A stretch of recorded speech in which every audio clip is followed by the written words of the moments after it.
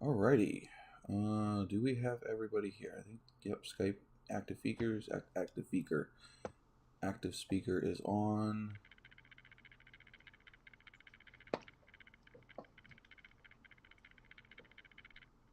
I don't know. Anyway, as I'm just sitting here trying to figure shit out, looking at the screen, welcome to another episode of Garage Tools and Bar Stools. We are on episode 8 already this year, and apparently we have pink fluffy unicorns dancing on rainbows. Yes, because you always have to have that in the chat, because that song will get stuck in everybody's head and it'll be glorious. I don't know the song, so it's a good thing it's not stuck in my Really? head. Oh, I'm going to have to send you that. Oh, I hate you. 100% I'm going to have to send you that. So, anyway, we got some excitement, at least for me, on this week. Sure you can see behind me, I have my spray booth. I have some of the line. I have the air compressor. I'm still waiting on a few things. I'm waiting for some things that are just regular modeling stuff. Like scribers. I have a new pair of side cutters coming. Clippers. And some other things. But I got my airbrush thinner in. I got leveling thinner in. I think I'm waiting for airbrush cleaner. And the airbrush itself. Most of that should be coming in on Wednesday. So, did that. I've got the video for the truck just about done. I don't know if that's going to pop up yet because I haven't opened up. It is going. Okay, good. Then I'll have to pop that up. Yeah, that's why I gotta try it, especially when nobody's here, because, if people are here... I also need to set an alarm, so that way I remember to put in commercials. So that way I can actually start getting paid for a little bit better for some of these live streams. Yeah. Well. Timer. What do you think? 20 minutes? 20 minutes.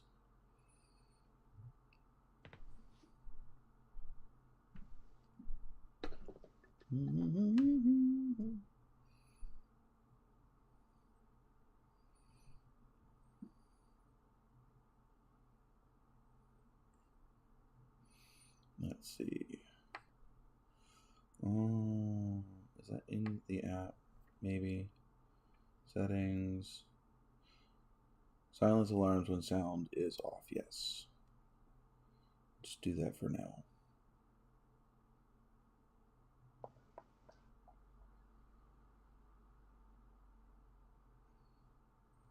Okay.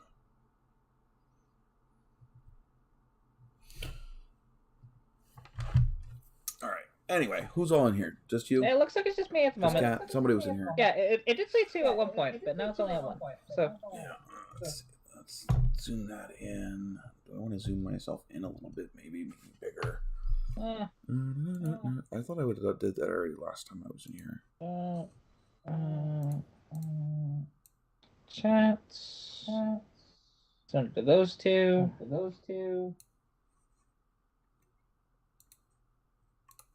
All right. Now I'm a little bigger over here in the side corner. Anyway, so live stream. Anybody got anything new going on? You got some updates on that thing we were talking about last week from your friend, the LED sequential thingamabobber for the ignition. Yeah.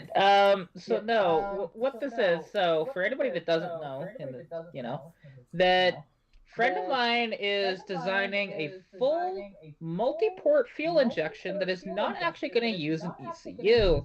It's going to be running off of the power from the coil initially, and unless if that is too much of a draw, then we'll try to draw it from somewhere else, but I trust his judgment on what's going to work. You know what you could do? You could give it its own power and give it a relay. So use the signal from the coil. If he's using the signal from the coil to fire the injectors, he could send that signal to a relay and have the relay pull power directly from the battery. Good dude. Then he's not pulling juice from the coil. He's only using the coil to trigger the relays for the injectors. Which actually, that does make sense. Like, I know he is using relays for this. He might already be doing that. And he might actually be doing that. Like, to be honest, how he explained it to me and how this is going to work, I understand it. And well, it's because you know me, and like electrical stuff confuses the hell out of me. It just does. But how this is done, because there's almost no electrical whatsoever. It's just simple little Pertronics. Well, actually, it's gonna be Halifax sensors. That's gonna be. That's what the Holly stuff uses. Anyway. Yeah, and so gonna be using 3, possibly 4 of those within the distributor itself, like in the cap. And he's gonna be designing a dual style rotor on it. So instead of it only one way, it's gonna be both ways. Because technically, he's dealing with 2 different firing orders here. But it's an inline 6, so it works out. If it was a V8, this doesn't work out quite as easily. Well, yeah, because he's got to pulse the ejectors, yeah.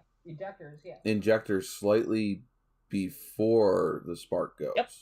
And the one thing is, because we're still in the early stages of this, so he's got to time it with the intake valve opening. Yep, and that's what's gonna kind of work out here. Now, there's been a lot of doubters of this that we've been dealing with, which I'm not shocked by that, because yeah, it's something new, something different, and it's not point proven as far as, oh my god, Holly did it, so yeah. Well, and the funny thing is, though, because this system, even though it is working off of electricity technically, because there's no ECU, it's technically mechanical fuel injection, right? Which has been done, well before we've done this.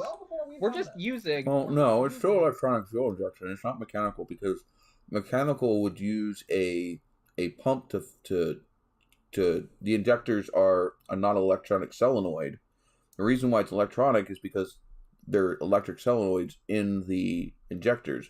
If it was more of a pump style injection, where it's literally got a pump that pushes fluid, the fuel through the injector, then that would be mechanical. Yeah. Although what I meant to say more is that it's gonna act similarly to how a mechanical injection system works. Just be a non-computer controlled. Yeah, and electric injection. And figuring stuff out. And again, only early stages, because he just did a mock-up. It's not even the right distributor. And the video that you see on my channel, there of it working, those aren't even the right switches. They're just simple switches. And speaking of which, there he is in the chat. But he says that he's got a customer looking at something. He's got a customer coming. Yeah, because he actually, so for anybody that doesn't know, if you needed anything to do with Ford Thunderbird Super Coupes, he's the guy. He knows everything about them, and he's one of these guys that specializes in those. When he's done with his customer, and he comes back and let us know that he's done with his customer, hopefully, we'll ask him about how he's planning on powering the injectors, whether it's a relay off of the coil signal or if it's power from the coil. Yeah, for sure. And the one thing is, because what he set up, just as a quick little demonstrator to show how this is going to work a little bit. And honestly, one of the best ways I've seen anybody explain anything like this. So he put these and they were just simple little lever style sensors, which would not last at all. It's just for mock-up purposes. And proof of concept. Exactly. And so when that spins and the rotor hits those, or in the case that we're going to be having with this, using the Halifax, which will be a different type of switch. But it'd be using more like magnetic signal.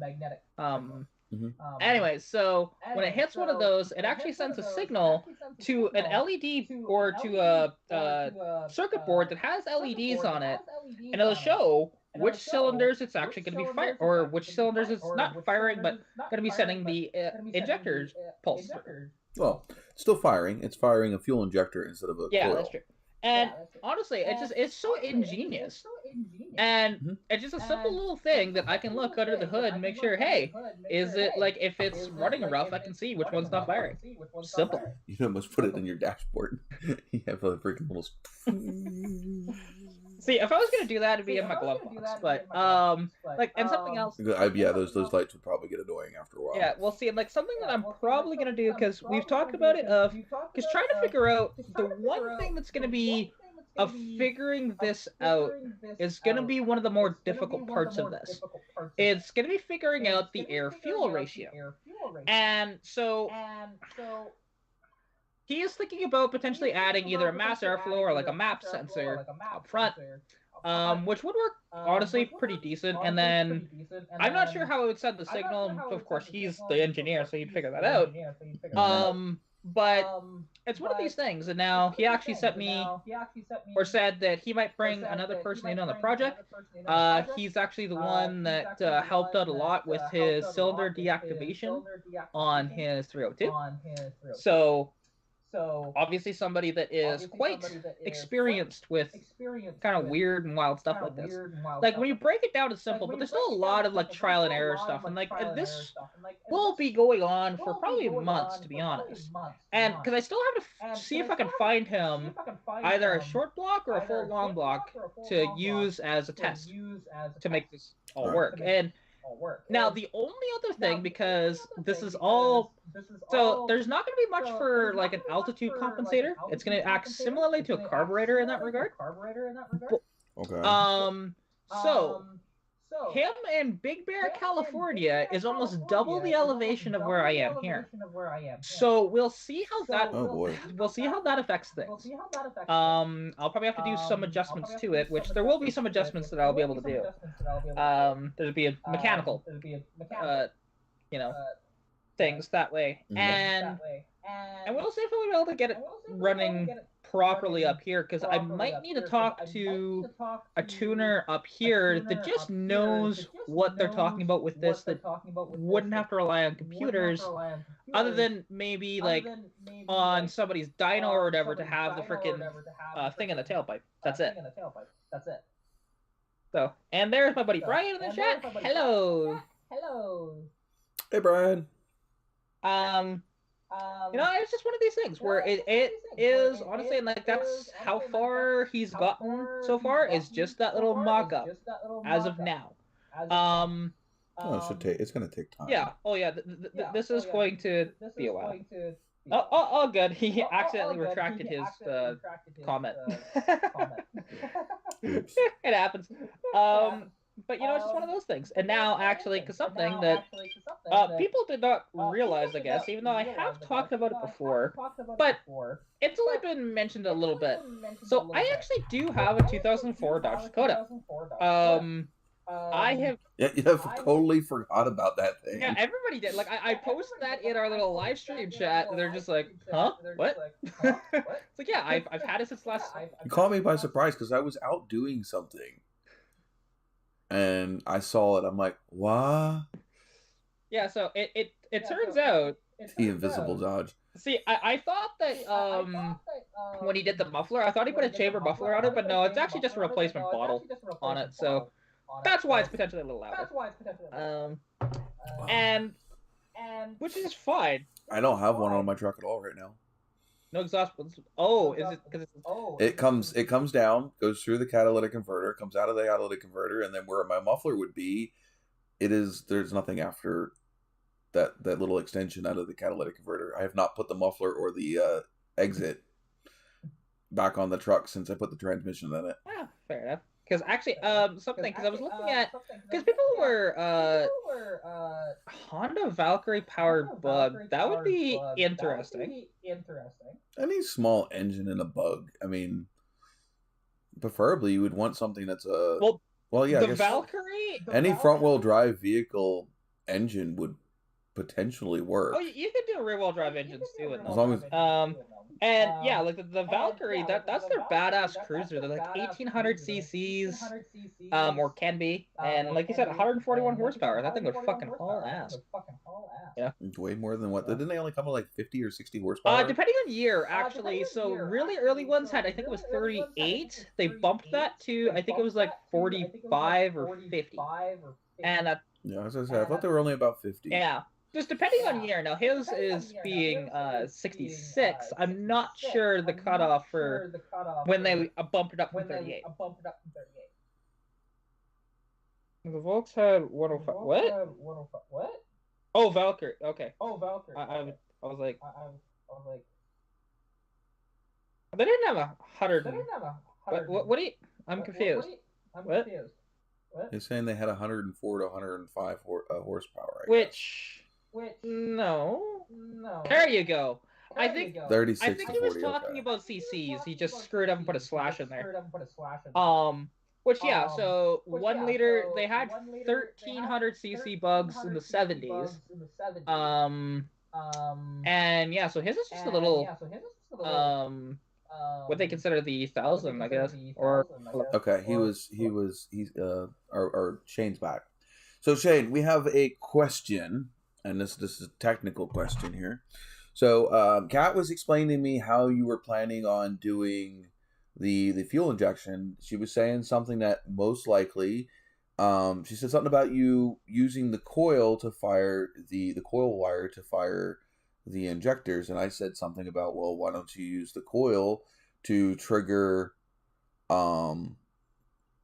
trigger a relay to fire the and pull power directly from the battery. But I'm not quite certain. Do you mean you're going to use the output of the coil, as in the full voltage that it would send to the spark plugs to fire the? I don't know how much an injector needs to fire. I wouldn't think it's too much to fire an injector. No, because it's only like 12 volts to be honest. But and I just But I mean that would also mean you need 6 relays, because you need a relay for each injector. Yeah, I know he's running relays. It's just I can't remember how exactly he's doing it. That's all. You're also more than welcome to come up here and live and discuss it if you want. I can send you the Skype link. Yeah, technically I could too. If you have the ability to do so. Yeah, and usually he does. It's just even when that'd be a freaking cool discussion. Oh, it would be like talking to him, because we've had a couple of video chats in the past week, and it is entertaining. Although the one thing is when whenever we talk, he has a lot of distractions in his background. Typically, that's the only problem. But other than that, it's good. Okay, so now this all started with this alone, but I am looking into adding EFI. But yes, the injectors are super low ohms, and each coil is also smaller than the can type. Fuel pulse is another factor. Yeah, so it's going to be running off of coil packs. Okay. That is the other thing too. So it's going to have actually it's only going to have 3 coil packs, because you're firing 2 cylinders at once anyways. Inline 6, right? Okay. Kat, you have your Skype. Can you send it to the link to the chat to him? Yeah, I can do that. I think. Give me a second. You need a crank trigger to fire the. They're using the distributor as a crank trigger. That much I figured out. Let's see. Can I do this? I mean, it is not. If you have his email or whatever, I can send it to him. I'm just trying to figure out if I can, because I might not have permissions to actually do that. I don't know. Chris added this for me. Okay, I'm trying to figure out how to do that. I might use the Skype. That Skype is old. Yeah, no, I just don't never use it. Hi, Kitty Cat. Okay, there's here. No, that's the dialer. I mean, I can do it. Well, honestly, if you just send me the link, I can send it to him. I would have to actually add him. Because technically, I don't have his. Well, here I can send you. So on Facebook, I can send you his profile that you could just send it to. Or I can even do it this way. I can start a new chat with you two in it and do it that way too. And oh wait, no, I want new chat. Create a new group chat. There we go. And Shane and John. Yep.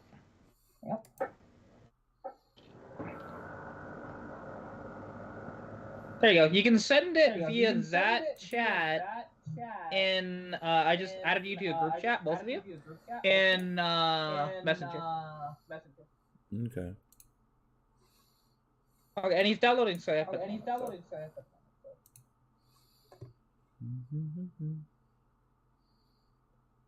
Wait, would you send it to me on Skype or in? It's on Facebook. Yeah, it's Facebook Messenger. Like, I'll just type in hi so you see the proper thing. You both should get a notification. I just added, like I said, I added you and him into a group chat on Facebook just so you can send a link there, right? Easier. I need his. How did I do that before? Again, I don't know Skype at all. Like, I haven't played with it much. You've played it more than I have. Because the one thing is, I don't actually have, like, because obviously I don't have his. Oh, there we go. Copy invite link. That's what I wanted.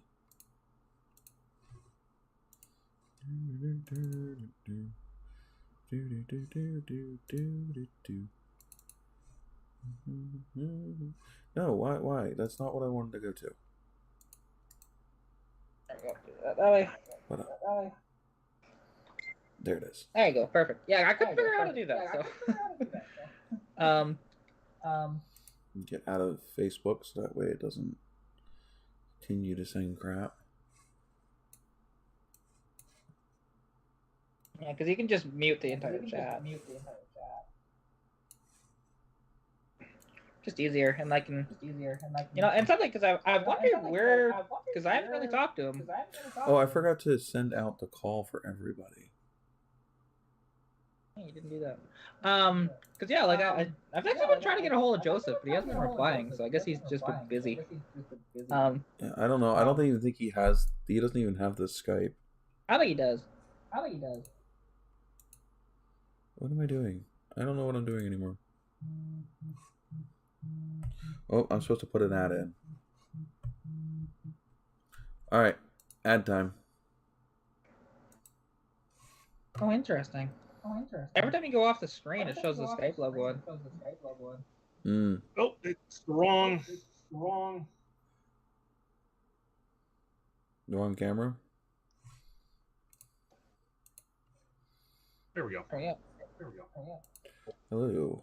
All right, hold on. I am. Stream's going down. Going to Why can't I find that? Yeah. Well, there you go. He's up on screen now. Yeah, I know. I'm looking for the thing to call. Oh. Is it that? No, that's seriously. To recall people Again, that's your to the call. That's your realm, not mine. Ring all. There it is.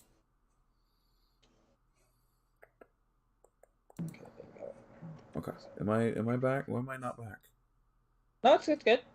It's working. Oh, it's my the other thing is really far behind. You guys got me my clipboard? Just so I can keep my thoughts switch over maybe together. You guys can hear me, right? Yep, we can hear you. You. Oh, okay. The whole project's off. You just broke it.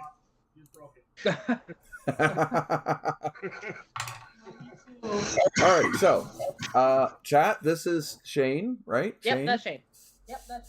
And Shane, this is the chat. Hello. Now, I either have to be hosting. watching Skype or I have to be watching the stream, which is... Well, if you want to see what the chat is saying, you need to at least have the YouTube chat up.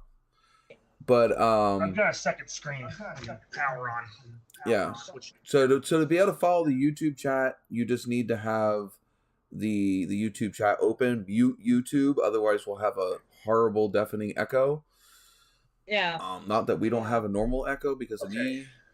Yeah, well, and also the one beauty of Skype is once you have it open and in a call, you can minus it out, and you still have a little window that shows stuff in real time. Like I see, technically I have two screens. I just powered on my other screen, and I just slid the chat over to the second screen. Yeah, that's what I do. I have two screens as well. That works. I'm just trying to make sure that I don't have anything else playing something that would make noise or echo my sound. No. I had something that was...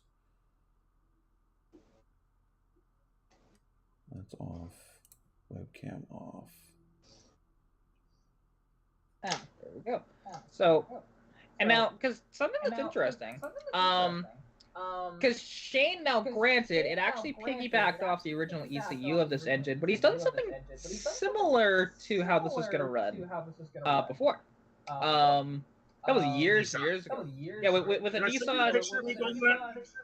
I don't know. You didn't send me any pictures. You just sent me the. We just talked about it. That's all. I've got a file in my computer. I've got like terabytes of pictures and videos and stuff that I have to go through and find everything. But I did find some of the build. Yeah, because actually, Brian in the chat, he's a big Z enthusiast, and he's got a 240 that has a 327 in it. So it's actually a Scarab if you think about it, that they used to build back in the day. But and the thing is, like, Datsuns, especially old Datsuns, are so cool, but like, because he did the, again, similar, but piggybacked off an old ECU from, I think it was a 300ZX motor in a Datsun 510. I did something very similar, and he's better at explaining this than I am, obviously, but it's cool. Now, just remember, at this point in time, I was still actually very young and didn't know everything that I know now. Yeah, exactly. So, yeah. It was kind of trial and error and just slap the parts together. Hey, Jesse. Hey, Jesse. So basically what I'm figuring is, she said you're running two different rotors on the distributor. I'm taking it you're using the second rotor as a she showed pictures of that in the chat and in our chat. So you're using the second rotor as the crank signal or the coil fire signal? Yeah, this is just the coil. This is as far as I've gotten so far. Because I'm not even, I'm tickling the thought of fuel injection, okay? This started off with this DIS alone, which is totally doable. So now I'm researching if I can use the grounded gate from the Petronics through the coil from the going to the injector. So you'd have two leads coming off of the coil that would be your grounded gate, and the injectors would all have a positive lead on them, like cars today. So when it snaps the coil for 1 and 6, it would be firing in its firing order the next row of injectors that correspond to the next intake. Okay. And I'm not even getting into fuel pulse yet. We're on another page right now, and everybody's going, "How are you going to do this? How are you going to do that?" I don't know yet. It's a work in progress. Yeah, it's uncharted territory. It's a prototype. Yeah, there's a lot of research and trial and error and all that stuff. It's been fun watching the little short videos that Jess, it's my girlfriend, Kat, has been posting into the live stream. Yeah. The live stream group chat that we have on Facebook. So yeah, I have a messaging group dedicated to the running of this live stream, and we all kind of chit-chatted in it all week. But it's originally designed just to be able to was originally to send out the link for the video chat that I used to record. But now that I'm doing it slightly different, Skype has its own messaging thing, and I can just send it there. But you still have the other Facebook group open because it's just easier. So you are having them fire a certain set of degrees. Huh? You don't mind if I have a cigarette online? I don't really care. I'm drinking a beer. All right, cool. As long as you're not smoking anything illegal, I don't care. It's this live stream is not made for kids. It's not marketed towards kids. The only thing I care about is whether or not they deem it not worthy of ad suitability. Yeah. Yeah, well, and also he's in California where I think it's actually illegal for any of the recreational stuff, but That's legal here in PA. Yeah, and it's legal in Canada. But the thing is, it's legal in PA, but right. Well, it's legal in PA, but jobs can still fire you for popping hot even if you have a medical. Well, it's not widely legal. You have to have a medical card for it to be legal. Oh. In Jersey, it's legal. Yeah, it's legal here. And certain employers actually will. They can fire you on the spot if they deem it in your system, which is dumb. Because it is legal, and the one thing is, marijuana does stick around. It really does. 30 days. Yeah. So you can even have a gummy at one point, even just to go to sleep. And just one night, and then 20 days later they do a piss test, and hey, look at that, you're fired. What? Yeah. So Brian said, so you're having them fire a certain set of degrees before the following cylinder, so it's feeding that cylinder prior to the spark. Like he said, I don't think he's even at that point yet. Yeah, no, that's it's the idea. Yeah. Now, I could use cylinders 1 and 6, like when one is firing, those two ports are closed, but the exhaust port is open on number 6 exhaust room, which I can fire an injector before it gets to top dead center. And have it already in the system when it comes down, because that's how it works anyways on fuel injection. So everything would be cylinders 1 and 6, 2, 3 and 4, and 2 and 5 in relation to each other. It's actually simpler than doing a V8, because it's every 90 degrees for a V8. This is every 120 degrees, and a 4-cylinder is every 180 degrees. So it's actually kind of simple on the inline 6. Where do you have your mic, Shane? Because you are going from having incredible audio to sounding like you're halfway down the hallway. Well, he has. It's up there. Yeah, well, he also.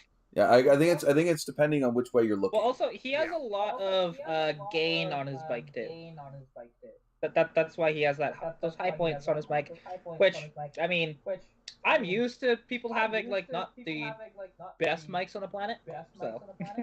Well, as me being the show, it's more of just, if I can fix an issue, or if I can, you know what I mean, I'm going to do it. If it's not fixable, well, then it is what it is. Yeah. And, and that's the one thing, because, me and Shane, actually, because I've invited him to a couple of the groups that are the most interested in this. And there's been a lot of scrutiny about it, and a lot of people are saying, this is not going to work. It's not always a bad thing. Yeah, it's not always a bad thing to have. And it's not, to be honest, it's just okay, it just makes us more motivated to freaking do it, right? Mm-hmm. And that too, and it also might bring up a question or a concern that you didn't think of, and that you did, and it'll lead you down the path of figuring out whether or not that is an issue or not, versus everybody agreeing with you. Because if you don't have that devil's advocate, you might overlook something. Yeah, well, and I think that's one of the reasons why actually he's potentially bringing in another friend that knows a lot too on this as a third opinion. This is not my first rodeo. This is a concept, just like the rest of my inventions. I've got a VCMD drive, which is internal propulsion. I'm not going to get into that. I've got a tool invention. I've got hard drive cover inventions. And I always go through my team. I have a team of about 4 of us. An animator, a media, and 2 engineers. That do CAD and Solid Edge and all that stuff. So, just the tool invention alone took about an entire year just to get to where it would be cheap enough to manufacture while still being advanced like it's supposed to be used. So, and I run ideas by him all the time, because he's way higher than I am, and he's been down the road quite a few times. Yeah. Well, yeah, no, and it's just it is cool, and obviously, like, I trust your judgment with all of this, because again, I can sort of understand how this is going to work a little bit. The basic concept, I can fully understand that, but it's the whole, the intricacies, or whatever you want to call it, of it. That's the parts where I am not as confident. Yeah. And it's just one of those things, right? And that's why, you have engineer friends for a reason. For any of the wild stuff they want to do to play, you give them that avenue and they just chase it. Because that's the one thing. I wanted to ask Shane about this for a while, but I'm like, the only problem is, for doing anything like this, I don't, as everybody knows, I don't really have a lot of money to do this, such a thing. So... You're the guinea pig. Yeah, so you know what? This is just something fun for him to do, and it's just gonna be that. You're providing the equipment, they're providing the know-how and the resources. I'm providing pretty much everything right now. Yeah. Well, yeah. At the moment, he is. Like, there's gonna be stuff in, like, because something for down the road, and, like, talking about it, actually, this is just the other night, of where, because he sent me a couple of videos, actually, on stuff, and there was one, if you've ever heard of Garage 54, they are essentially the unrefined Russian version of Shane. And there was this one video that he sent just to prove that this can technically work on a much, much, much simpler scale. They took a Lada and they ran it off of one injector, nothing else, just one. So one throttle body, one injector. That's it. Very crude how they set this up, but it worked. So it's just a throttle body injection at that point, right? Yeah, but except the injector's got to be up in the throttle body, not down in the runners. He mounted it so far up, to be honest. Everything, it was just kind of weird. You ever seen the old? You've seen the old '80s TBIs, haven't you? Well, yeah, but they're not. Okay, no. See, this is like 4 feet up where he mounted this. Oh. That's what I'm talking about. It's probably just so that way you could see it. To be honest, and it was one of these things where, like, he did that, and some of the stuff that he was coming across, like, so he's just doing this off of junkyard parts, and, like, they put a distributor in the head itself, that was mounted this way on the old Lada engine. Where the cam is. Yeah, right, which I didn't realize they were overhead cam, but there you go. And yeah, just on the end of the cam, and so that was sending the signal to the injector. That's all it was for. And it's just wild how they built this. And again, it was not economical, but it worked. So it was a proof of concept. Yeah, exactly. Like we were talking about earlier with your LEDs. Yeah, that's what I said. It's like with your LED thing you came up with. It's more of a proof of concept than anything else at this point, because you can't refine it until you know that it works. Exactly. Yeah, and Shane, so any of the videos you send me, I usually send out in the chat, unless you tell me otherwise. So, I don't care. I can give Snoop guys all they want. I've got, if you guys ever, look at the VCMD propulsion system, I mean, I get a lot of scrutiny for that too, because they don't know the physics behind it. There's a lot of physics going on inside that I'm legally binded to with my team that I can't put out there. And if I did, then they'd be like, oh, that's how he's doing it. Right, because if you put it out there, somebody else might copy it before you guys have a chance to fully flush it out. Yeah. And then you're out all of that first dibs fucking whatever. Yeah. So yeah, that's why a lot of people keep tight lids on things. With this being an engine project, I mean, it's kind of, I don't want to be so high as to say that it's below me, but I have done other way more advanced stuff than engines. Yeah. I get the concept of what an ECU does. Traumatic bleach injection. Yeah. So, but it's the thing that kind of irks me a little bit is it starts off with just the DIS system. Now we are talking about fuel injection, but everybody just wants to hit you. How are you going to do this? How are you going to do this? I don't even know yet. There's several different ways. I mean, like this one dragster guy that I shared with Katrina says, basically, if anybody says it has to be this way, walk away from that person because they have no idea what they're talking about. They're not open to they're looking for tried and true instead of open to. Yeah. If you want a tried and true system, go buy a $2,000, $3,000 system that somebody like me has created. You're basically just shooting yourself in the foot because that has to have come from somebody. Yeah, it wasn't a thing at some point. Yeah.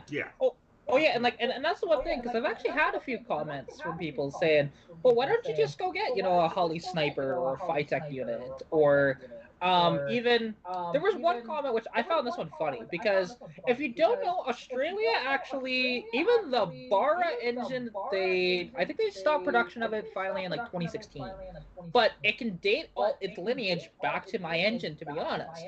And the one thing is, in between, so in the 80s, they had a crossflow head that had multi-port fuel injection, right? That's aluminum. Somebody said, well, why don't you just get one of those heads? I'm like, because there's so much engineering involved, because they don't bolt onto each other. They modify both quite extensively to make it work. Yes, you can. I've heard of people doing it, but by the time you're done with that, and like with me, I don't have the money to try and pay for that. I'd probably be like, $4,000 into the motor, to be honest. Yes, you might as well just rebuild the whole engine or upgrade to a V8. It would be cheaper to do that. So why do the expense for just one part when you're going to get diminished returns?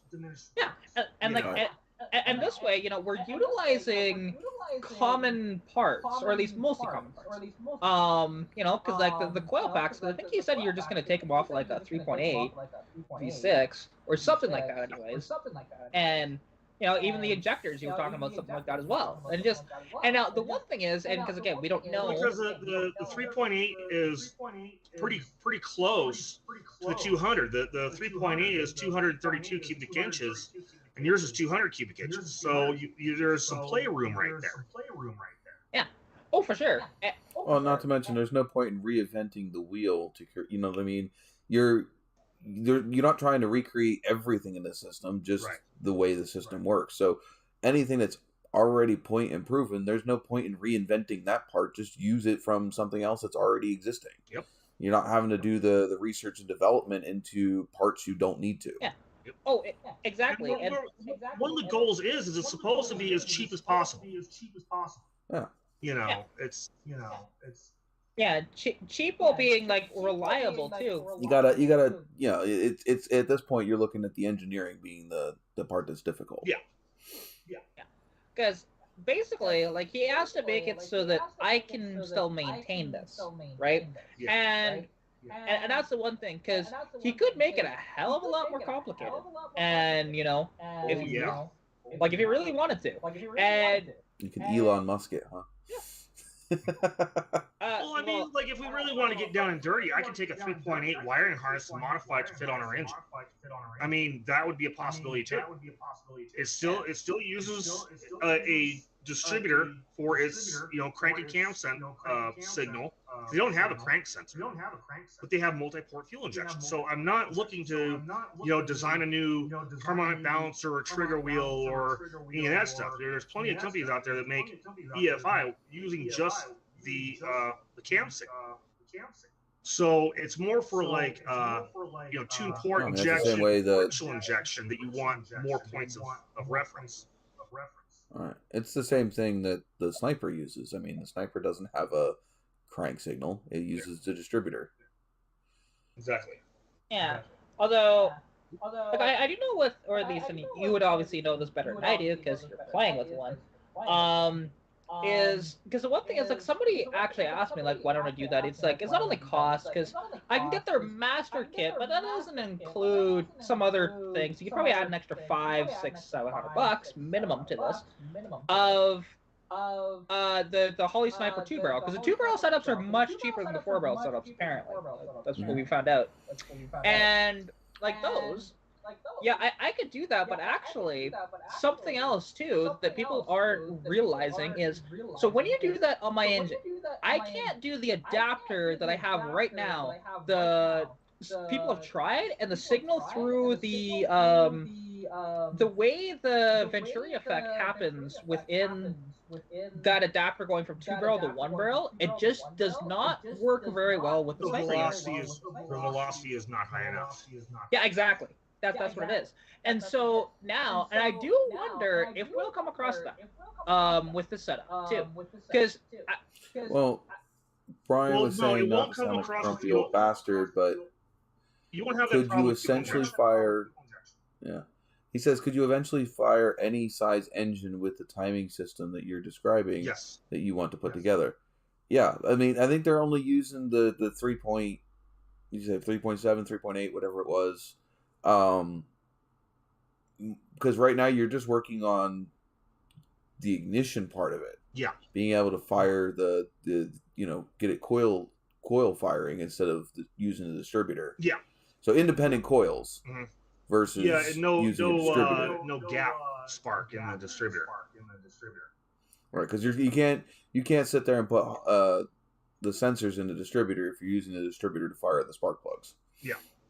So basically what it is the closest technology I can get that's affordable without having to redesign everything with Hall effect sensors and make circuit boards and stuff is the Petronix.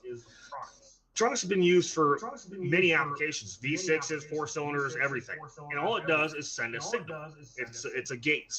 It's a gated signal. And either open or closed. Right. So instead of using one Petronix to fire 8 cylinders in a gap system, I'm using 3 to fire a coil. So it's no different than what they're doing right now. It's not that hard to think of. Instead of using one big canister type coil with a distributor, I'm just using the same exact signal to go to exactly those coils. You say. So it's still just using the signal, the same way they intended it to be.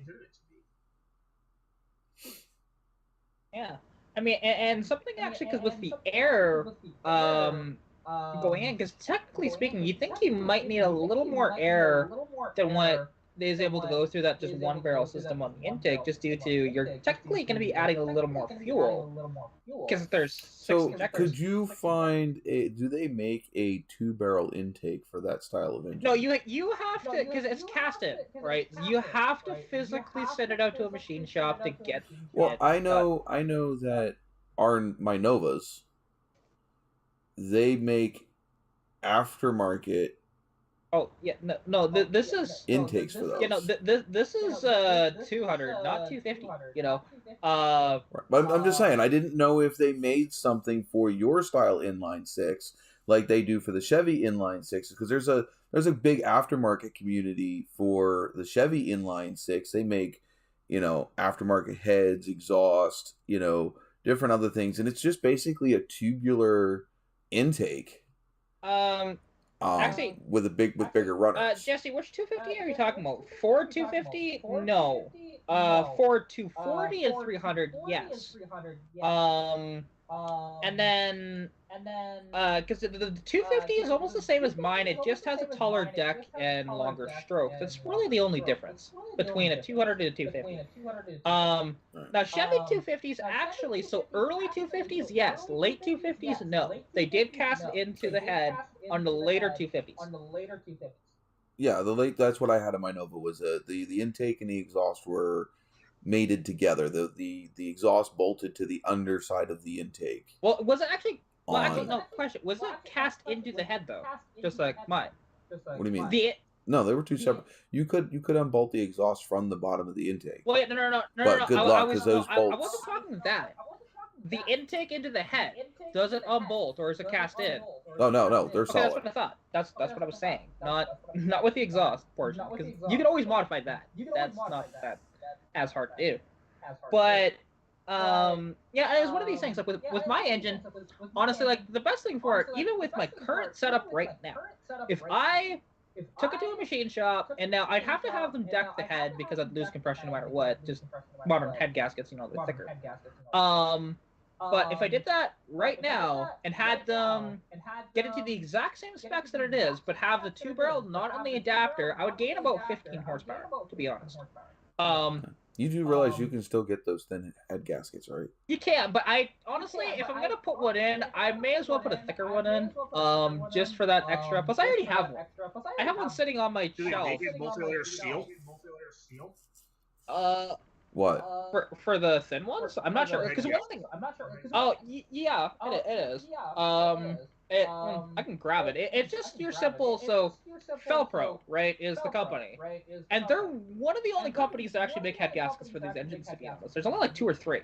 So and the one thing is, they're probably all made in the same place anyway. good chance. Well, I was going to get at is there's a lot of hot rodders out there, and I've even done it to increase the compression a little bit. Is the multi-layer steel head gaskets is like 4 or 5 layers of steel, and there's one big thick piece in there that you can actually remove, and it'll drop the head down a couple thousands.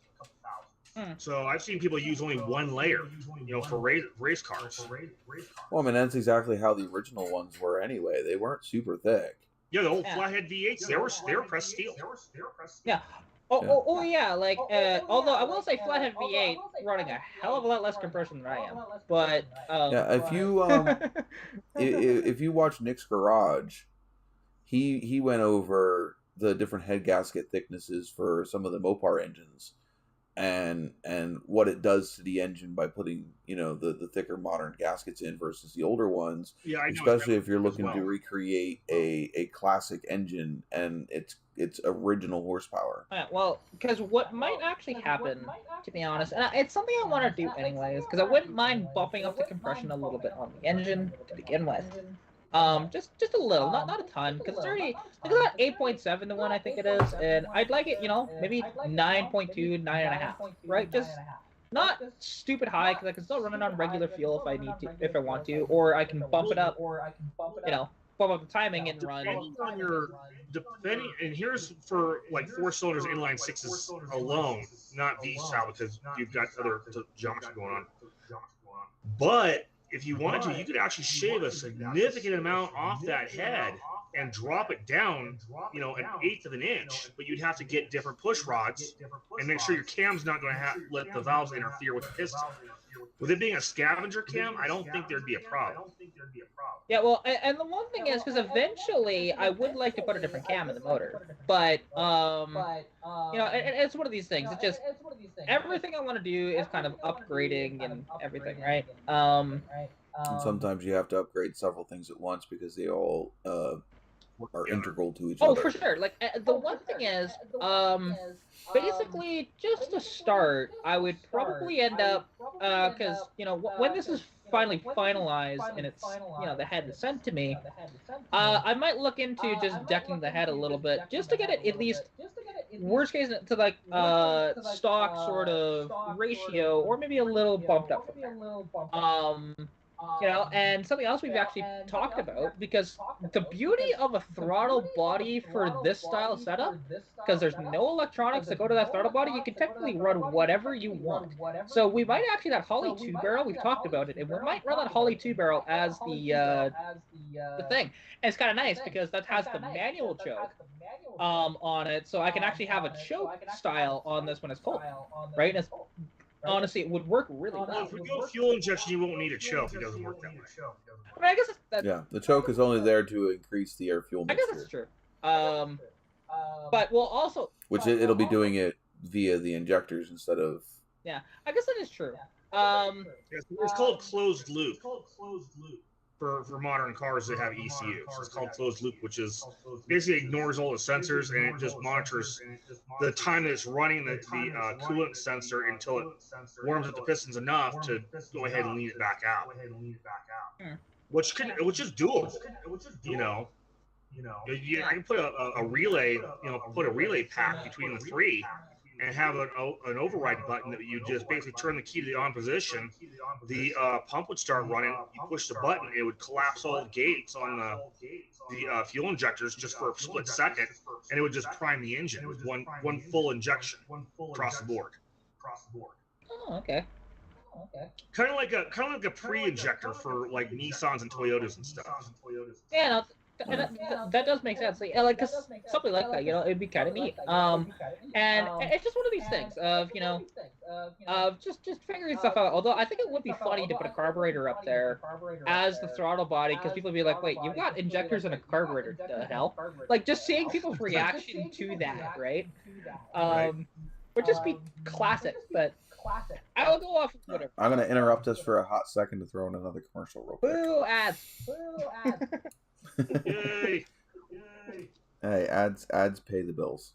Yeah, depending on what they're on. I'm trying to increase my ad revenue. Yeah, I know. And I don't know when it's over. yeah, it's only 5 seconds. So if you skip it. Oh, okay. Well then. Okay, well then we're back. Actually, that's interesting. My computer got a skippable 5-second ad. My phone got a 15-second ad. I didn't get any ads. I've got ad block. Oh, there you go. Oh, well, screw you. That's the way to do it. You know. Well, it depends. Depends on whether or not you like. The thing is people that know you can do whatever you want, Jay. But when you use ad blocker, the person that you're hurting is the creator that you're watching. Right. Yeah. Well, that only goes. And that's and also YouTube. Red TV or whatever the YouTube's premium service.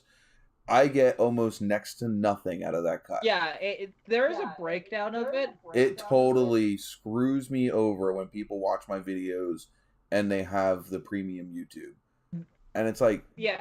Really? Yeah, so the YouTube Premium, because we don't get much of a cut of that. Like out of the, if we get paid $100, say it. I get like a couple cents out of YouTube. Yeah. Right. Actually, for me, one thing about me is I might live chat like once a year or twice a year. So. Yeah. Oh. It doesn't matter. Live chat your regular videos too. Yeah. Like your regular videos, if somebody's watching your regular videos with either ad blocker or the premium YouTube, you get almost nothing out of their view. Yeah, like the one thing is, so with with anybody that's actually making money off of YouTube, we make money off the ads. It's not anything we're doing in the video itself. It's the ads that are come through. Mm-hmm. So if people have, unless you donate or send a super chat sticker or those, we get a cut of that. I get more of a cut if you use the PayPal donation, which you see the links for in the chat every once in a while. I get all of the PayPal. I get like 60 to 70% of a super chat or a super sticker. But yeah, I mean, we actually can make more money off of selling t-shirts that we advertise in the YouTube video than we do out of sometimes the ad revenue from the YouTube video itself. Yeah. I sell 2 t-shirts. And I have made about, actually, if I sell 3 t-shirts in a month, I've made more than I can make off of YouTube, making off of YouTube right now. Yeah, I tried YouTube and Twitch, and it was just like it takes more of my time. And you go out and do a set of breaks for $100. Well, I don't do it necessarily for the money. It's nice because it can offset some of the stuff that I'm doing. I originally started YouTube before I even realized I could make money on YouTube.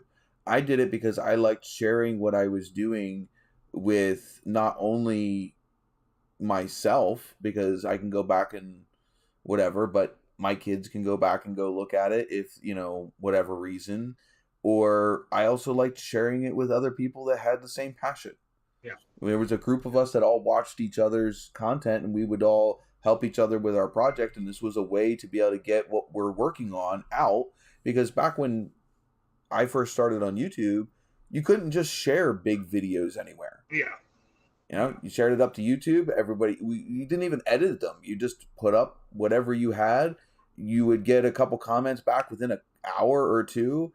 And at that time, you might have filmed another tidbit, another update. We didn't do like full beginning, middle, end videos like we do now. It was, here's what I'm doing. Here's what I got going on. Here's my question. Put it up. Wait for some answers. Go back to working on the vehicle, come back in a little bit, film, what you've gotten done in between the last video and now, any more comments or questions, post the video. It was more of just a, explain an update of what you've done than necessarily showing the process. Right. Hey, don't discriminate on my filming process. No, I'm kidding.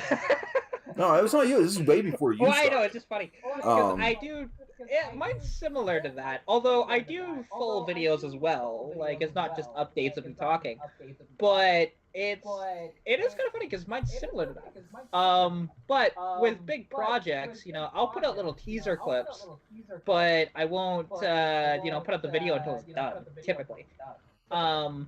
And it's one of these things, and it's so funny though, because whenever you're doing a project that's multi-day sort of project, like the T5 swap in my car, technically the car was down for like 5 months, I think, total, doing that. Because after I kind of cooked the torque converter after that big burnout I did,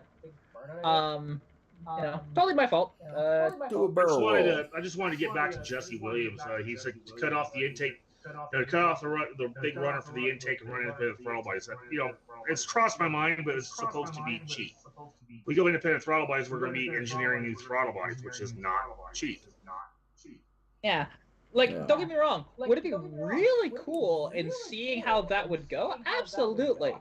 But motorcycle carburetors. Yeah, I mean, there's got to be fuel injected. There's got to be throttle bodies for modern bikes. Well, hell, even just if they still run them the same way if they run them the same way they did way back when, then they've got to have individual throttle bodies for the big bikes. It's actually interesting. A lot of modern bikes still run off of carburetors.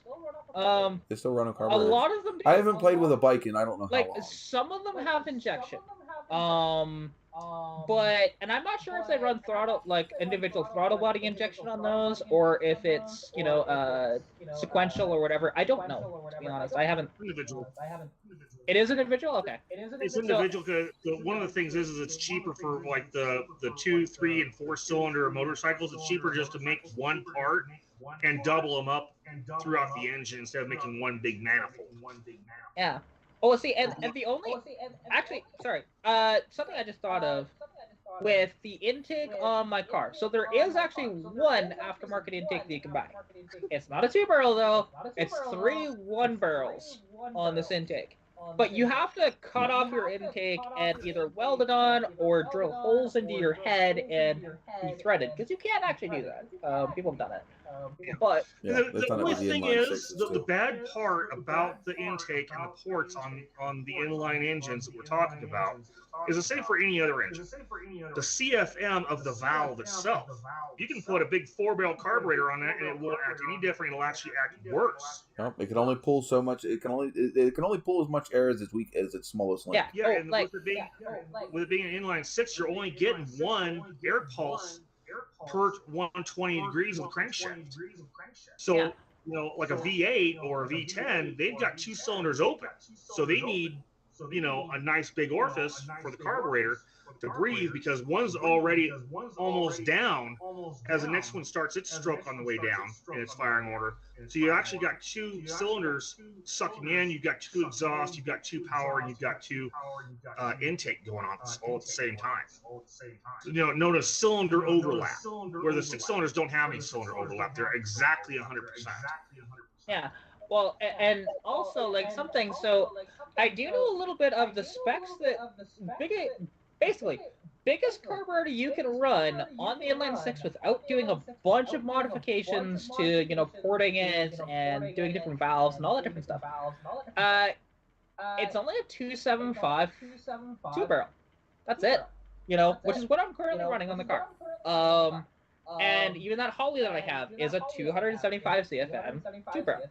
And any bigger than that, it's actually a little too much CFM for it to run, which is so the carburetor itself is a 1.08 Venturi, and without all the math, it works out to 275 CFM. Because I looked into it and saying, what carburetor could you actually run on this? And yeah, it turns out that's the best. Which is surprising because it's one of the more common for 2-barrel carbs that fit that easier. Which is, your Motorcraft. Most people use the Motorcraft either 2150s or 2100 carburetors. I had a 2150 on there. It was not good. Could not figure that thing out to save my life. including with Roy Marco, which, you know, he's a whiz when it comes to carburetors. He couldn't figure that thing out either. So it's just like, screw it. We went to the 2100 that's on here now. And world of difference that thing makes. Honestly, like, it runs really good at the moment. But, and the whole purpose of this injection is just to get it to run just that much better and to make, you know, more power and get a little more efficiency out of it. Because the one thing is, like, some estimates of added power could be upwards of about 50 foot-pounds of torque and like 20 or 30 horsepower, depending off of this. And, you know, which is quite incredible to think. Now, there are some people that say those numbers might be flipped, but we won't know until it's actually together, and, you know, all that stuff. I trust Shane more than these internet mechanics, to be honest. He's done this crap before. You know, where's your credentials? Yeah. Well, you guys go through my Facebook profile and through my photos and videos and stuff like that. You can see me do all kinds of crazy stuff. Oh yeah. You know, I have like nothing to hide. Like, as I do this every day. Yeah. Oh yeah. Well, like it still blows my mind that you did a cylinder deactivation on an old Windsor 302. That still is insane to me. You know, it's easy. All you're doing is using relays and a couple of switches. Yeah. You know, you're just turning the fuel pulse off for those, you know, cylinders 1, 5, 7, 1 and 4, 6 and 7. Because every 180 degrees from the crankshaft, those cylinders will be off. So it's firing a cylinder, dead cylinder, firing a cylinder, dead cylinder, firing a cylinder, dead cylinder. Yeah. All right. Still though, it like those pistons that aren't activated are known as a air spring now. Yeah. Well, it is kind of funny though, because you're able to, you know, do this with because I can imagine it doesn't have all the super complicated crap like, you know, modern stuff does. And yet, like, Cadillac back in the 80s attempted it and failed miserably. You know, it was so unreliable. Their 468 system, you can look it up. Well, the thing is they were trying to do it. They were trying to do it with the mechanics of the engine, which was a big no-no like today, because they're still using a carburetor. There was no way to cut the fuel out of those cylinders. It would still be breathing through the carburetor as the engine was rotating. So you just have a bunch of misfires. You're not really saving any fuel at that point, then. Yeah, you're just you know. Cutting power, but not fuel. Yeah, and a lot of people say, "Oh, you know, the power increase won't happen with that engine, with that system." Well, if you actually just think about it, you know, putting on a throttle body, putting the injectors on top of the valves, now you're actually getting atomized metered fuel instead of it running down the runner, deatomizing and dripping into the cylinders. You know. So, because the velocity, with that type of intake, the velocity at each end of the engine is a lot less than the two cylinders that are in the middle. There's a lot of air drag. Right. So, everything slows down. It goes back into a fuel state, and it doesn't burn as good as it should. Just by design. Yeah. Well, and also, if you think about it, this, which is so funny, I've heard this a couple of times when people say, oh, fuel delivery isn't an issue on an inline six, and that's BS. Because if you think about it, and even on like a carbureted V8, they do have this problem as well. Not as severe as what an inline six does, because they're a longer engine. But because the inline six, cylinders 6 and 1 are going to be inherently lean because it's not getting all of that fuel that it needs, technically. I can pull my plugs right now, and those are going to be lean, right? And then the middle cylinders, those are going to be the ones that are a little fatter. So, you know, they're going to have, you know, the science behind it, the reason why they run lean is because the fuel is no longer atomized when it gets to the cylinder. I mean, volume for volume, it's getting the same amount of fuel as all the rest of the cylinders, but it's got that long to travel instead of that long to travel. Yeah. Oh, exactly. And, you know, it's so funny that way, where they say, yeah, it's actually airflow is the problem, which I know airflow is a huge problem in those engines. There's a reason why you can add over 40 horsepower and like 60 foot-pounds of torque, give or take, with putting a header on it. You know, a long T header. Any inline sixes that are carbureted, that you actually look at the cylinders when you take the head off, the front and back cylinders are always cleanest. because they're getting liquid fuel, and liquid fuel eats carbon. Yeah. Oh, for sure. And it's just so funny though that when we have these people that again like these criticizers that say that stuff, right? And it's just something that I don't quite understand, because these guys are supposed to know these engines or whatever else, but they should know that. That's every inline six ever made. And so it will be interesting. And of course, like, there's gonna be a lot of trial and error, and like, because people are saying, oh, those injectors are just gonna immediately flood the intake, and I'm like, well, no, maybe in initial testing it might, and just figuring out how much fuel to put in, right? No, that's they're not running, they're not pulsating. Yeah. Oh, exactly. Like, because I think the fuel going to come from? Well, I think people are not realizing that it's not like, okay, key on and there's immediately fuel that's going, like, yes, there's going to be fuel from the fuel pump going into the injectors, but it's not going through yet until you're actually trying to start it, right? It's not going to fire the injectors. Exactly. So it's just like I said, I could put a button on it to do that. I mean, we could do that. If you wanted to really flood the shit out of it, clean your engine out, you can just turn the key on and just hold the button down, and it'll flood it. Yeah, I don't really need to do that. All fire hoses on. Yeah, no, that's just a waste of fuel. If I want to clean it, yeah, I just get more of a mystery oil and put it in my gas tank and put it in my oil. That's how I clean my motor. And then we'll drive it hard. And as far as like people asking, how are you gonna set the fuel pulse and stuff like that? Well, actually, I was doing research today on GDI engines. The fuel pulse is so minute, it doesn't even exist. It's like 0.3 to 0.5 milliseconds. That's it. It's all metered off of fuel pressure. Yeah. Which we can do. That's simple. You just put a pulse width modulator circuit to the fuel pump, a high pressure fuel pump that goes to your rail. Plug that, make a little bracket, plug that onto the side of the butterfly. Depending on how much you want to turn it, because I might change it to where it's like 90 degrees open and close instead of being twist, which I can do with a potentiometer, and then that just goes to the butterflies. And so when you step on the throttle, it spins up the pump. When that pump spins up, it's more fuel pressure. Yeah. Oh yeah, no, and that stuff is that's the simpler stuff. That people are thinking that's the most complicated part of this. I'm like, no. Well, I mean, the thing is, if you wouldn't you have a fuel regulator in there? Well, yes.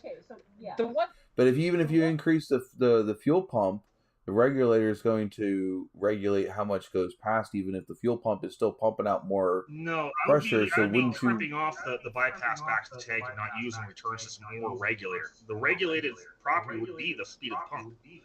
I actually have a comment on the forum that she invited me to, telling the guy that would that burn out the pump? No, not with pulse width modulation. You're not adding any more voltage. What you're doing is you're pulsating with a waveform to the coil. So you're basically making it.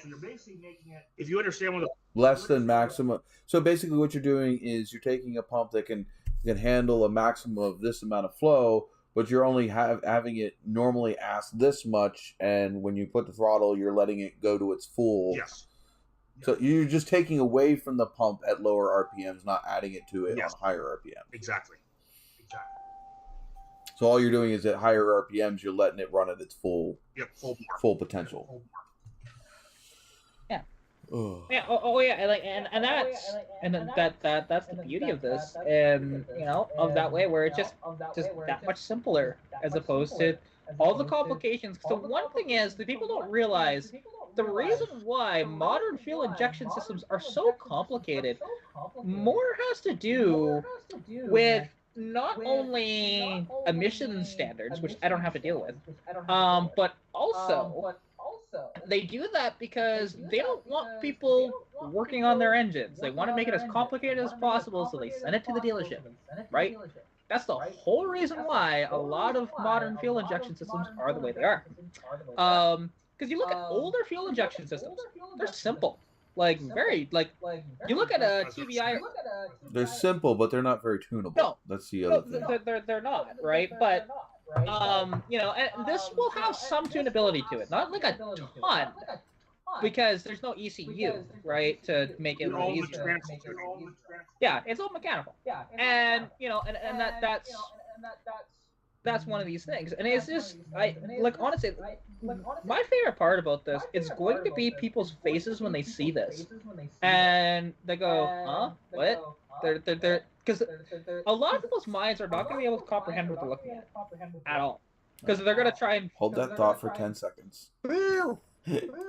Another ad. I have them on 20-minute loops. So, and I'm going to take this one to run and go get a drink. So, be right back. All right.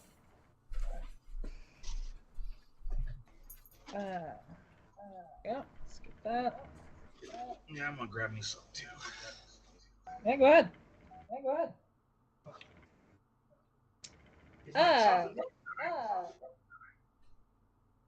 And that is interesting. I did not get an ad on my computer.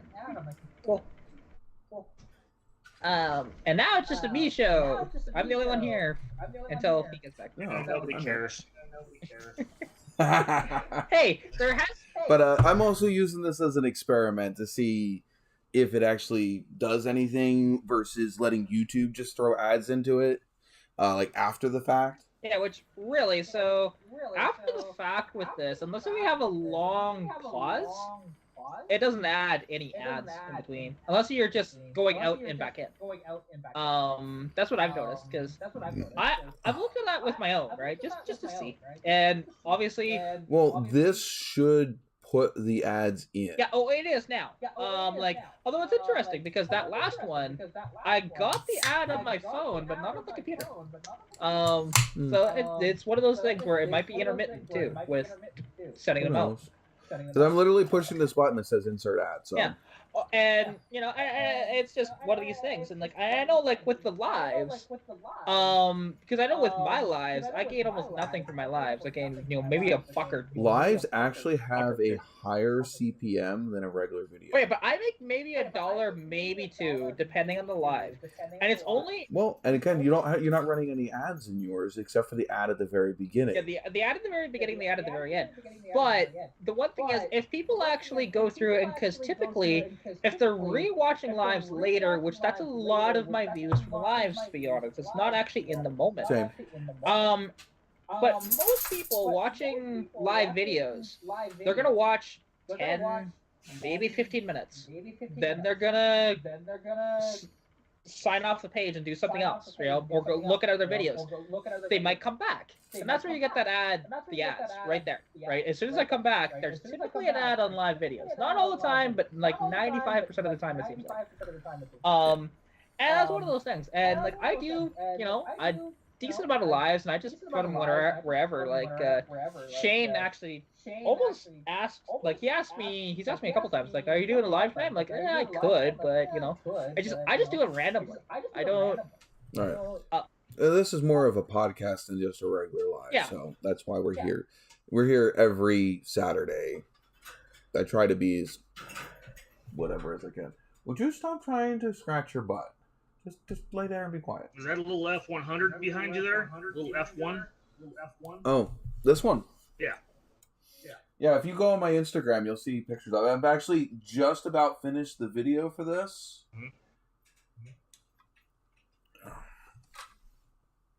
Of course, it came up. That's an F100. I got one in my garage right now. Yeah. Well, I am doing... Where's the box for this one? It's the Chip Foose one. Technically, it was supposed to be for what they call a buddy build, where we have a group of modelers, and they're like, we're all going to build this model. And you see how many different people do it different ways, different, you know, levels of skill, different levels of customization.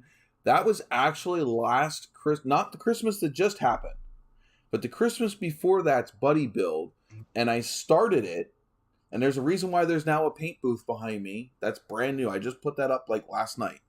And things, because I was originally I did models back when I was like between 15 and 20. So did I. And then I got out of it for like 20 years. I just got back into it like 2 years ago, and I started doing these models, and I was using spray paint. In fact, if I don't chuck it at myself, this is the bane of my existence right now. Tester spray paint, absolutely worst shit I've ever fucking used. For being for a model, it comes out like a goddamn fire hose. And I was just having all kinds of problems to the point that it discouraged me. I put it back in the box for almost a year, and it was just over the summer that I pulled it back out, fixed the paint on it. I've stripped that model probably 6-7 times with super clean, all the way back down to the plastic. Wow. But I finally got it to look right. If you look at the pictures online, it's absolutely gorgeous. Yeah. But I vowed I'm going airbrushing. I have a whole stack of models which are all sitting behind. It goes all the way down to the bottom of that computer. Yeah.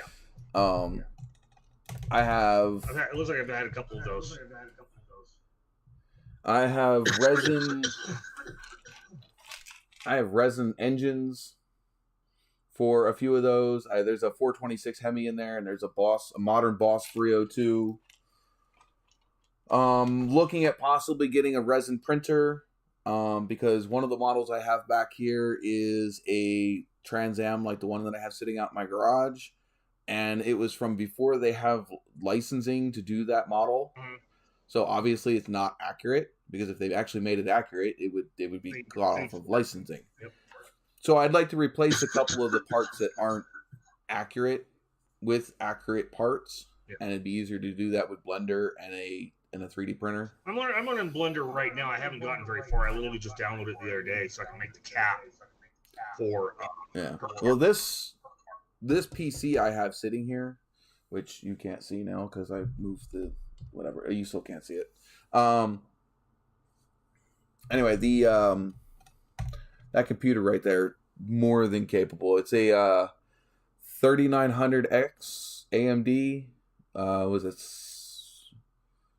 12 core, 24 threads, running a 5700 X AMD rate of AMD graphics card. It's got 32 gigs of RAM in it. It's for a 2.5-year-old, 3-year-old computer. Mm-hmm. It's still pretty up there. I just built. I'm looking at replace. Probably about 4 months ago. I was still using the AM3 stuff. And shit. When I went on my trip out to Texas, we had some power outages here, which kind of did it in. So I went up going on Amazon buying all my parts. I spent probably about $800 on mine. You running Intel or AMD? AMD. Yeah.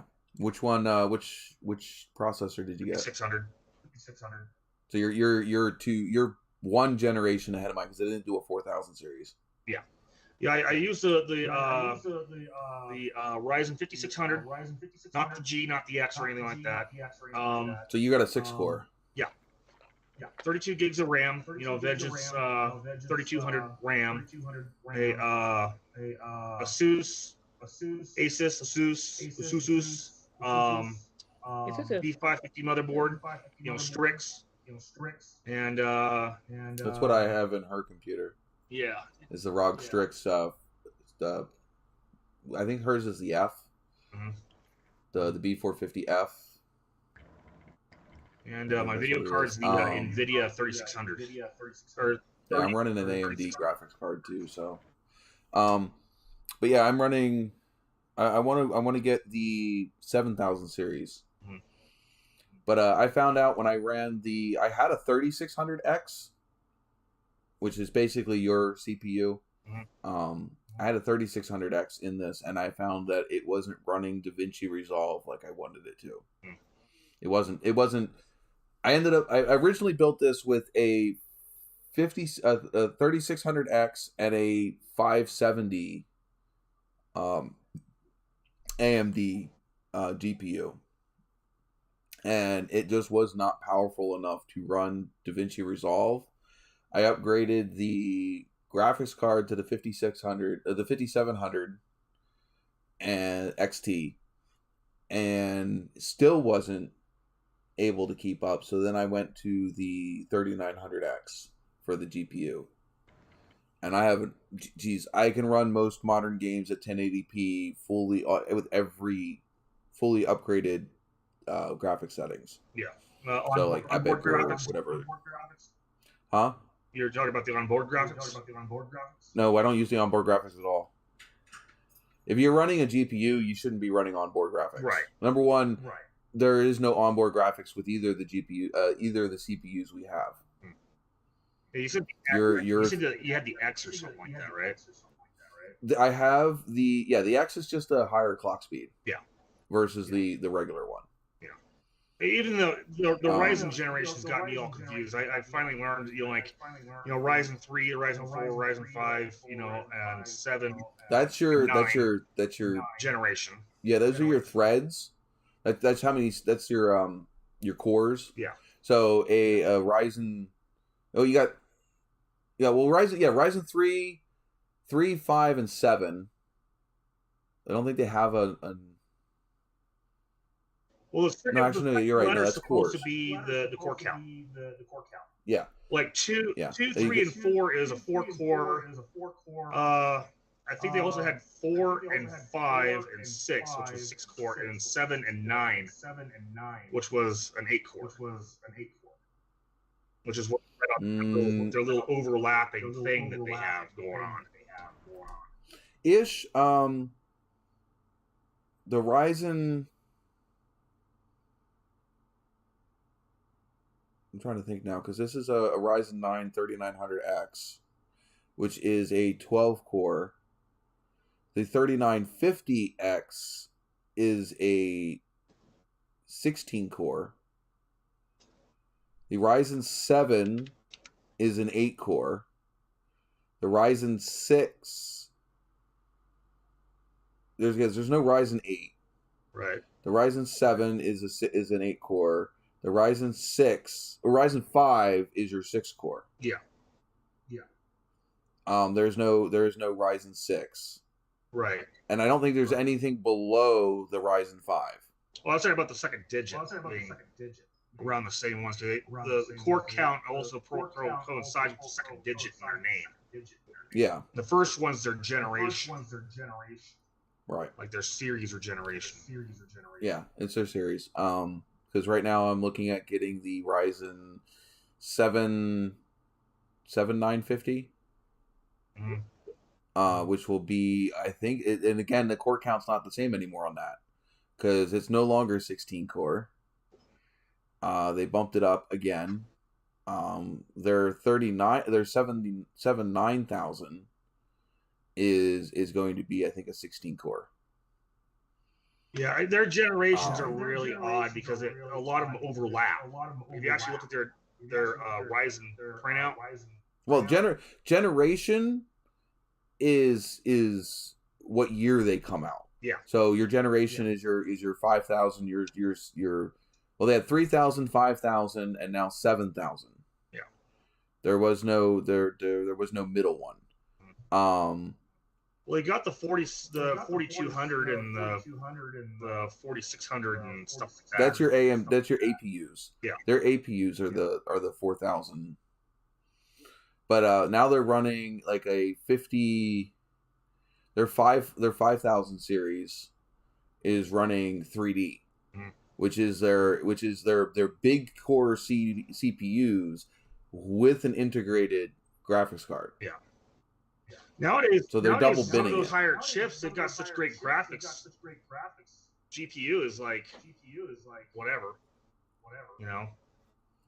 Well, and if you're running a dedicated graphics card and you're also running one of these 3D CPUs, all you're doing is you're increasing its compute power because it's still relaying on the dedicated GPU for graphics, but it's going to use that extra power that it was going to use as an APU to boost the actual CPU.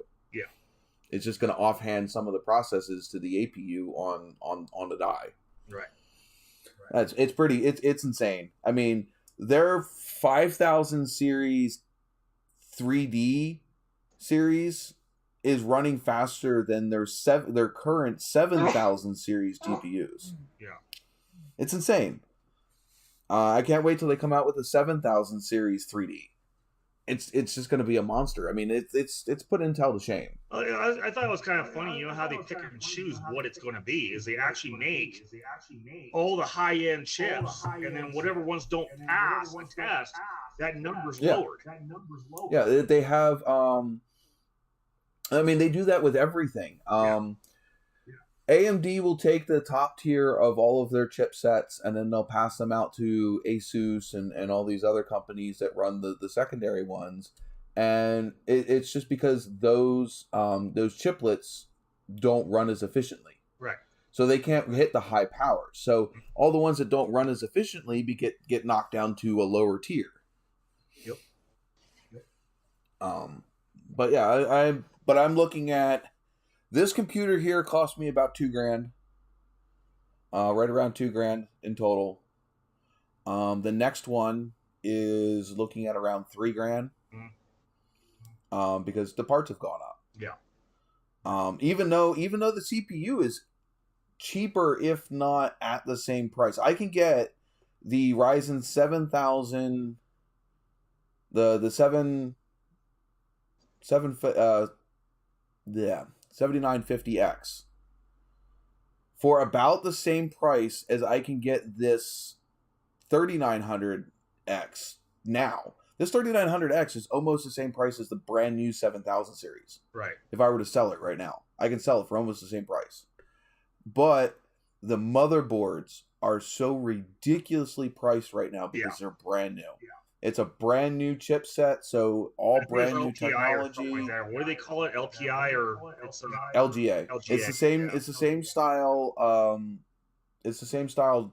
As Intel. As Intel. LGA is pins in the board. Yep. Oh, I've built. One of my side hustles is I actually build PCs.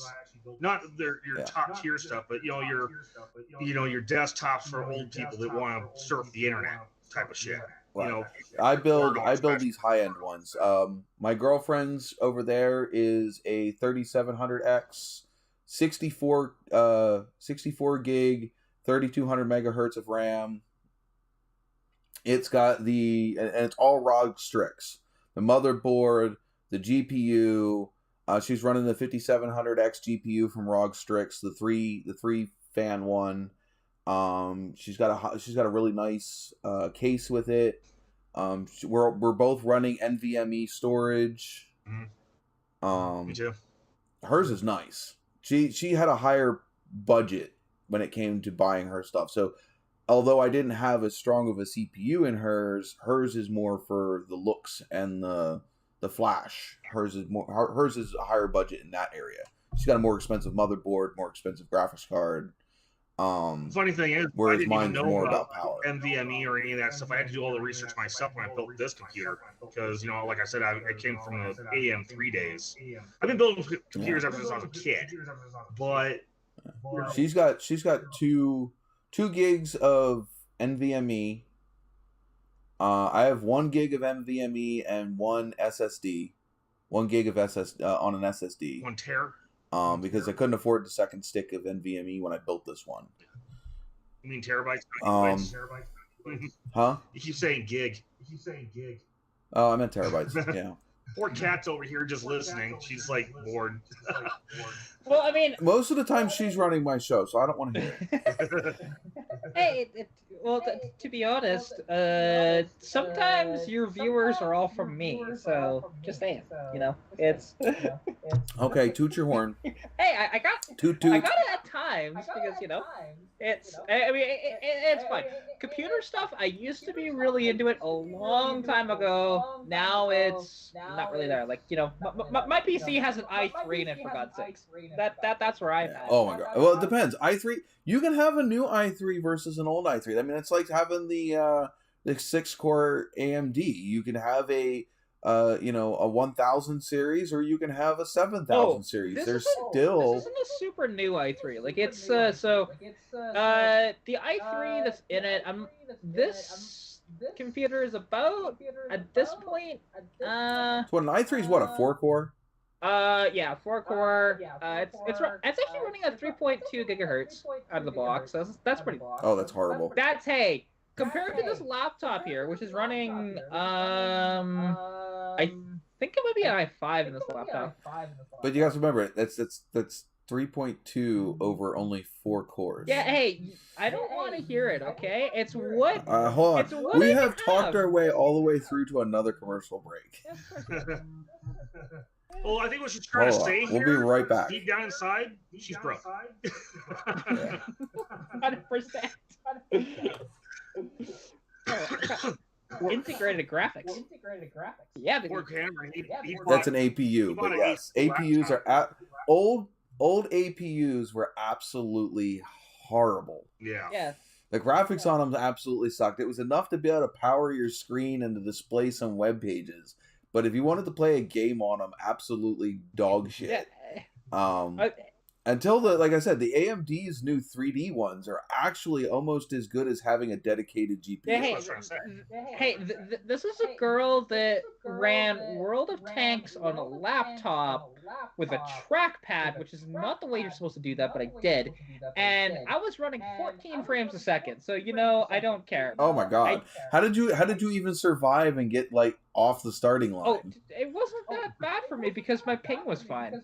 I could deal with a low frame rate. But still, I mean, you can't. By the time you saw a tank on your next frame, it's probably already shot you. Yeah, I compensated pretty well. I was actually, I was in some top plans actually. Don't play 7 Days to Die with a frame rate like that. You get murdered. No, well, World of Tanks is much slower paced. Much slower paced. There was a lot of time, they have what's called self-propelled guns in the game, and I used those a lot during those days. You're just sitting in the back of the map, and, you're firing artillery shells, right? I can do artillery. I used to love doing artillery. It's World of Tanks version of sniping. I was going to say, she probably, flanked around behind him, came up really slow because her tank's going to be like, oh, I'm here, oh, no, down there, oh, back up a little bit, and then stab in the back. Well, yeah. I mean, the one thing is, because back when, so you have to go back a long ways in the World of Tanks when SPGs were completely overpowered for a time, where they could actually one-shot tier 10 tanks, depending, or pretty damn close to it. Because now you can't. They've nerfed them so hard that it's not really viable anymore, and it's sad. But there wasn't, sometimes they'd put you in a pure city map where just okay, I'm going to go shotgunning, and you get top damage by only shooting 3 people, because that's all you can survive for. And most self-propelled guns are slow. Some of the ones that I ran, there's a tier 10 in that game, which is tier 10 is the highest, if anybody hasn't played the game. It was called the Batchat 155-58, and it was actually an auto-loading artillery. Back then, it had a 6-second intershell clip with 4 shots total in the clip. The only downside is that it had an 80-second reload. Get your shots off and run. Yeah. Well, and honestly, it's something that I would do with it, because most people on those, they would run because if you don't know the dynamics of the game, you can get your reload lower with, ammo rammers and stuff like that, but you couldn't actually run those on auto-loading tanks, because they thought, oh, that's unfair. I'm going, I have an 80-second reload. I think it's fair if I can knock it down, 8 seconds, but whatever. And that's the kind of fun thing, because that tank, it's actually fast. And so I would actually have binoculars on it, which binoculars, that they increase your range or your visual range by 25%, where you can actually spot tanks. So there are times, especially in the end games, where it's just okay, I'm just going to sit in the bush, have my binos go out, and spot for my other guys that are too slow and have not enough camera to do it. And we win games doing that. And I have used that tank as an active freaking spotter and stuff like that. It's hilarious. People sometimes watch my old gameplays and go, how the hell did you do that? And because I can. There are some replays out there that have been posted to friends' YouTube channels of my replays, for certain tanks, and it's just so much fun. I haven't played the game in quite a number of months, but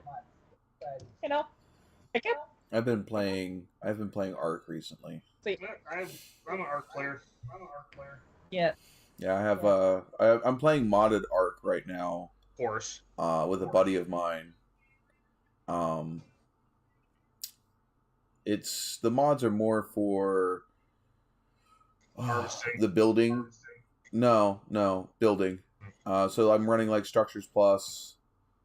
I do have the like the unlimited bolas, stuff like that. The spears, those things are just quality of life more mods. Yeah. I don't want to put any mods in it that really change the gameplay aspect itself too much.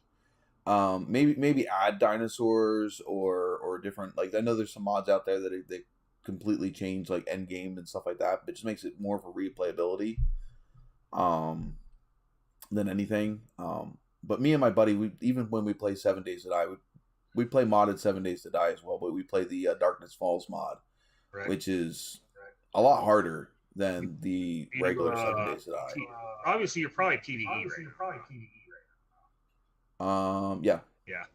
I'm not going to be PvE because PvP is a very short margin where they have mods. I used to play PvP all the time, and we kept getting raided. I have no desire to battle other players. I'm more wanting to battle the environment that I'm in with, obviously with a group of people. So, yeah, it's I want to play with my friends, but I want to conquer the map, not necessarily get raided every 5 seconds from some douchebag. So yeah, I lost my nerve a couple times on Ark because me and my buddies were playing PvP, and I log on the next day and all of our shit was gone. Yeah, no, I don't play long enough. I don't play often enough or long because I work full time. So like it may be a week or two in between us playing, and I'm not going to sit here and lose all my dinosaurs and lose all my freaking stuff and have to start over from scratch because I only have a couple hours to play here and there. Plus, also doing YouTube on top of that. Between filming and recording, I'd like some time to. It's just my downtime. So it's more of just relax, want to build. It's just like even in 7 Days to Die, it's more about the building and the stuff like that than it is about necessarily completing the end game. Right. Yeah. I'm trying to adjust my camera because it's not so fuzzy.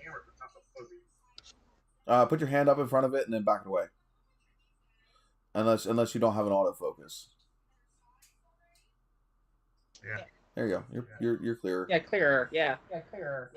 I'm running a Logitech 922, so I've got what 720p. Well, also like the one thing is your darkness isn't helping either. Yeah, like being as dark as it is, that's your main problem. Cameras don't like being in dark settings. They tend to over pixelate shit when it's dark. Oh yeah, that's why like at night I can't really do any filming at all with because my phone does not compensate for like yours might, but mine does. Oh, this one is amazing in the dark. Yeah, you saw some of the pictures. Yeah, I took that picture of my desk setup. There was no lights on this room except for the monitors. Yeah, it's incredible what modern technology can be in phones. Because here, I'll send that picture to Shane and he can see that. It's absolutely incredible what this camera, this phone will do. Because I'm running the S23 Ultra. And the picture quality on this is just wow. There.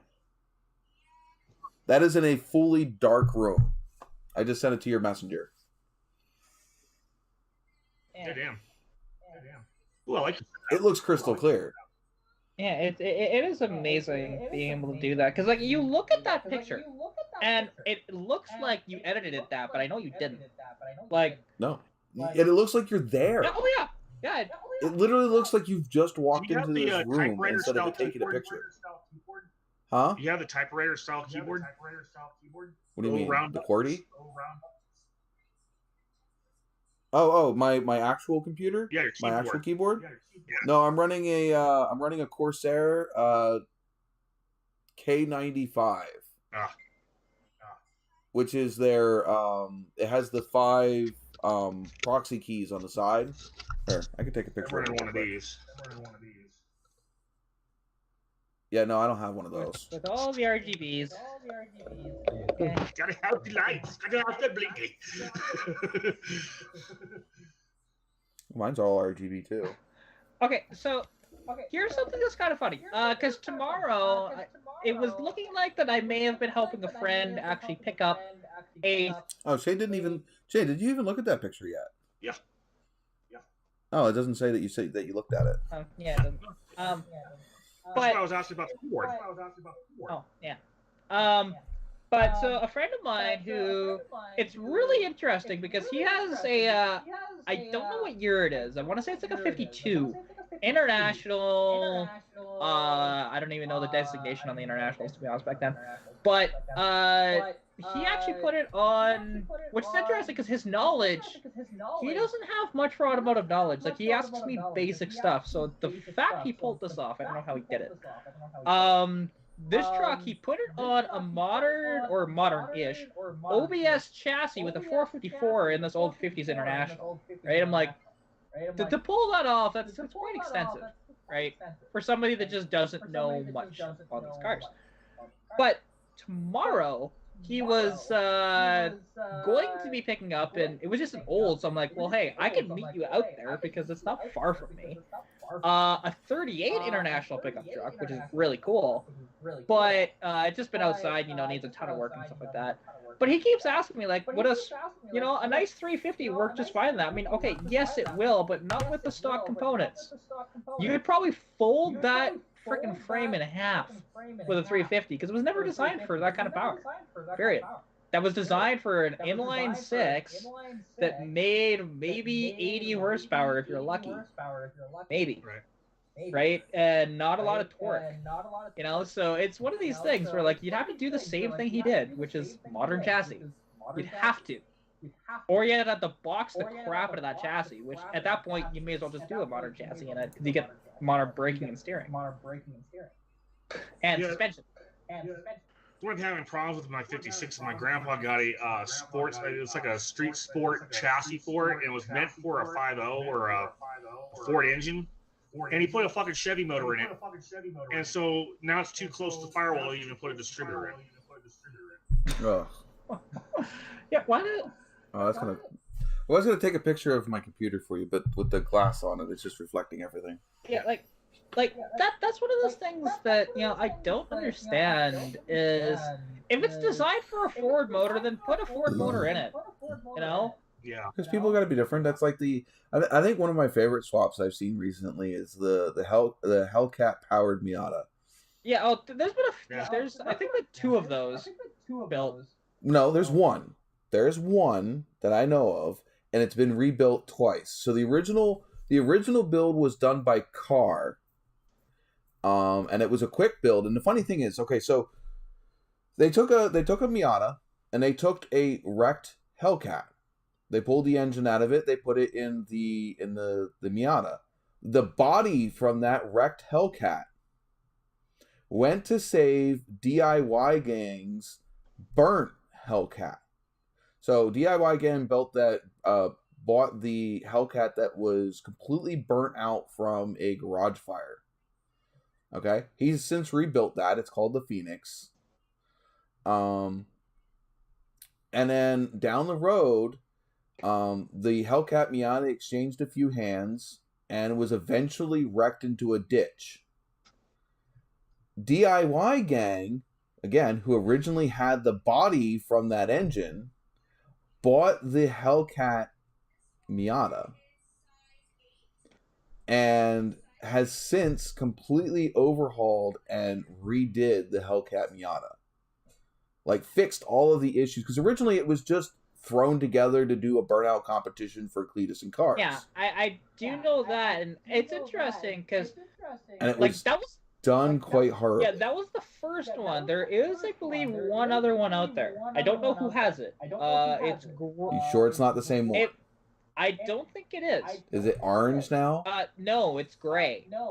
So that's that might be different. Because I do believe DIY Gangs 1 is still orange. I think it's now burnt orange. Yeah, I remember that one. And actually, it was sold at Barrett Jackson. What was funny, I remember seeing it at Barrett Jackson, and it sold for, it was only like 15 grand. I'm going, that doesn't even pay for the motor. Right, but the guy who bought it wrecked it. That's sad. I mean, it happens, right? Especially, you have 700 horsepower in a car that was designed for 110. Like, no shit, you're going to crash it. I don't care who you are, you're going to crash it. Eventually. Right. And, it's just one of those things. Yeah, it's now burnt orange with black wide body fenders. Cool. And, I will send you pictures. Like, and as soon as... But now, don't get me wrong. I do understand people wanting to be different. Obviously, look what I'm doing, right? With everything I do, for the most part. But if the chassis, that's a custom chassis designed for a Ford motor, just put a Ford motor in it, because they thought about clearances.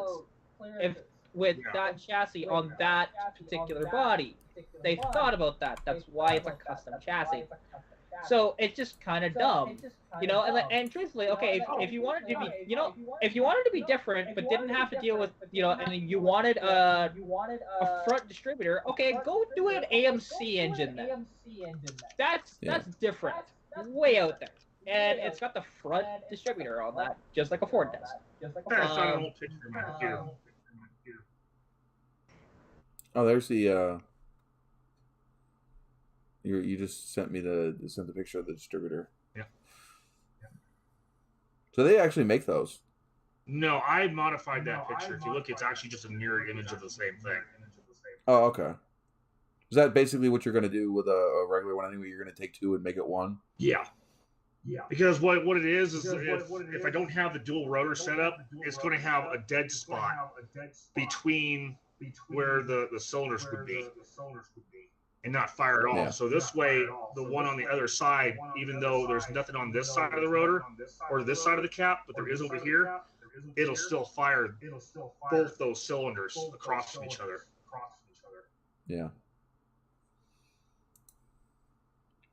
I was looking for a picture of my 1956 F100. Because I don't think I've actually seen that thing, to be honest.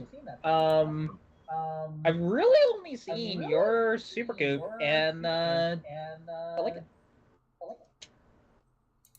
And also the Marauder, but those were shitty pictures. Currently I just have the TA, which that's running a 76 Pontiac 400. And then I have the two Novas, which that's running a standard 350. Well, it's running a 350 with 305 heads on it. And, just the rest of the car is just a basic. Other than the stance, there's nothing really special about it, except for that it's mine. Right. That, though, I want to throw in eventually, it's probably not going to be originally. Eventually, it's going to have a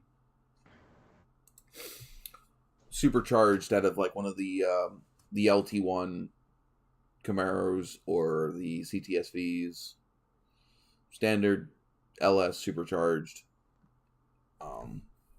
because I think that'd be more than enough power for that car. Yeah. I mean, it's a 4th gen Nova. It's not, it's a unibody car. Well, it is funny because when people think, like, and especially when you're, and it doesn't weigh very much. Like, especially, and I remember, like, when I was young, especially, and thinking, 500 horsepower is not much. Well, actually, depending on what it is, 500 horsepower is a lot, right? And, like... Most modern cars didn't run anywhere near 500 horsepower into the late 1990s. Yeah, not even... Not even until, like, the mid-2000s was 500 horsepower even considered... Yeah. Mundane. I was going to say, first production car with 500 horsepower, I want to say it was the ZR1 Corvette. Right, but you were still... Yeah. I'm talking even afterward. Yeah. Getting 500 horsepower out of a modern engine, in the 90s was... difficult. Yeah, it was difficult. Yeah, well, because most engines were even running 300 horsepower then. Well, you have you have even, like, the Firebirds and that from the... the the Gen 4. Yeah. Firebirds and stuff.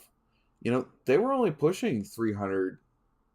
Oh, I didn't mean to click on that. I was going to blow that up. God damn it. What? I just posted a picture of the firing order of a V6. Yay. That's basically the for those that need to know. Yeah. For those that need to know, right? Yeah. It entered that little chat between the two of us. But, you know, those supercharged LSs, they're pushing 600-700 horsepower. Yes, but what I'm getting at though, and then you add a cam, a lower pulley, you know, aftermarket heads, and a tune to them, and they push well over 1,000 horsepower out of them on pump gas. Yeah, yeah. Like, don't get me wrong. To get the high horsepower nowadays, especially through an LS, is simple as hell. It really is. But How has it been 20 minutes already? Yeah, that's how it works. Give me 10 seconds. We got another ad.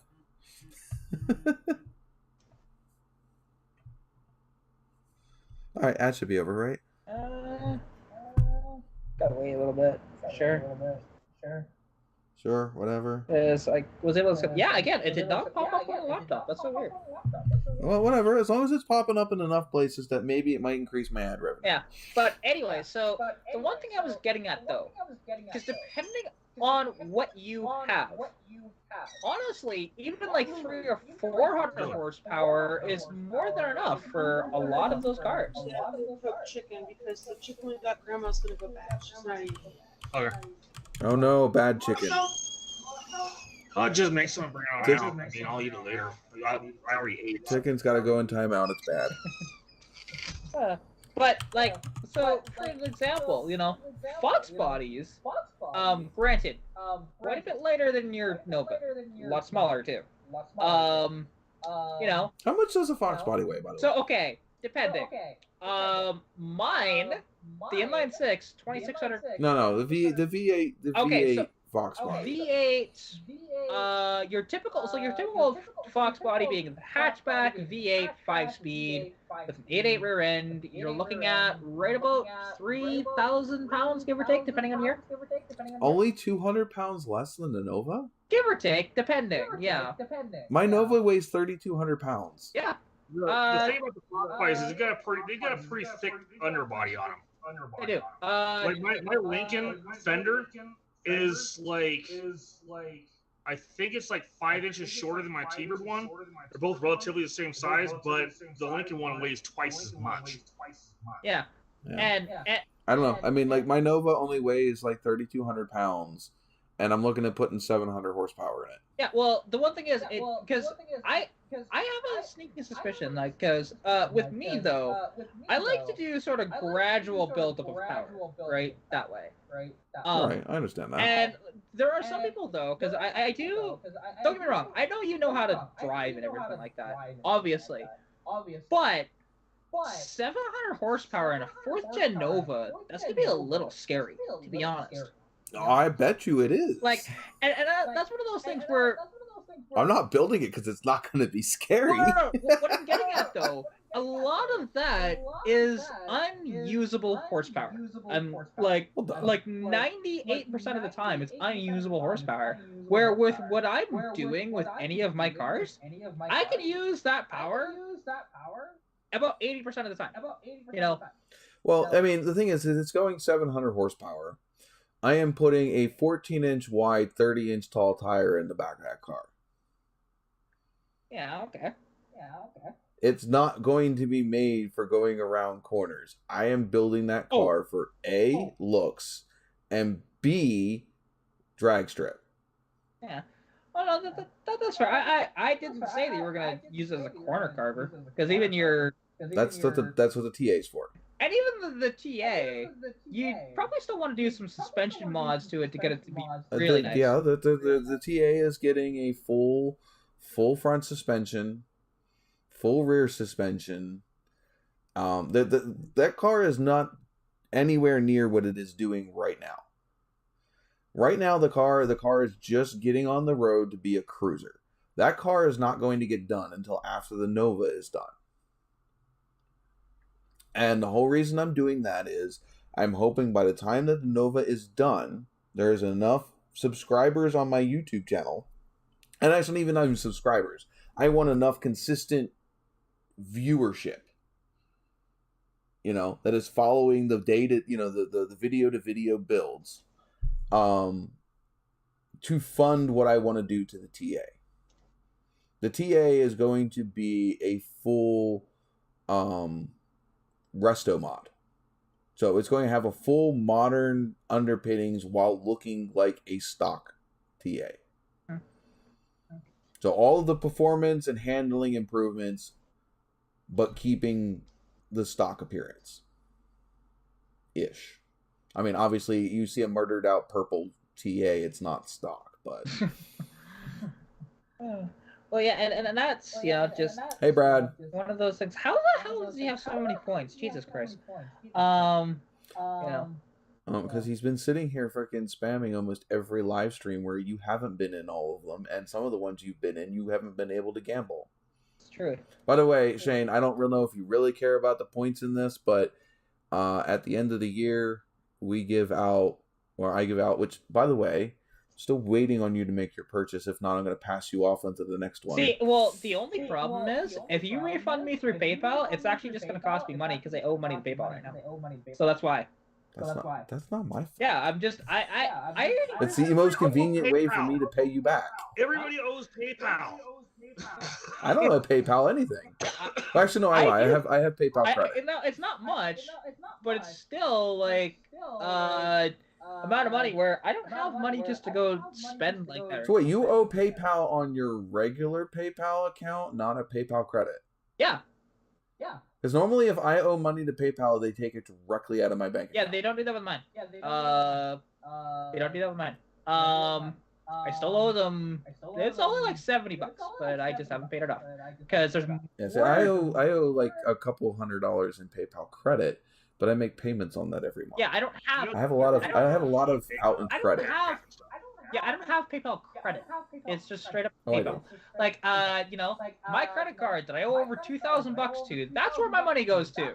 Not PayPal. I don't care because that doesn't affect anything with PayPal. What I need to do is I need to get a PayPal credit for the business. So for NOVAtazz. That way I'm not affecting the money that I have going out for parts and things like that. That way I can have that buffer zone for when people are ordering shirts because that comes directly out of that. It's called compartmentalization. Yeah. Well, yes, that. Well, and also actually getting back to power in cars, because what's interesting is 500 horsepower in a modern car isn't like a ton anymore, right? That's because it weighs too much. But modern car also weighs like 1,000 pounds more. Yeah, they do. Like you can look at my Mustang, which is 2,680 pounds, compared to a brand new Coyote with a 10-speed in it, which is close to 4,000 pounds, isn't it? They are close to that. They need double the horsepower just to be able to be just as efficient. Okay, you both talk at the same time. I thought most Fox Bodies Mustangs were around 32 to 34. No. Even fully loaded Arrows usually aren't quite that heavy, to be honest. Arrows are your heaviest Mustangs. They're not a Lincoln Mark 7, which base weight is like 3,700 pounds before options.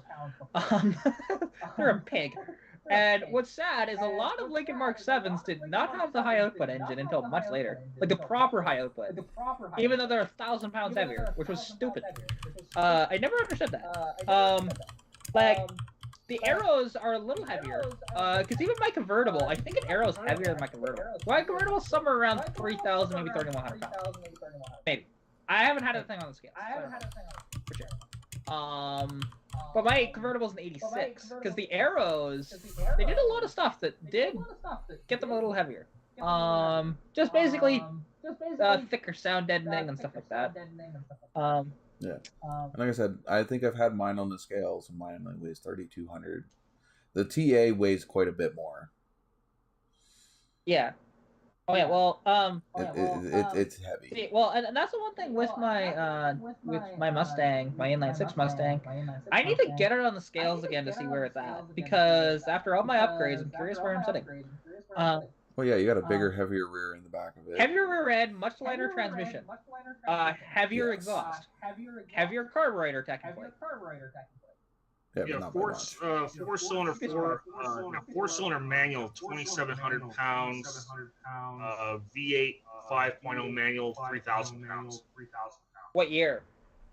93. Yeah, okay. Yeah, era. Yeah, it would be its heaviest at that point. Yeah. Yeah, so they're about 3,000 pounds. And now the early 4Is, it's interesting because if I put a V8 in my car into stitch, it'd be an extra about 150 pounds difference between two engines, maybe 120. Yeah, and I've had my actual car on a scale and it's 3,200. Yeah, well, I've had mine on the scale before that. Like I said, all my upgrades. It was bone stock pretty much. I didn't even know if it had the carburetor then. Which, even though you say it's not much, that 1-barrel carb weighed basically nothing. My 2-barrel carb weighs a decent amount, actually. So, there's probably an extra, 2 pounds between the two. Which is, I guess, something, but it is. When you're considering something that's that light, actually, yes, every pound matters. Compared to, even your Nova at 3,200 pounds and your Trans Am at 34, 36 or whatever it's at, it was close to 37. Yeah. Go look. But anyways, a pound with those two, because they're heavier, is not as big of a deal, right? But when you're light, a pound makes a huge difference. That's why it's interesting. There's a channel that I follow here on YouTube. They do mostly lighter than I thought it was. It's actually mostly Mustang content, some Fox body stuff, and they did a video of where you can eliminate weight out of the Fox bodies without spending any money, and they found out that you can actually get. Yeah, well, if you strip them down, sell it. It weighs a lot less. If you strip them down completely and cut out some of now they say unless it's gonna be a race car, don't cut the supports out of your doors for obvious reasons. But they said you do all that and you can get about 180 pounds off of a Fox body. cheese holder frame. Yeah, it was not even doing that. Take all the interior out and you run a grinder around the inside of the body for about 3 days. They don't lighten it up a little. Just take the drivetrain and just acid dip it. There you go. The 79 Trans Am weighs 3,551 pounds. Yeah, like I said, somewhere between 30. It weighs less. I thought it was 37. No, I didn't think so. They just look like they should be a huge pig, but they're not as much of a pig as they think. They do. They look heavy. Although, well, it's funny because before the mods that Shane did to his Mark 7, he was still heavier than you. Mark 7 is dumb because they're an extra about 2 feet longer than a Fox body Mustang, approximately. And running same underpinnings basically. And they're 3,700 pounds base weight, which is just so. I was going to say it's 3,700 pounds. I've had mine weighed. There's a weigh station right down the street from me.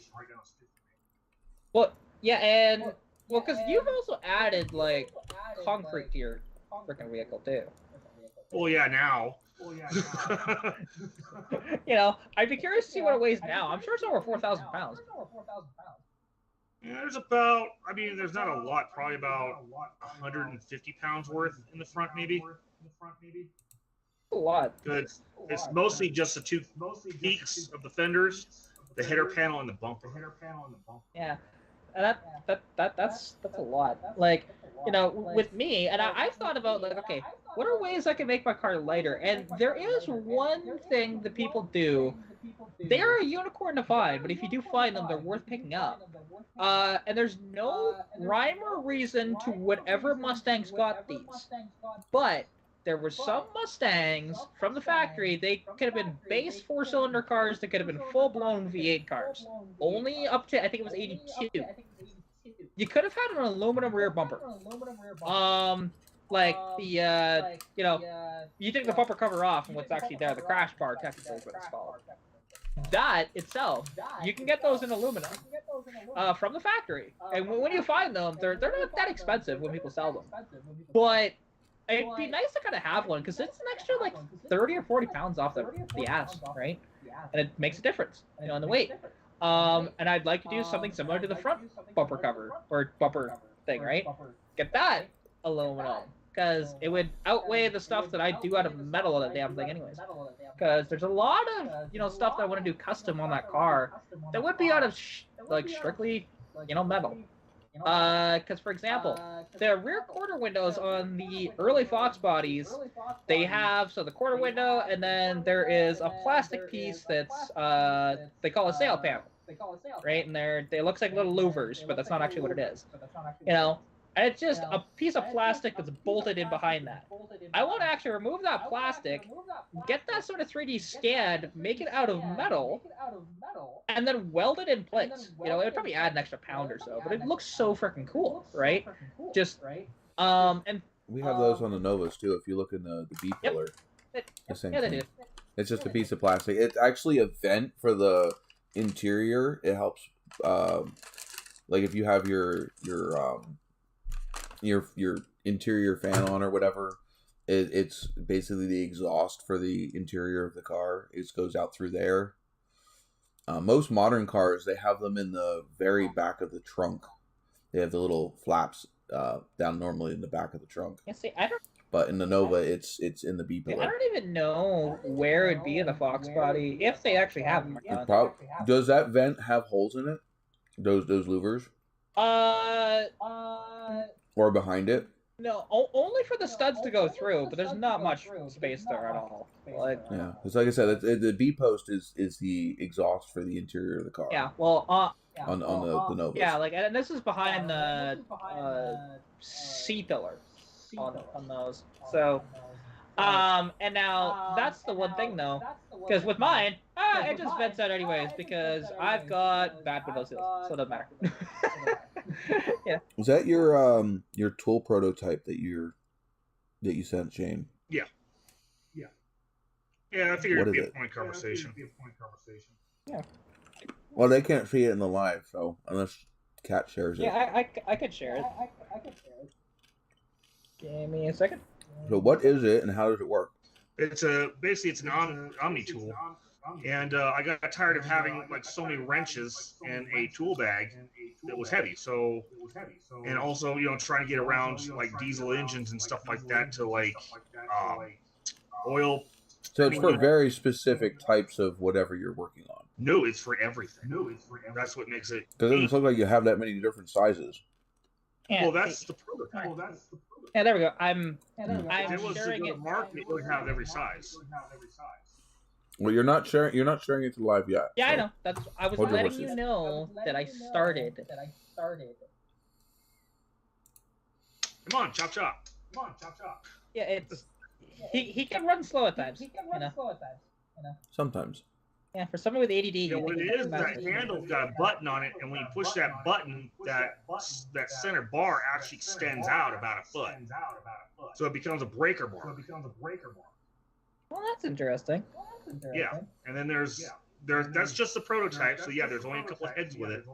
But if you had a kit, you'd have every size of closed end, open end, and probably like 3 of each individual angle. And if you look, see a little 90-degree to 45-degree angles. You can put a short head on that and get around the backside of an engine or on a bell housing. Yeah, like that, and that's it is cool. Like and this essentially would it's one of these things where it replaces your typical toolkit. Yep. Like don't get me wrong, you'd probably still have the toolkit for some things like screwdrivers and stuff like that. But you could have this instead in a little bag. Is probably I'm gonna assume that this would be kind of in. And yeah, that's cool. We see it with a rack, you'd have 3 different sizes of ratchet heads, half inch, 3/8, 1/4, all the different sizes, and all the different bends. Even even some of the ratchet heads would have a bend in it, to where you could just snap it onto the head to have a really short 90-degree angle you can get around. Yeah, I stopped recording. So just so you know. Yeah. Oh, okay. Well. But that's basically what I do is I prototype stuff.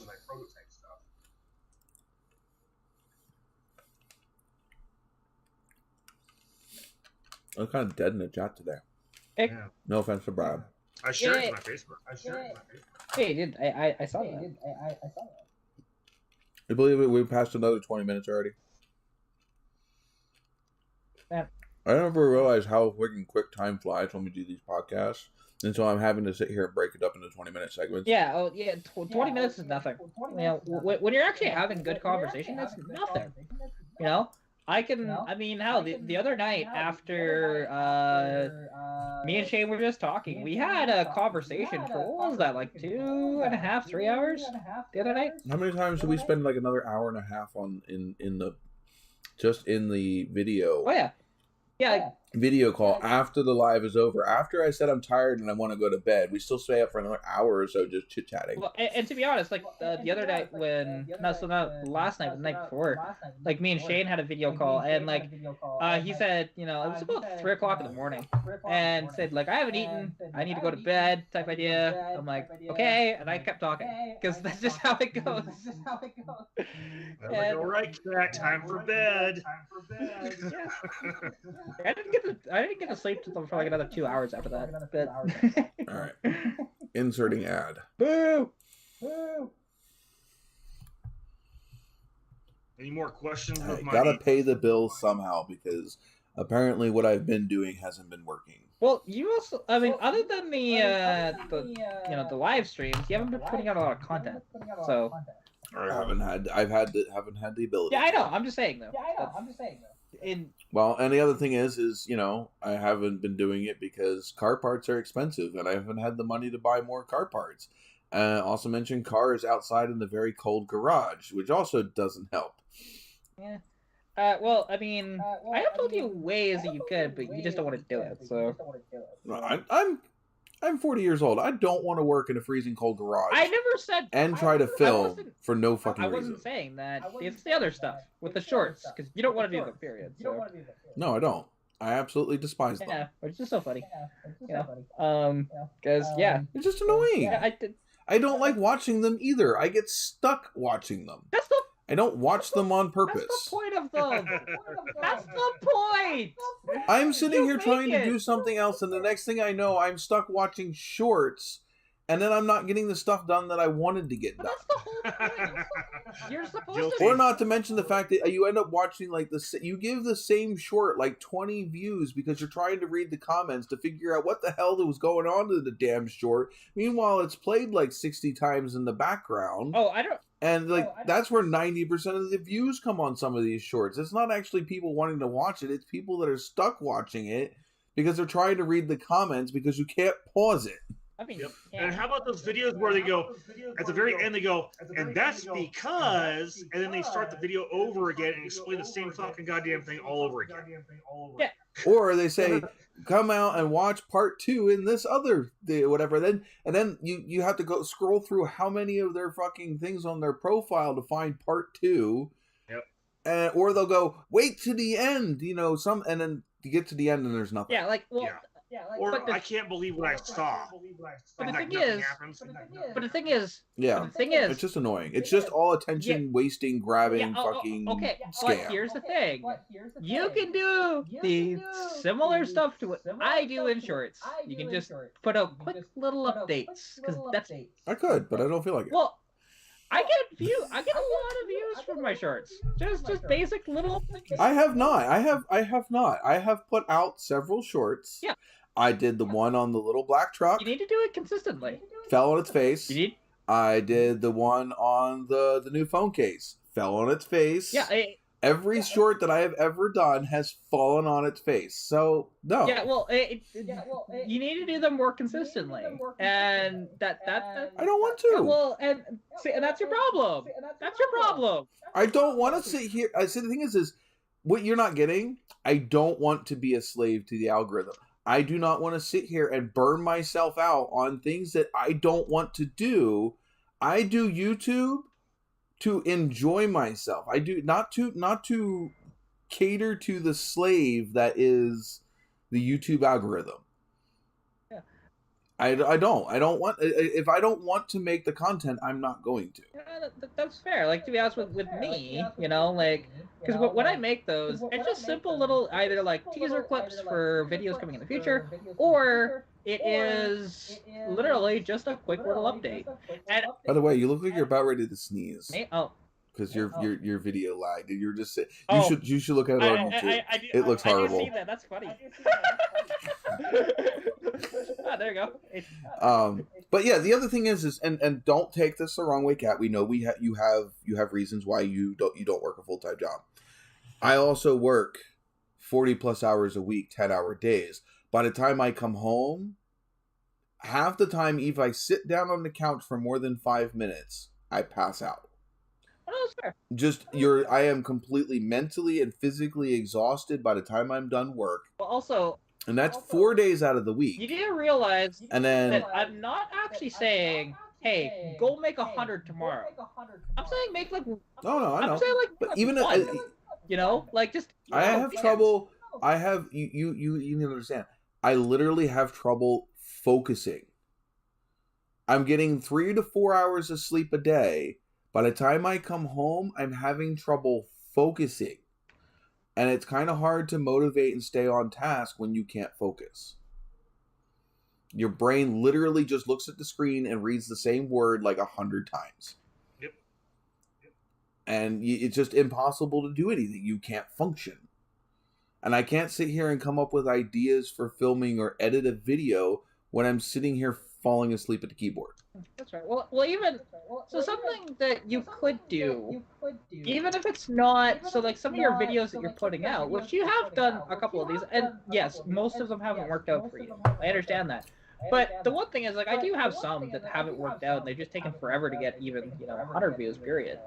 But that's one of those things, though, because I obviously one of the reasons why that I do really well, I put out so much goddamn content. I have over 760 views or videos on my channel.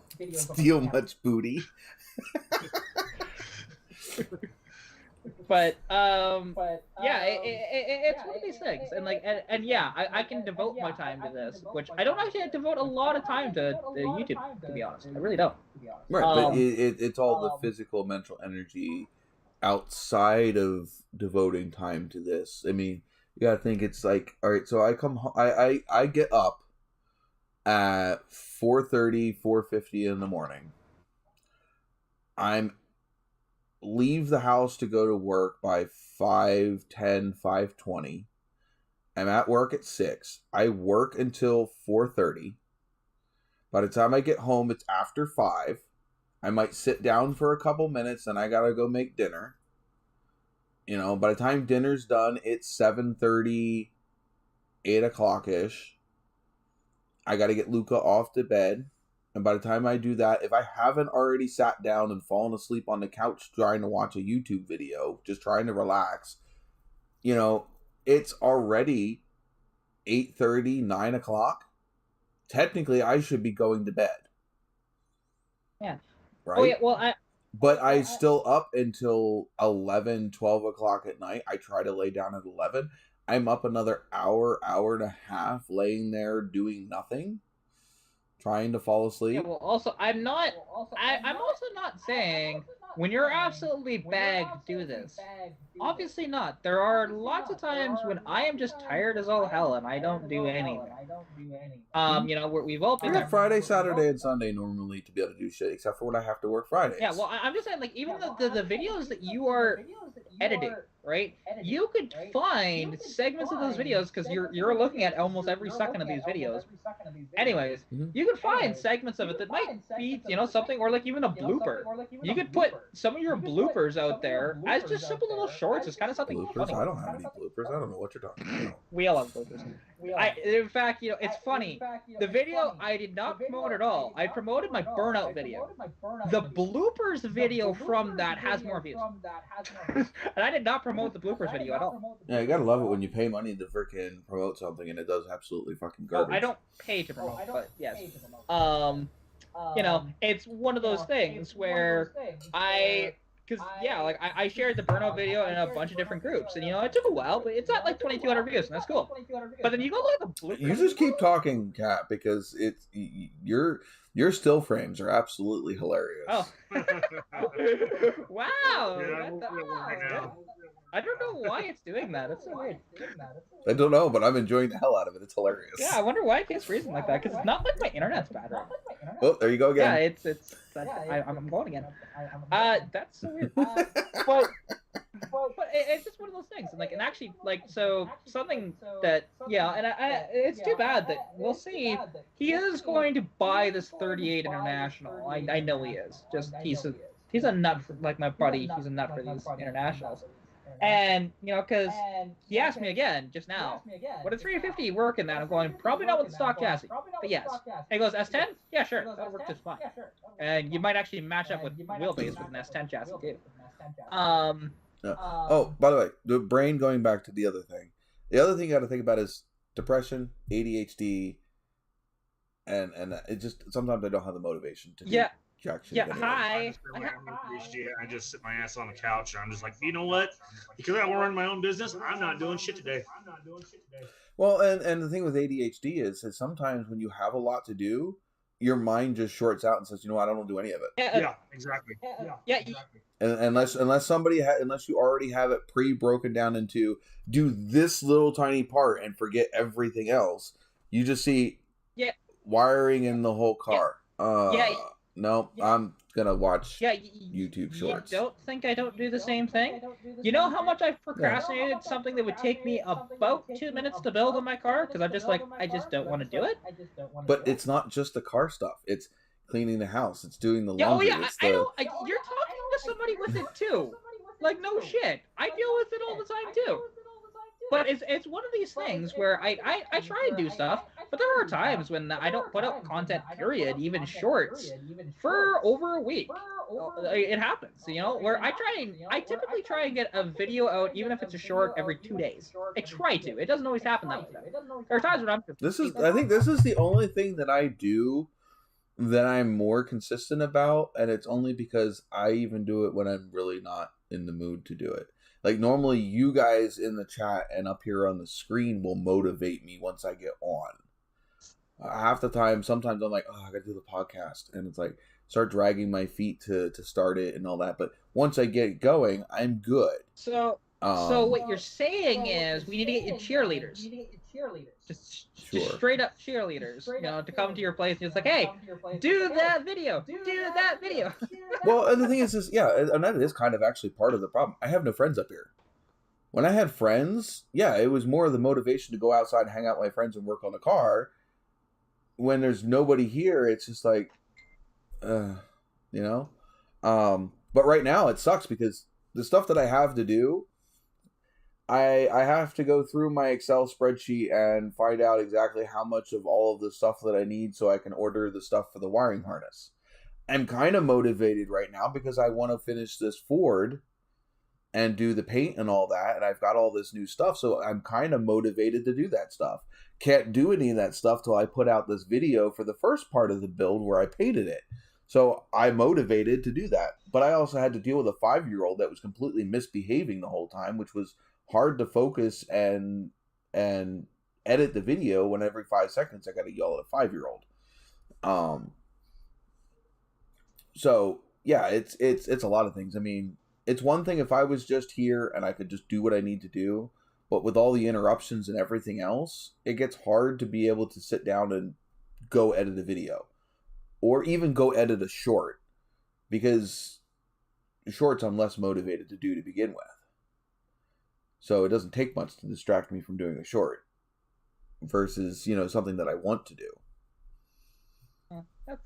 I mean, it's fair. And I do understand that, to be honest, to a certain degree. I don't know. I enjoy doing YouTube as a whole, so it. Normally I do. I like the bigger videos. But even like the short stuff is kind of fun to do too, and you just watch how they can go. Like I do have some shorts that just have gone a little stupid, Like there's that. My best video on my channel is a goddamn short that I'm not even proud of. It's a terrible video, but yet it just keeps going. And that's the one thing though with me compared to everybody else on YouTube for the most part. I'll put out my crappy content because I don't care. Just throw it out there, see what happens. And sometimes the crappy content is better than the highly polished stuff. And and then case in point, that video, because it's there's snow on the ground. That was with my convertible with the old engine at the time. We had to use a tap and die set to get to fix the coolant leak, right? Because the bolt wasn't sealing properly in the thermostat housing. So yeah, it's basically just me showing, no wonder there was a coolant leak is the title. And it's just my dad. He's actually on the phone. He's my little brother back there. What? Oh, hi. You see me do all the crazy stuff. Yeah. Remember the idle control on the T-Bird with the potentiometer? Yeah.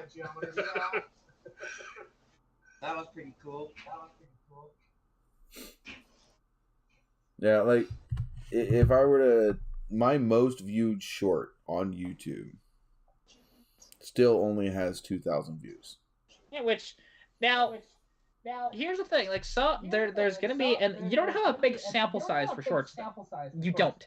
You have like what? 1, 2, 3, 4, 5. We went through 6, it. You have 7, like 16. 8, 9, 10, 11. I have 11. Yeah, 11. It's not much at all. If I went through all mine, it would take me quite a while to count all mine. I'm like 200 or 300, right? Literally her head banging her head against the bridge. It's like, what the fuck? And oh my god, all the bad language. Oh my god. My grandma's having a meltdown, I guess. Oh no.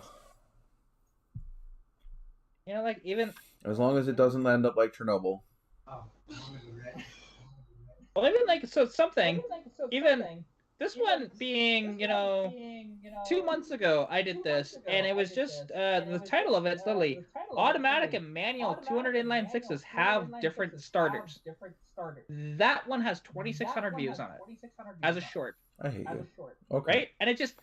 That video, it's less than, I think it's even less than like 50 seconds, that I just did that really quick in the shop, right? It's just stuff like that where you come across a problem, you just film it as a short really quick, and then you can actually do a full sort of video thing, but it does kind of, also, not only for people that will just randomly come across that, but also as a teaser for the rest of your content. It's stuff like that, like I do that.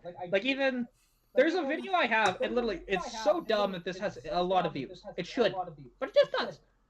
It says going through the gears of my newly T5 swapped 81 Mustang. It's literally just me with my hand on the gear shift, going first, second, third, fourth, fifth, and then putting it in neutral and doing the quick little wag. It's like 10 seconds, maybe 15 seconds long. That is over 2,700 views. You're just so cute. I just take your head off. Yes. Good dog. Oh, I was gonna say, hopefully it's the dog. That's that doggy right there. That's that doggy right there. That's that doggy. Oh yes, doggy. You know what we do with the doggies like this? We squish their faces like that. Just like that. And that little tooth right there, that one that sticks out, is the only tooth that gets a kiss.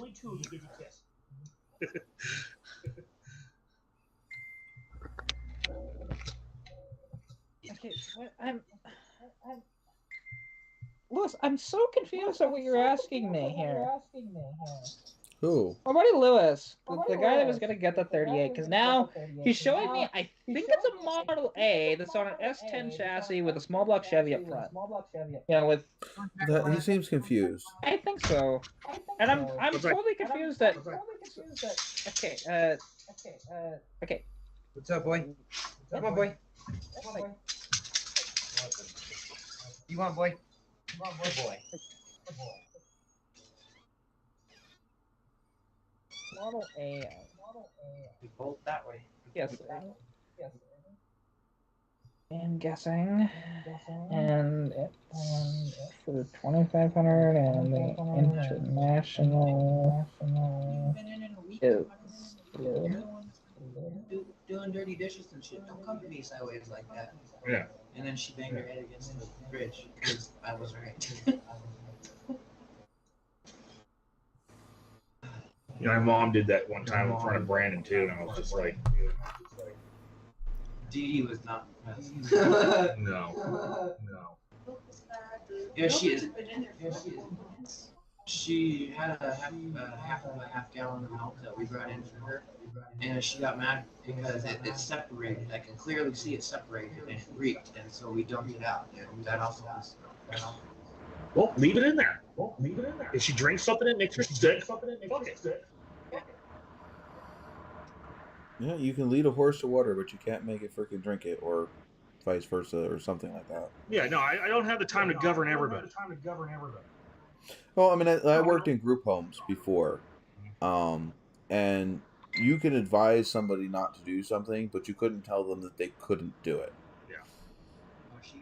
And it's the same. It's almost the same thing. It's like you can tell her till you're blue in the face, but you can't stop her from doing it because she has rights and she is technically a free person. Yep. Well, that's what I said. If my grandmother wants to bitch about, Cameron and Dee throwing out old nasty stuff in the refrigerator, just leave it in there. It'll get full. It'll get Fuck, dude. Once a month we could go through that one. Yeah. And what's bad is bad. Yep. And we suck it up, but fucking that shit. the dramas of life. In it, right? Oh, I wanted to. I'm just gonna send it to you because Kat's already seen. Oh, great! Hey, we made another 20 minutes. All right, here goes another ad coming in your way. We'll be right back to you after this ad from our sponsors. Sponsors, huh? Are you talking to the whole 0 people who's watching the stream? Oh, yeah. We have 5 people in here actually. Oh, is there? They're just not talking. Yeah, they're not talking. Although Which doesn't help any because if they're not talking, then we have nothing to talk to them about. Yeah. So if you want a conversation about stuff that you guys want to talk about, you got to freaking talk to us. Otherwise, we're just going to go off onto a tangent. Yeah. Hey, there is an ad every 20 minutes, Brad, because I am doing an experiment to see if it increases my ad revenue any. Brad wants to know about the Dakota. Well, okay. So that Dakota, there's not much to say about that Dakota. To be honest, it's just so that Dakota, to be honest, I haven't even taken really any pictures of it. I've driven it once. Because I drove it to go get a windshield put in it, and then I drove it back. So actually twice, technically, in one day. That's it. That's all I've done for that one. I think I may have driven his silver Dakota more than my own gray Dakota. But this Dakota, we like my Dodge Ram. The thing is, it's a quad cab 4.7. Oh.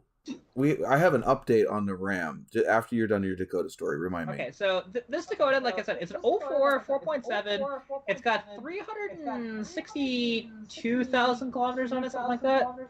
Which I'm not sure what that is in miles, but it's right about 200,000 miles, give or take, on it. And like this truck, it's actually in pretty good shape overall. It's got a newer exhaust on it that was just done yesterday. And when we got it, because it was at an auction in Olds, which is just like 40K from me, last summer, and it was missing the entire front axle. So, or at least the differential, I should say. The front axle was there, but the differential was gone. So we had to find the parts to put that back together. And actually, it was funny because we were just killing time when the truck was at the.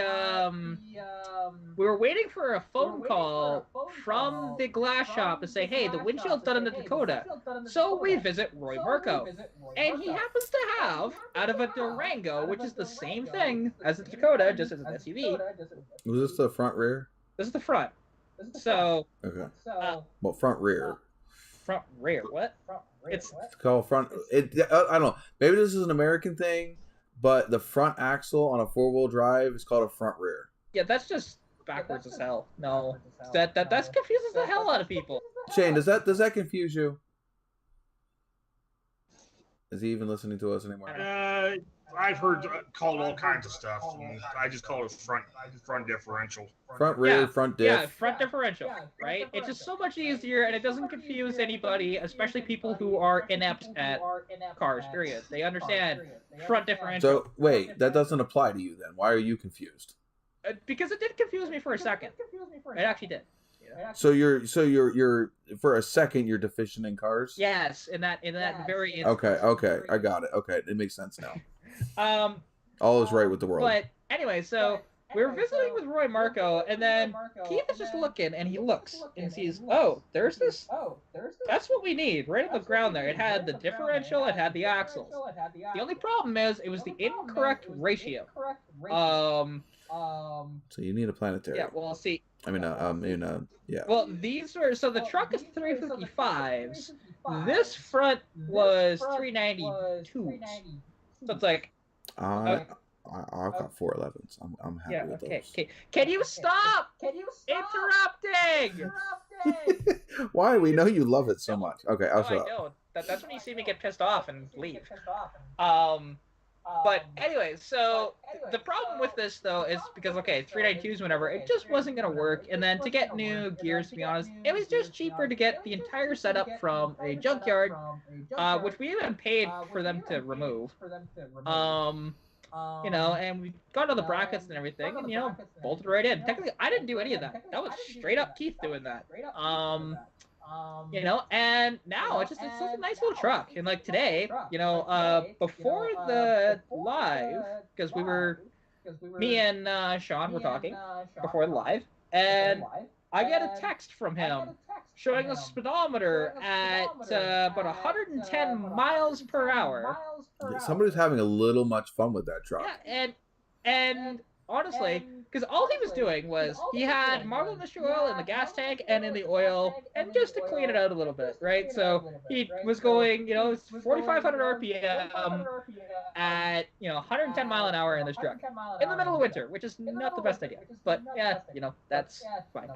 It is what it is. It could have gone a little faster. The gauge only goes to 120 miles an hour, so it's not. That's when you whip out the GPS. At that point, yeah. I mean, I don't know how much more I had in it though, because a 4.7 Dakota, when new, only would have had, I think it was like 240 horsepower, something like that.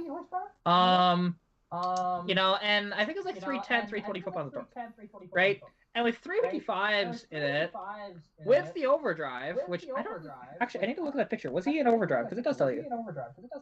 I'm gonna assume he was. No one cares about your overdrive. Overdrive is nice. Screw you. Oh, he actually was in overdrive. There you go. So, and it was about 40. Actually, wasn't it like 46 or 4,700 RPM doing this? And it's just so funny to see the gauges all there, and it's just like, wow, you were really giving her, man. Sorry, it is 359,000 kilometers. That's what it was. Still has a check engine light, because if there's a Dodge without a check engine light out there, there's something wrong with it. That's usually how that works. I feel attacked. My truck does not have a check engine. There's something wrong with it. if on those that has Shane seen my truck? I don't know, maybe. Is that motor? It looks like a Buick engine. No. Wait, there's four. It originally had an Olds engine in it. It originally had an Olds 403 in it. That is a 1976 Pontiac 400. Sorry. It's in a Pontiac. Said fucking stupid stuff. Yeah, that's in my 79. Nice. That is a 1976 Pontiac 400. It's shaved 30 over on the bore. It has 30,000 shaved off the heads, and it's running a Ram Air 4 cam. Nice. Did you have to elongate the manifold holes at all? Huh? Did you have to elongate the manifold holes at all? I don't know. It was all done before I bought it. Oh, okay. I'm assuming that they had to modify the intake. Usually, if you really get down to shaving the head, it brings it down. The dike height. You shave the bottom of the intake. Well, yeah. You know, on most of the GM stuff, if you shave the heads, you have to mill the bottom flange of the intake so that way the intake will sit lower. Yeah. That's what I was asking. Because otherwise, if you just try to elongate the holes, the intake still will not sit correctly in the right spot between the heads, and you'll have a gap between the heads. Even if you somehow got the bolt holes to line up, there would still be a gap in between the cylinder heads and the intake. Oh, come on. Don't you want a giant vacuum leak like that? Come on now. Well, what you do is you just use a lot more goo. Yeah, exactly. Or the other thing you could do is you run a thicker gasket on the heads. Yeah. But yeah, I'm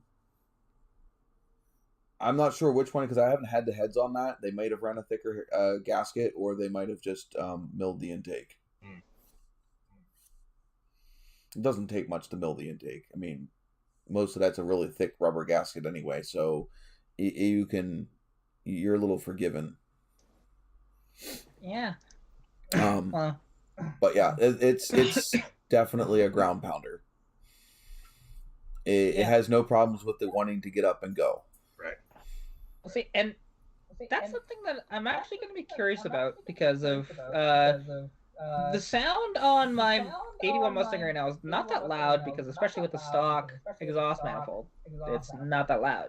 Even with the dual exhaust and everything and whatever else. I'm curious when we get this header together with me and my neighbor, because we're just going to build it. Like, once the snow is melted, basically, I'm going to drive it to in front of his house. We're probably going to unbolt the stock manifold from the motor and just start building this header. You know, do a little bit of practice with his TIG on other stuff. And, you know, I'll just get mostly his input on figure out exactly how we should run this. Right, and then just get some tips from him with TIG welding, because I'll be doing it. To be honest, he said I can use his equipment, no problem, and I'll just give him a couple bucks for welding wire, shit like that. Yeah, exactly. That's all it is. So it should be cool. We'll see how my welds will look. You know, worst case scenario, I'll probably end up wrapping the headers anyway, so you won't see my welds. You know what the best thing? As long as the welds aren't cold. No matter how ugly they are, you can grind them smooth. Oh yeah, I know. Just if they're cold, they're just gonna crack and fall apart. Yeah. Oh yeah. Well, this will be hopefully warmer weather too, and we might. I don't know. We might just do the TIG welding in his little front entry. To be honest, not outside, where it's nice and warmer in there. And don't get me wrong, I know it's actually nice if you use a little bit of a torch and just to warm up the areas. It makes a big difference when you're welding. I've welded cold and it sucks. Even not even TIG. I've never TIG before. I've only MIG'd. And whenever I've MIG'd or even flux core, as the case may be, you know, it's always I don't think I've had a warm weld, and they always look horrible, but my welds tend to not break, excluding exhaust, because flux coring exhaust doesn't work. It just doesn't work. No matter how hot you get that. Well, normally half the time when you're welding on exhaust, though, you're not dealing with nice clean metal. It's normally rusted. Yeah, well, this actually. Well, I actually, grinded it so that it was going to be cleaner, but unfortunately, it just did not work out that way because again, it's flux coring. Right, flux core is not designed for exhaust. It just sucks. Yeah, so that's why my muffler fell off like twice. So, but that's what happens when you're just like, you know what? I just want to cut out my catalytic converter. That's what it was. That's all I always wanted to do. Just gain a little bit of extra power, which it did. Oh, But, you even got the shaker hood on that too. Nice. Do what? Yeah. I see the shaker hood on that. Yeah. Well, it. Oh yeah, his is a like full Trans Am. You know. And, Oh yeah, mine's a full TA, and that the funny thing is if you know anything about the TAs, every single engine is different as far as the shakers. Yeah. So I had to get a whole brand new shaker set up to work with that car. That was $250 just for that freaking shaker. yeah, I'm not surprised by that. Not bad for it being classic. Yeah, I mean, really. You know. Well, the only reason I was able to get it for $250 is because the back end of it's cut out for it to be functional. So it's not restoration quality anymore, which I don't care. I was going to cut it out anyway. Right. But yeah, I mean, and that's another reason. Like people were saying, well, why did you go with a sniper? Why didn't you go with like the direct port and all this other stuff and whatever? I want to keep the stock shaker. Right. And with the stock shaker, it's very, very determined on height of the base of the car, height of the top of the carb, or in this case, throttle body, shape of the carb or throttle body. I couldn't fit a Holly underneath of that shaker. Right. It won't fit. What about lowering? Huh? What about lowering the engine a little bit? You realize it's already got a sunken intake. The thing is, and also the TAs, the engine already sits down and further back than a stock Firebird. So if you get I should say it's not a stock Firebird, but the difference between like a Firebird and a Formula and the Trans Am engine sits down and further back in the chassis than either the other versions of the car. It's weight distribution. Right. So there's a lot of trick things that went into the Trans Am that isn't in the Formula and the regular base bird. Yeah, and I mean, and a Formula and a Trans Am are similar in the fact that both can be had with the bigger motors, but the Trans Am was the more performer that way. It had the more power in it. It had the system. No and yes. The difference between the Formula and the Firebird was handling. Yeah, but I mean, like, even I know that I was getting and luxury. Yeah, well, and I thought that with the Trans Am, maybe it had a little more power, or because I don't. Well, no, the only one that had more power and not on the books. This is only if you got lucky enough. So there are a select few engines that have Pontiac 301 heads on a Pontiac 400 block. Interesting. There's a few of them, and they have about 60 to 80 more horsepower than the standard Pontiac 400. Otherwise, it's the same engines that were in the Formulas and the Trans Ams. Huh. Your difference was the aero, the body aero, the suspension changes. As far as you had the big sway bar in the back, you had the sway bar in the back. You had a bigger front sway bar in the Trans Ams that were not in the Formulas, and you had all of the interior upgrades. So you had the deluxe seats, you had the engine turned dash, you had and some other creature comforts that weren't available in the Formula. Otherwise, the Formula was generally the same thing as the Firebird as far as performance-wise. Okay, I didn't. Like I said, except for some of the trick stuff like lowering the engine and lowering and moving the engine further back in the engine bay, and some of the other stuff. But that's again more for handling, not necessarily for horsepower. Oh, okay. I didn't. Probably the Formulas might have actually even breathed better. They had the ram air scoops, whereas the Trans Ams, they're not functional. After 73 or 74, the shakers were no longer functional. Yeah, and I did wonder why they did that, because you'd think that, you know. You weren't getting super a whole lot of performance out of the shaker anyway. It's not facing the right way. It's not close enough to the windshield to get the cow induction like the Chevelles. You know, the Chevelles worked because that cow induction was right up against the windshield. You don't have that in the TA. The shaker's too far away from the windshield to get that, you know, that air coming off the windshield and wrapping back down and under.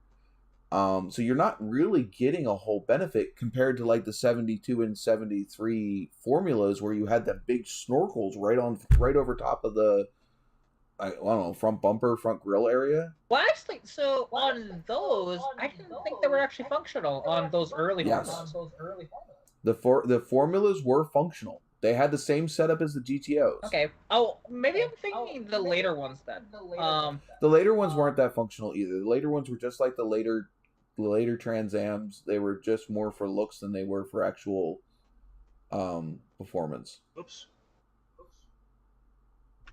I generally prefer the funny thing is I prefer the earlier formulas for the way that they look over the earlier TAs. I like the later generation TAs. I don't like the later formulas. I like them big two snorkels that sit up over top of the grill.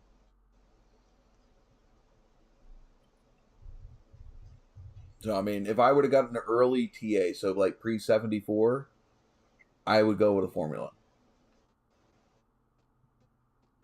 I just like the way they look better. That's fair.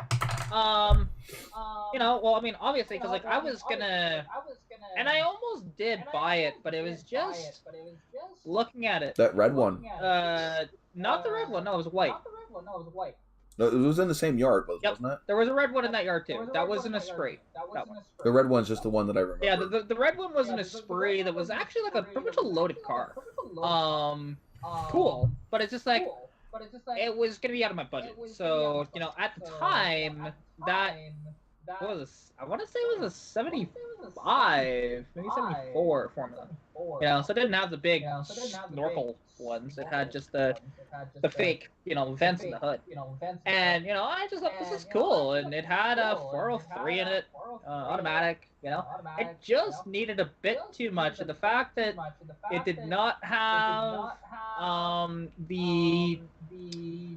the driver's side glass for the door, he had it, but there was no window track in the door. So it's like, okay, that might actually be a little hard to find. And there was just so many other little things, and I just said, I don't know, because it wasn't going to be a car I was going to keep. This would have been a fix it, get it running, flip it, right? And the problem with cars like that is you can't be dumping a lot of money into them where you're not going to get anything out of the flip. Well, exactly. And so it was just too much, and I just like, you know what? No, I passed on it. It was only $1,300. It was cheap. You know. It's time to pay our sponsors again. Pay the sponsors. Yo, that's. I'm paying them with my time. The 15-30 seconds.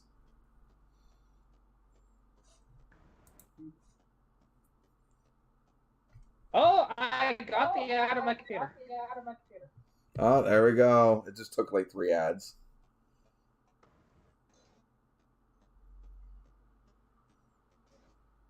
Do you have YouTube Premium there, Jesse, or no? Because if you have Premium, it technically won't show the ads. Or if you have an ad blocker, again, it won't show the ads. Yeah, why am I going to pay for YouTube Premium when I can just have ad block? Yeah. There is there is some stuff with YouTube Premium that's kind of nice to have, because I did have a free trial of it for like 3 months and I really did enjoy it. The only annoying part was videos would continue to play when you were outside of the app. So it was nice for like podcasts or whatever, because like, okay, I can do other stuff on my phone while listening to a podcast. But when I was actually, you know... Harvey, I don't have a sponsor except for YouTube AdSense and their freaking Google ads. Oh, yeah, no, he doesn't. It was an inside joke, because I was making fun of other TV shows and said, "Now a word from our sponsor," and they would break to an ad. Yeah. I don't. Technically, I guess they are sponsors. I mean, they pay me money to be on YouTube, so Yeah, not very much. They paid the least for that ad space. Not the most. Well, actually, no, it would have been the most out of the people technically, but it's not a lot. They're not bidding a lot for our videos, right? Compared to some other ones, because there are people that'll get more per view than we do. That's because they have a lot more audience. So,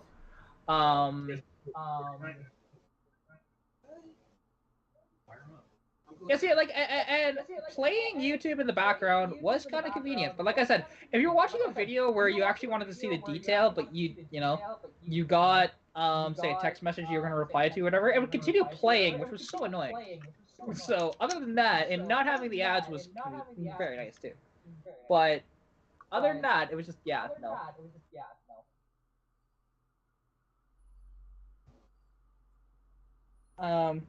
We'll see. Okay, so now my buddy Lewis, he sent me some bad pictures of I don't know what year Model A. It's some sort of Model A. With a small block Chevy in it with an HEI that claims it's a rebuilt motor. Hard to say. It's got really terrible valve covers on it that should be painted badly. The heads aren't even like. It's interesting. They say rebuilt, but I don't know. Well, they didn't even paint the motor. Like, that's what I'm getting at. The heads are orange and rusted. The block is black. It's got a chrome World of Tanks timing chain cover, an aftermarket intake with a chrome thermostat housing on it, and is that a Polycarb? You know what I actually find more annoying is the ads on things like when you're watching it on like the Roku TV or Amazon Fire Stick. Their ads are like 10 times more frequent. I actually stopped using the Amazon Fire Stick because I was literally getting an ad every 2.5 minutes. Jeez, see, I haven't had that problem. With my stuff. What do you run YouTube on other than your computer or your phone? I have rendered on the PS4 and even PS5. I don't get it on the PS4 or the Xbox, but it's the smart like TV devices. Yeah, which I have a Fire Stick. I don't really get much for ads on that. So.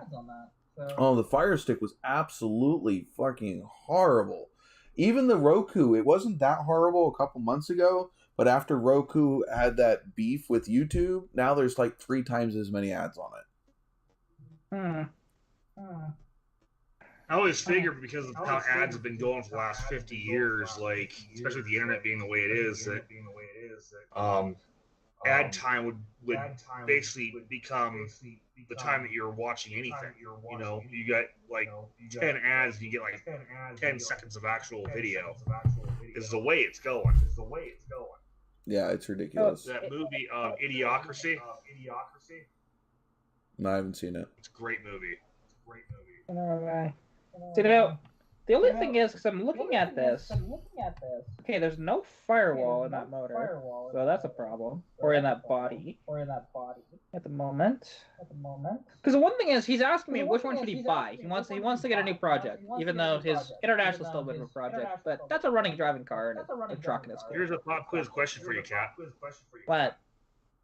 Why do they call it Chat a firewall? or cat? Huh? Say that again? Why do they call it a firewall?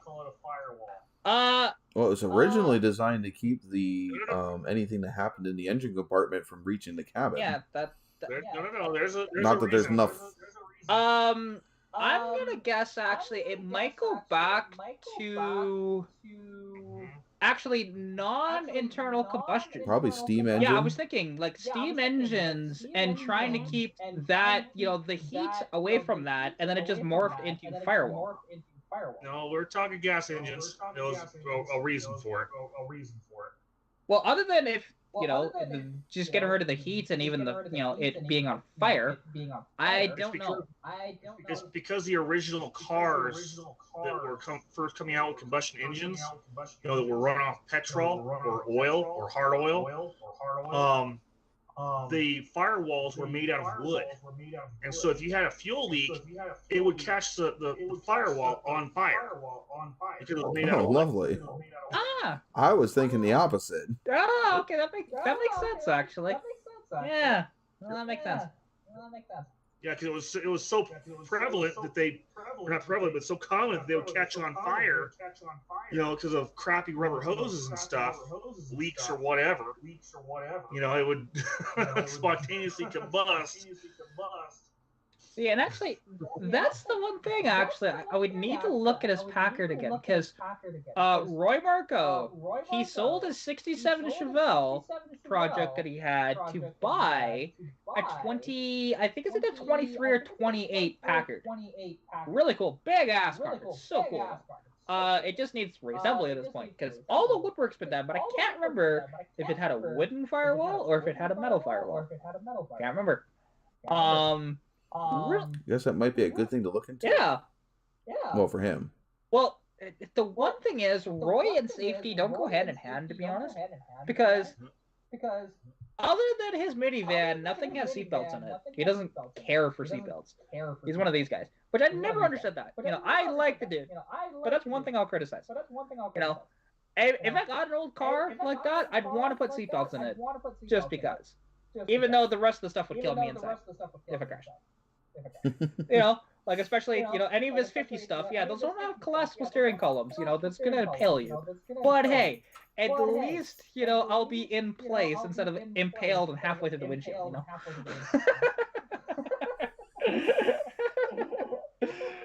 Oh, God. But, it's one of these things, even like, driving his, because I've driven his 56 Pontiac, there's actually a video of that on the channel. And that thing, honestly, it was interesting because you got this super springy as hell seat. Like, you're bouncing in this seat a lot going down the road. It was kind of like new. You ever seen my old live streams with Chris in his old truck? He was like that. Oh, yeah. There's you just see him bouncing all over the place in the live. Yeah. That's pretty funny, actually. But it's one of these things, like driving that thing, it was such a weird experience because, when I went to go for the seatbelt, I realized, oh yeah, there's not one in this. Right. Okay. So, and you take off, and it's an automatic, so, it's pretty easy to drive. But, it had bias ply tires on it. And, oh, what just happened there? Oh, can you hear me? Yeah, what happened? Did you switch us all into... Yeah, no, I think my video just cut out. I don't know why. Okay, there we go. I don't know. It switched it to the group. Somebody clicked it onto the together mode. Oh, I didn't do anything. Oh, my hand wasn't even on the mouse, so I don't know how that happened. Yeah. Oh. I didn't know it was going to do it for everybody. Yeah, it does. It's absolutely. We were playing with that the first couple of times we did the live stream with this. So this is the first year. Like, I used to run Skype back within like my first season for the live. No, it was the second season because we switched from Google Hangouts. And I had to find something alternative when YouTube dropped Google Hangouts as one of their live stream options. And then we went to Skype, and I had to get away from Skype because my computer couldn't handle running Skype, and at that point it was OBS Studios. I had a 2011 Alienware laptop, and this was back in 2017, and it could not handle running both. It was absolutely, and that's when we built this computer, is because of that fact that the laptop couldn't handle doing what I wanted it to do anymore. Right. Well, see, and actually, it's doing. So the one thing is, with that together mode, it screwed up the camera on the live. Only reason why, it's because NOVAtazz is a lot bigger than he should be on the actual YouTube site. So. Oh, why am I bigger than and I'm supposed to because be. it's speaker view. Yeah, it's because it's that together mode. If we get rid of that. No, that is gone. Oh, it is now? Well, it's not showing that for me. It's still showing... Well, hang on. Unless that is gone now. Well, I think it's probably grid that we want. No, I have it on active... I have to have it on active speaker. Yeah. Well, because to be able to switch between you guys up on the actual live stream in YouTube, I have to have it on active speaker mode. Yeah. On my computer for it to capture the right screen to put up in my OBS. But yeah. So I mean, whatever you guys put, as long as it doesn't change active speaker on my end. Oh, there we go. Oh, we're doing the whole. Why are we doing this now? I thought we got away from doing that. Let's get able for this call. Yeah. There we go. Yeah, so I changed it from together to grid on mine, and it's working better now. Oh, okay. Yeah, I had to switch mine back to active speaker. Yeah, well, because the grid thing, because the one thing is, when I'm actually watching this, so whoever is active speaker excluding me, so right now I see Sean, but if Shane talked, I'd see him on the screen in real time, not the lag that we have with YouTube technically. So, right. That's why. So when you put that on, I didn't see that. It just showed the NOVAtazz logo for that. I'm like, I'd like to see who I'm talk to, right? It's just easier. All right. But anyways, like driving this 56 Pontiac, because the one thing is, like on bias ply tires, they were about 40, maybe 50 years old too. I might still be on those tires, to be honest. And four-wheel drum brakes that were a little too adjusted, to be honest, because it did not take a lot of pressure to lock them up. Because he even said he needed to back them off at that. So there was 2 times when driving that thing that I locked up the brakes. One of them, which it scared the crap out of people, because you don't hear that anymore. You don't hear brakes locking up like that. I don't know. I drive almost all cars without anti-lock brakes. So yeah, well, a lot of new. If I get on them hard enough. But newer cars typically don't. You don't hear that a lot of the time in traffic, though. You just don't, right? So. Yeah. There was these kids that jaywalked in front of me. Wasn't even paying attention. So I slam on the brake and just and they run as soon as they hear that screech across the road. Instead of just walking like they were. It scared the living crap out of them. Because there is a unique sound. Time to go. Yeah, there is a unique sound when all the brakes lock up like that. And especially like, and I don't. Yeah, it's normally followed by a crunch. Yeah, exactly. And that's what that may have been what was going through their head too. But again, it's a sound you hear. Yeah, but like, and I don't have anti-lock brakes in any of my vehicles, because even that Dakota wouldn't have them either. I don't think. It might, but I don't think so. I know it doesn't have traction control. But yeah, it's just one of those things, and just driving a pure analog car, nothing. Even had points ignition, so literally no computers whatsoever in that car. Just really, really interesting, and it was fun. And I would definitely own a 50s car, to be honest. They're just a nice experience to drive. But it's finding the right one, and it's so sad. I don't know if I'd want Mark's brain fart, his Hornet or the Pontiac that he has.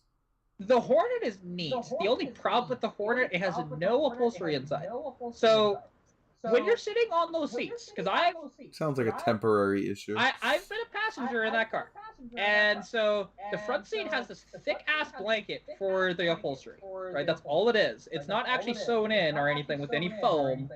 It's just the blanket over top of the springs up front. So, and then the back seat, you have to bring your own padding for that, because otherwise you're just sitting on the springs. It's BIYP. Yeah. It's so awesome, that car. Although it was really funny, because me and him were at a car meet in Sherwood Park one night, and the thing is, like, I had my Mustang, he had his Hornet, and or not Hornet. What am I talking about? His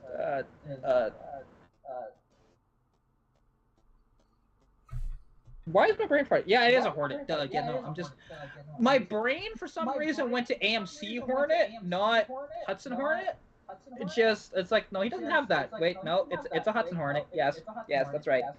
And some guy got really excited because the logo on the car, when you have the headlights on, or at least he didn't have the headlights on, we had the park lights on.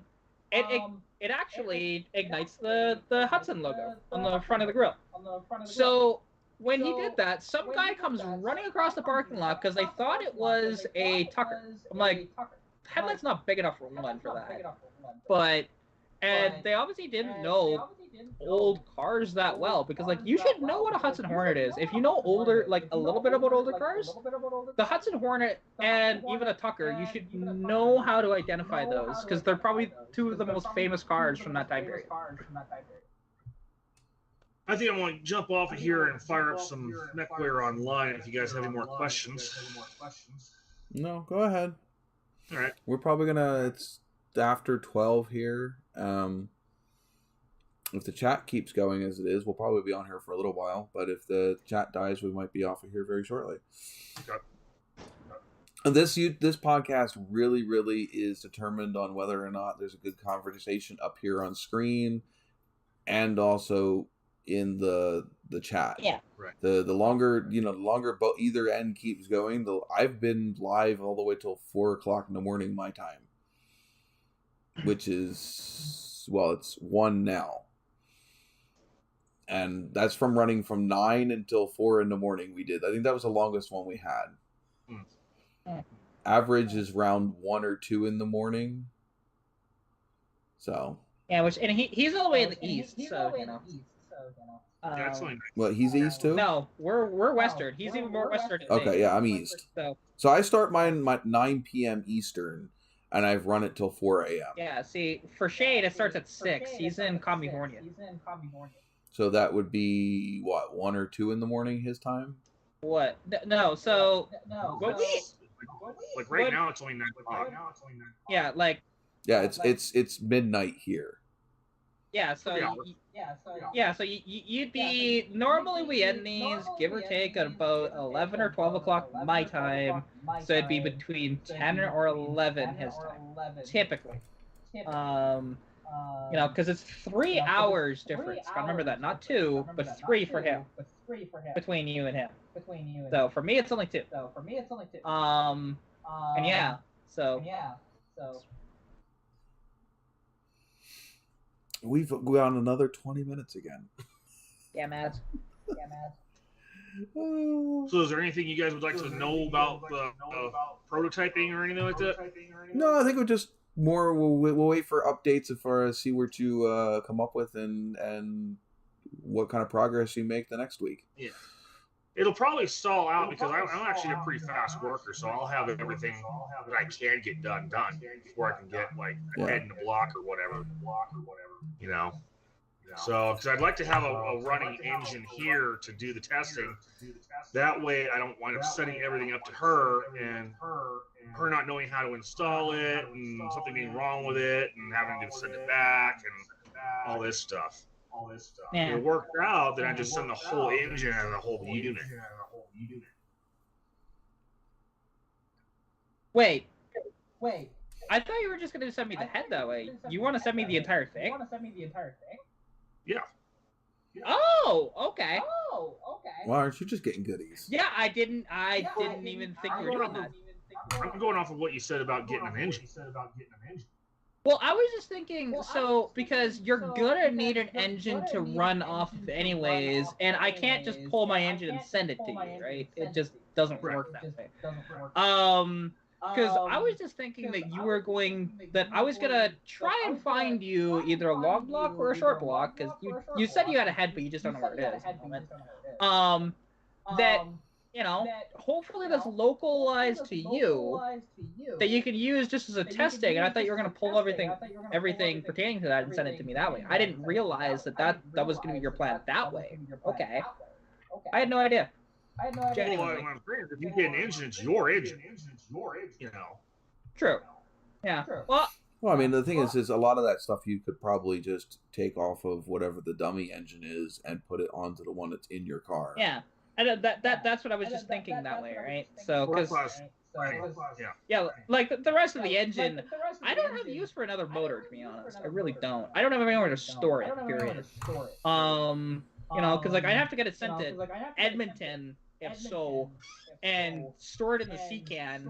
But there's not much room in that C-can for another motor. There's like 6 engines in that C-can already. So. Because we're not putting that in the shop, because there's no room for another one in the shop. There's already 3 or 4 motors in the shop. And the other shop? Yeah, no, there's no room in there either. So, it's just figuring out where to actually have room for another motor, that's all. Like, if I found one and bought one, it'd be strictly like, you can do whatever you want with it. I don't even care. You can light it on fire afterwards for all I care. Totally up to you, So, yeah. Yeah, I'll be turning on the heater here.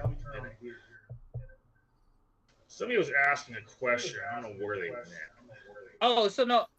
In the chat? Yeah, Harvey was actually saying, because he was not here earlier, I don't know if he's seen any of my stuff on the whole thing.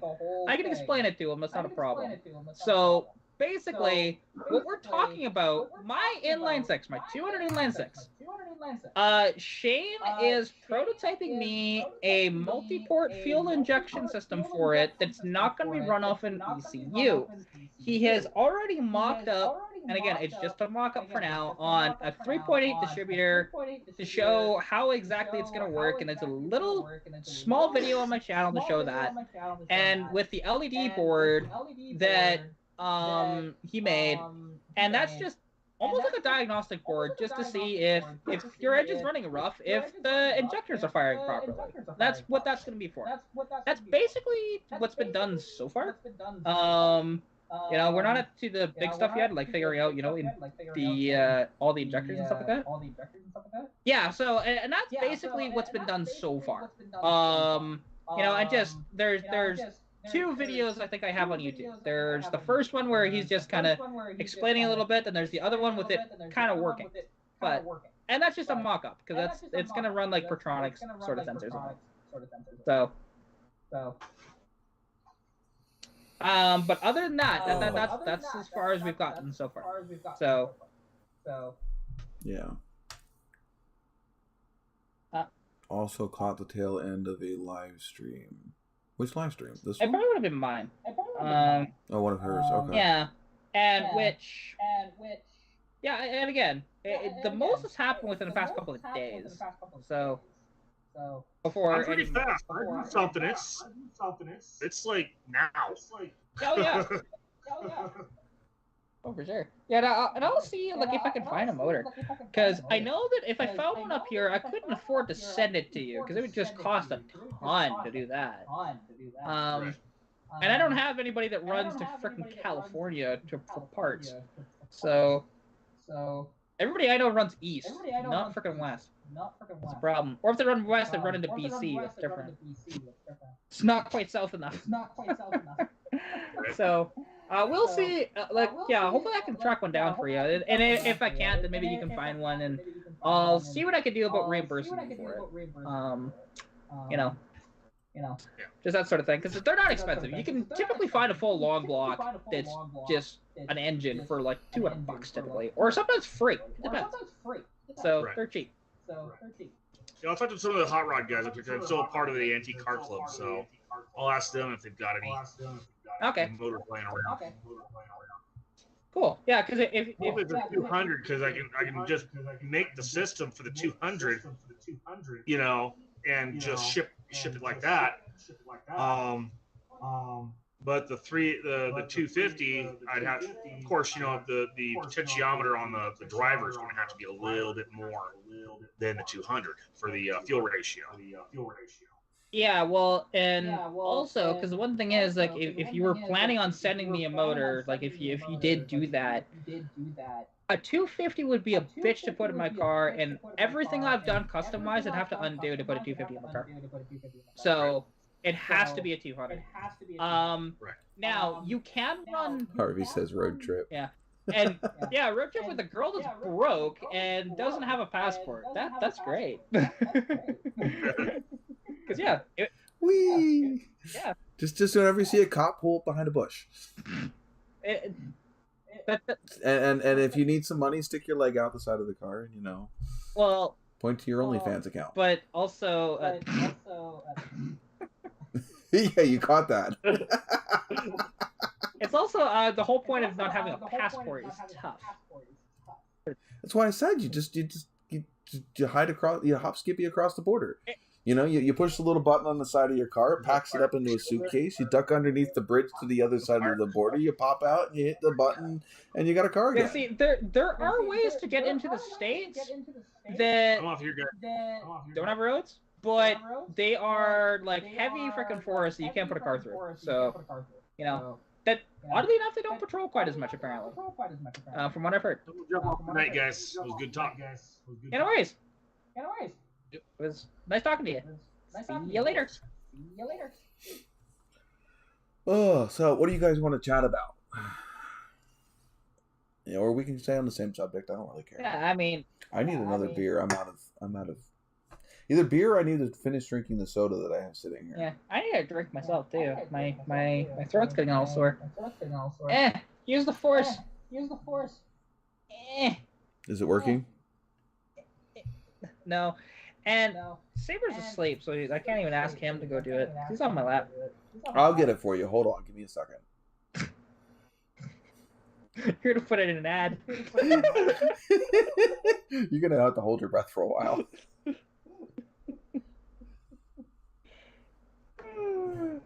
God. That's funny. Yeah. I think I will call it a night, though. I think we've had a pretty good conversation. Well, we have 6 people in here. How am I supposed to end it with 6 people in here? Yeah. How many people are actually here? I see Harvey and Brad. Yeah, I think those. Is Jesse still here? I think those are the only 2 that are active. Yeah, it just seems like Bradley and Harvey. At the moment. Then the other one's me in there too, right? So. Well, yeah. I mean, if there's a bunch of wallflowers, I mean, if you're entertained, you're entertained. But I tend to enjoy having the people to bounce ideas off of and to talk to. Well, Harvey is one of those people that actually, participates in the chat. Yes, I know. So is Brad. Yeah. Brad participates in the chat more than he does when he's up here co-hosting. Yes. You're not wrong. But yeah, and it's just one of these things of with some of the use the Schwartz. Sorry, I'm reading comments. Oh no, not a man cold. Are you gonna survive? We know how deadly those are. I laugh so much at that. Really do. What are we combing the desert for? For viewers? Yeah. Because I'm pretty sure that everything out there is dead. Yeah, no. And I don't even know where I could actually share this in other. Like, I could share this in other groups or whatever else. Like a lot of them. If I just don't want to dedicate that much time to something that isn't mine. That's all. I understand. I'm not asking anybody to. See, the thing is I'm hoping. Oh, Spaceballs. I see. The thing is I kind of want this to grow somewhat organically, because I think we'll have a better core group of viewers and chatters than if you just spam it to everywhere. Yeah. Oh, yeah, for sure. It's one of these things. Oh, to find a Schwartz. Like where. Because my lives are 100% organic. I don't share them anywhere, period. I just do. I share them to my community. I used to belong to a bunch of YouTube. I actually still belong to them. I just don't see the point in posting in them. to a bunch of different YouTube groups. But the problem with all the YouTube groups is just a bunch of other YouTubers just trying to share their videos, and nobody actually. You know what I mean? It's sure you can bring all of the books to the center of the courtyard, but if nobody's taking the books out to go read them, then you're just piling a bunch of books into an empty courtyard. Oh yeah. Like I know with those YouTube ones, yeah. I'm hoping my community one people view and you get views out of posting there, but I didn't want it just to be a video share. I wanted people to post like progress to anything that they're doing, whether it's car related or not. You know, the whole point of the community tab was to either talk about the videos that I'm putting out or talk about their own projects that they're doing, whether you're a YouTube content creator or just Joe Schmo down the street. You know, that, hey, this is this cool car that I worked on today. Or you know, I refinished this kitchen over the last month, you know? Yeah, and that's the one thing to get, because it'd be interesting to see if you can actually get it active, and that's always a tough thing with Facebook groups. Yeah, and I can't do it. I can't force it to be active. It's something that it's got to just go naturally. Oh yeah, like I run or help run or actually run quite a few different groups, to be honest, on Facebook. So do I. And so do I. Like my Nova group, not my NOVAtazz group, my Nova group runs itself. All I got to do is make sure people stay within the lines. Yeah. You know, I got to make sure that there's no bots getting in, that nobody's being aggressive or stupid. And nobody's trying to freaking scam or sell somebody out of shit. Otherwise, the rest of the group runs itself. I just got to referee it. Yeah. But that's also how many freaking... That's almost like 4,000 or 5,000 members. Oh yeah, for me...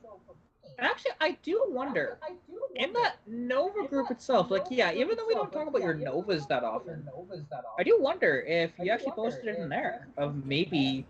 I do once in a while. Yeah.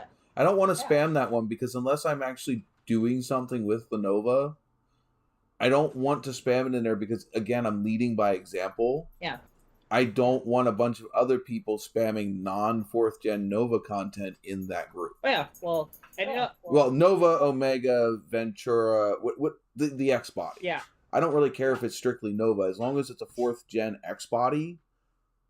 Then I'm normally okay with it, because they're all included, and they're not a really big group, and they're all kind of interrelated, parts exchange. You know, there's no point in saying, oh, you have an Omega, you can't come in this group. That's bullshit.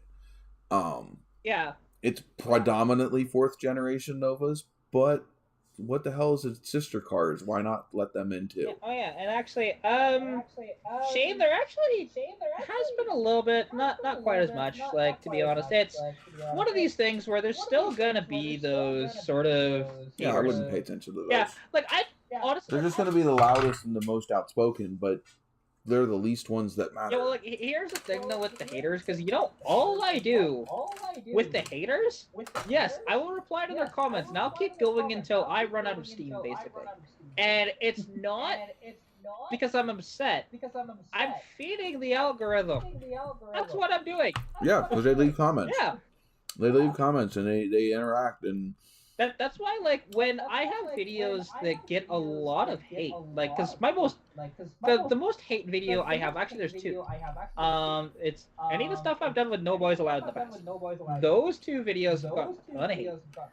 The fact that I made a video of just a lot of those comments on just for one video, it was about 3 minutes long on my channel, and you know, those, yeah, because of all of the people getting upset, those two videos have actually done fairly well.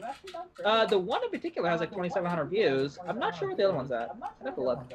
But the other one I think has at least 1,000 for sure. And that's one of those things where, you know, even negative stuff can actually really help out with views on a video. And well, I mean, you think about it. Look at how many even negative videos tend to do better than positive videos. 100%. Like, and now something interesting, because I have rejoined No Boys Allowed, actually, because the one person I had problems with, they're gone now. So it's good. No, I didn't know you left. I thought that was kind of your thing. No, I did leave because there was problems with one of the members. She used to be one of my best friends, and she was actually... Oh, that one? Yep, her. Was that the one that bought that also got one of my shirts, or is that a different best friend? No, so that's my friend Nat.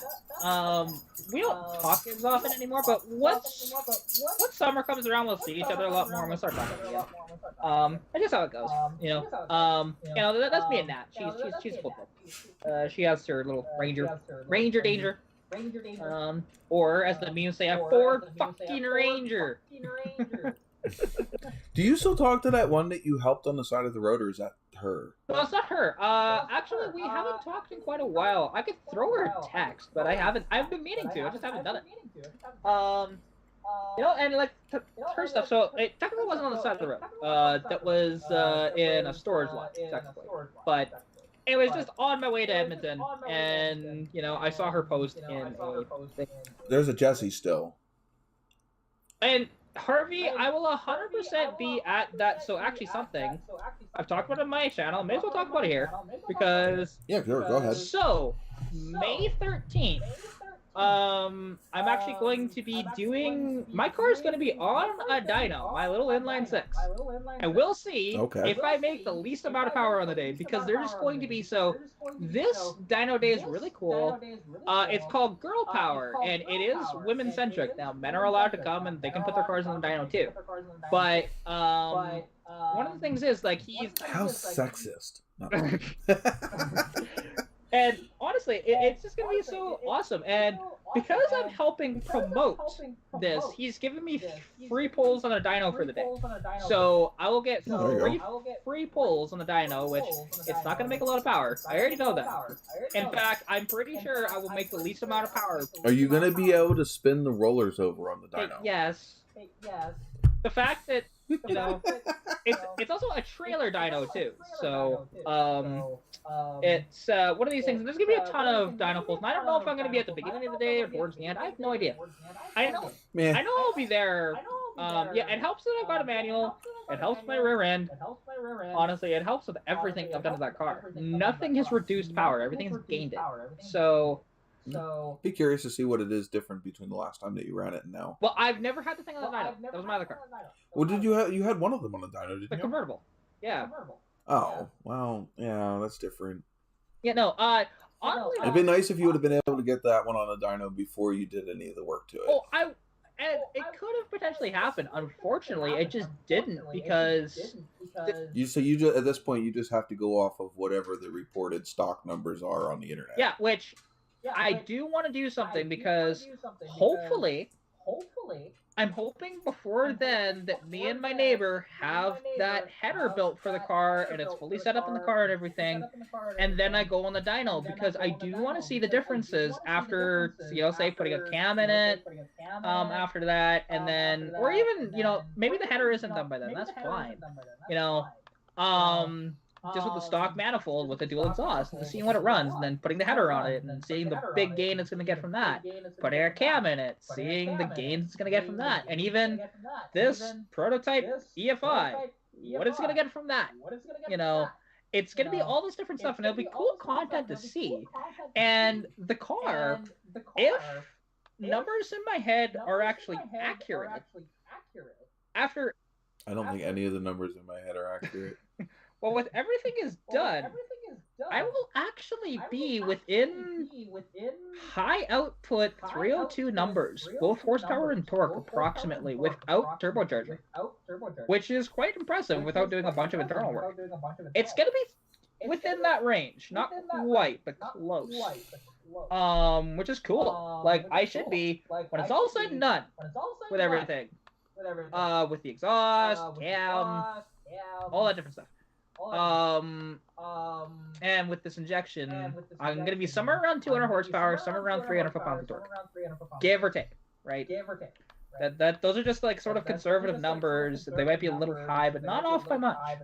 So it's going to be cool. Considering I started with, if you want to get technical, I may have only started with about 60 horsepower. The thing barely ran when I got it, and it had the original freaking spark plugs on the thing.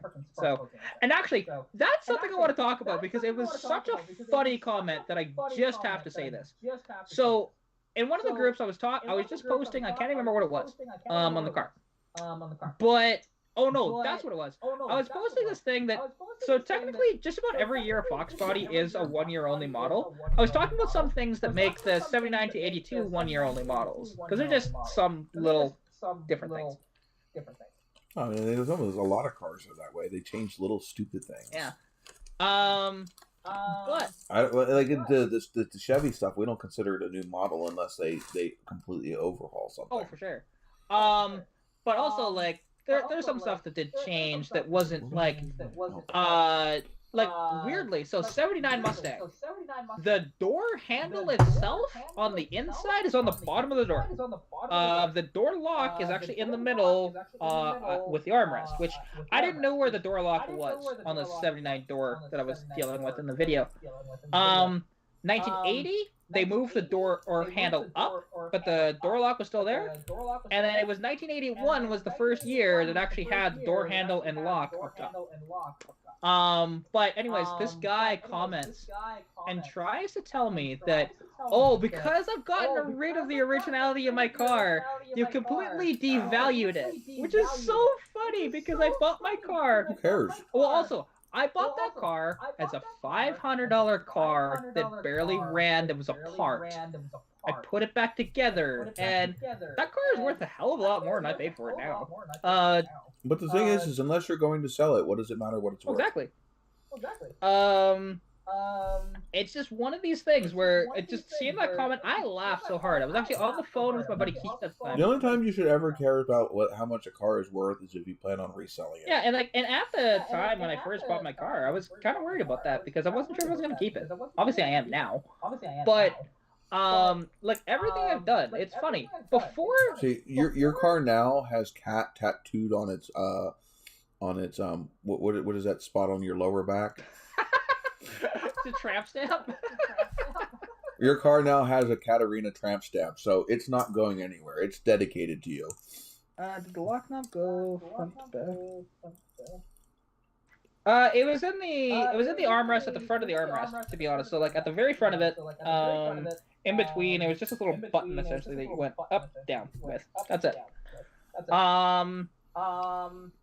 You know, and again, that was 79, 1980 only for that. It's okay. All my cars, including the truck, which is kind of funny, the lock is in the far back of the door on the very top. Yeah. Even the truck. Yeah, that's most vehicles. Like 95% of the vehicles have that.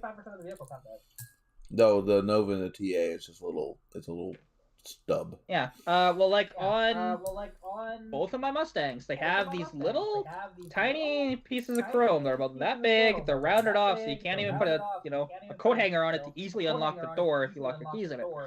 Which I do want to swap it out so I can do that when I. My Nova, I changed them to. They look kind of like the ends of a cigarette. They weren't. They were chrome and wood. But they were completely smooth. There was no top to them. And when you push them down, they were almost level with the with the top of the door panel. They are flush on the Fox bodies with that, unless you have it on like one thread, which in that case it typically just falls off. So it's just a piece of plastic that's chrome wrapped. You know, that's all it is, or whatever they call that stuff. The chrome that they used to put on everything that was just a wrap. You know what I'm talking about. I can't think of the actual name of it, but yeah, and you can swap those out for literally any other style. But yeah, just screw in. Yeah, and like I have it. I just like to be honest, even my passenger door that I really need to fix that door, but I just want to replace it because there is quite a bit of rust in that door and a lot of Bondo in that door still. Oh, excuse me. So. Vacuum molded plastic, maybe? Molded? No, it's just, you can still kind of buy it. They used to put it on vehicles all the time in the 80s and through the 90s. It was just this chrome, it came in strips, or sometimes even rolls, and you just put it on vehicles. A lot of actually, so even cars that still have chrome bumpers, a lot of them aren't actually chrome. It's just this film that they put over top. Right? And again, it's still used today. It's just chrome is still actually just no matter what kind of chrome you have, it is just a film on top of a metal. Well, yes, but what I mean, just some is electroplated and some is not. Yeah, but like the Dodges still are electroplated chrome, proper chrome. Like that's proper to me, not this. Yeah, my truck is definitely electroplated. Yeah, chrome. yours would be. So a lot of the Chevys are they're still electroplated chrome, but they're on plastic. That's weird. Because yeah, the Dodges still have metal fucking bumpers, which is good. I like that.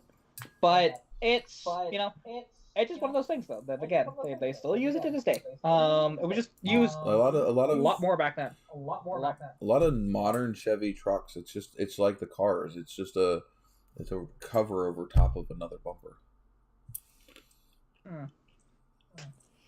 Yeah, because there will be like all the bumpers that are made now, there's going to be what we see on the outside that's decorative, and even if it is metal, what they have in behind that's technically called a crash bar. Yeah, I mean my Dodge has the same thing. It's a metal bumper over top of a crash bar. Yeah, and it's interesting why they do that. But I know why. But even my Nova's that way. My Nova and my TA. Well, the TA definitely, because it's got whatever they call it, the Adora bumper. Yeah, isn't that like a rubber? Essentially. Yeah, that's like a rubber. Yeah, I thought.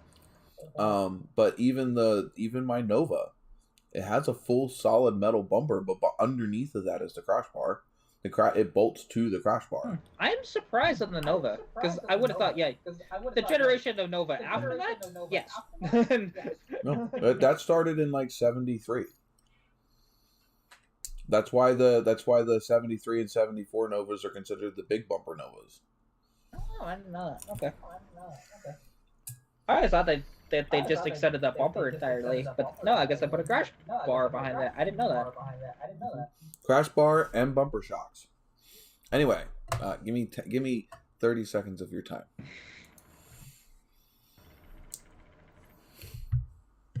Somehow we made it to another commercial break.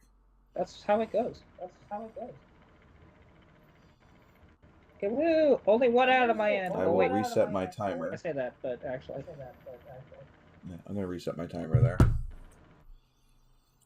I remember like last week I made it one commercial and completely forgot about it the whole rest of the live stream. Yeah. Oh yeah, and well now it's actually funny because with Fords there is kind of a rarer wheel. They're not desirable at all, but you will find them every now and then on Arrows, like Arrow Mustangs. Typically, some people adapted them to 4i, but they were never actually intended for that. It is what we call Nerf wheels. Because the material of it is basically like kind of a squishable Nerf. It's weird as hell. And on a wheel? Yeah. I think it's just I think there actually is a steel core, but the outside of it is just like this Nerf material. It's very weird. Ew. Right? Gross. And it has I'm sure that holds up over time. Yeah, there's a metal beauty ring on it, and like you do see them, and to be honest, a lot of the time they don't have chunks missing out of them or anything. It's very bizarre. Weird. But yeah, it's just one of those things, and just we just call them Nerf wheels. Anytime you see it, just like, hey, it's a Nerf wheel. They look fancy, but they're not. Because they got multiple spokes on them and stuff like that, and they got a chrome beauty ring on them, and they got this little center cap that's quite unique to them as well. But yeah, it was just so weird to see those. Like my friend, she had a so unfortunately she got rid of it. She had a 1990 Mustang 4-cylinder automatic hatchback. It was in really nice shape. It just had one little dent on the outside, and it only had like 89,000 kilometers on this car. Like, it was very well taken care of. And it had the Nerf wheels on it, but it was missing the beauty rings and the center caps. Now, unfortunately, I found her some beauty rings and center caps. I was gonna give them to her, but I was just gonna kind of surprise her with these by her boyfriend at the time, because I know where he was. He was just in his, just in whatchamacallit.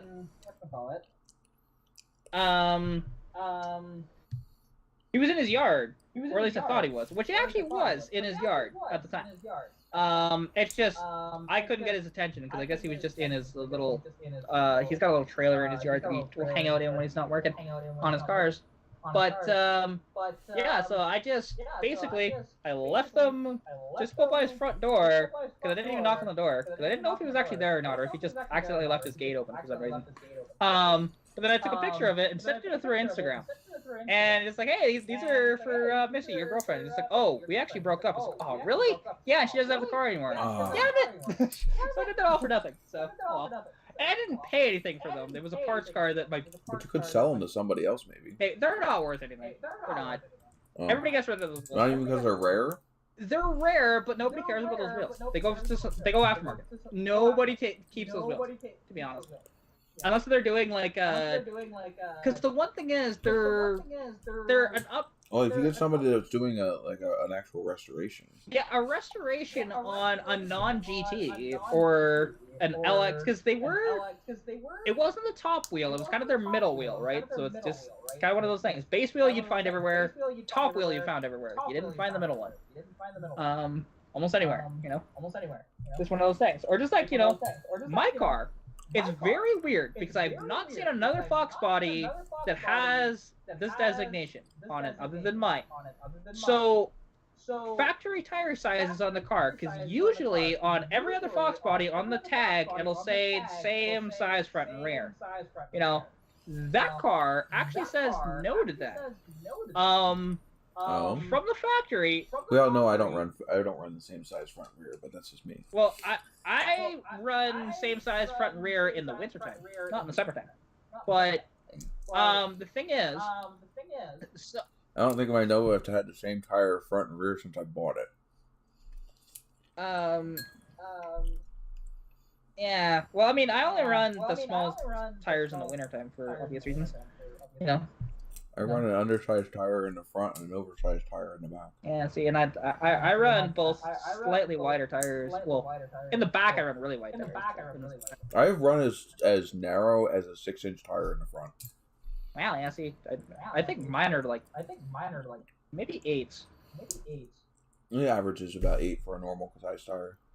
But the smallest tire I ran was a 190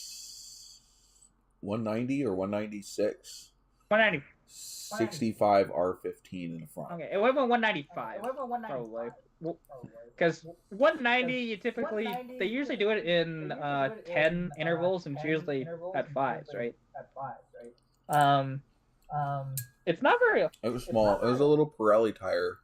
I don't know what it was off of, but I ran it on my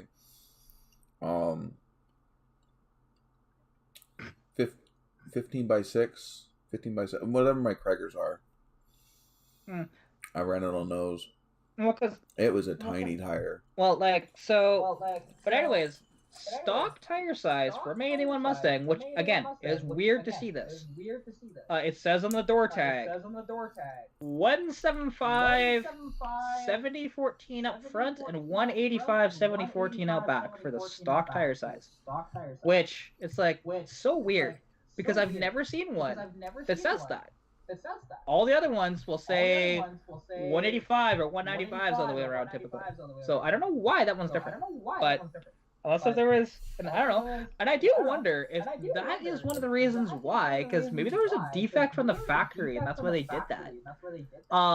With the car. Only because that car, and I've never understood why this is the case. Because I've had alignments done. Well, I've had one alignment done. And it made a difference, but it's still not perfect. And I have that whale tail on the back because, again, it's not only for looks, but it also helps to keep stable on the highway. But that car's steering is very twitchy. And that's got a Did you check new rack in it, too. Did you check? Well, if it's twitchy, you sure it's not towed in? And it might be. Like, because, okay, I do know, talking... Or the back tires. Well, not with you changing the rear. If you would have had the same rear in it. Because if there's any kind of toe in or out in the rear, it can be really super twitchy. But normally twitchy is normally towed into the rear Toed in the front and toed out in the rear. You see, I do know that on the fox bodies, that apparently, and I never actually knew this until talking with my buddy Keith the other night, and he told me, actually, so what you're actually supposed to tell them is, so when you're actually doing the alignment, because they are a little different than your normal alignment, you actually do have to run it 1.5 degrees both toe and camber, front and back. Outside of that, and they may have done it within their parameters, and that might be why, to be honest. And it's something that I'll just have to, like, when I talk to, I need to ask where Keith gets his done, because here in town, I don't know if they would listen to me properly, even though I know the owner. Sometimes when I've given them stuff to do properly, they haven't listened. So it's one of these things. I'll just have to ask where he gets it done in Edmonton. Just get it done one of these times when I'm up there. That's all. But and the 79 pace cars, no, the pace cars only ran 15s. So to be honest, the only ones that had a low profile tire on the Fox bodies would have been the SVT Cobra R's, and they had 16s. They were a little lower profile. They were, I think, 235, like 40 16s, I think, from the factory. So something like that. It would have been a little wider. And they're a unique wheel when you see them. They almost look like a fan blade. It's the best way to describe them, and then they're not straight things either. They got a bunch of spokes on them. They're like an 8-spoke or something like that. You know, they're quite unique wheels. But other than that, it's just one of those things for the Fox bodies is those are the only ones that I know of. Because even the Lincoln Mark 7s, I think they still ran 15s. So. Wait, why are we talking monkeys? I don't know. I missed that. But yeah, and that's the one things, and like that's the one things. Wow. Are you awake over there? No, I am. I am tired, but I'm okay. It's just one of these things. Sometimes my brain doesn't work, and we know this. Well, my brain doesn't work anytime, so I mean we're good. But it's interesting actually with the Fox bodies of how many different Fox bodies there actually are out there, because there's way too many. Let's see, we need more X bodies. There's the Mustang, the Capri, there is the Fairmont, the Zephyr, there is some years the LTD. I think it was 80 to 80. LTD on an X body platform. On an F body. Fox body platform, gross. Yeah, you look at them and they actually look okay, but the T-Bird was in 1980 all the way till 86, I think it was, maybe 87. You had the Ford Durango, which was the only factory-approved pickup truck for the Fox body. That's 7. I don't think there's any other ones. Dude, does everyone have ADHD that joins this live stream? Cat 67. 243. Yeah, no, I have it. 7. Okay. 8. 20. 19. Double D's. Okay.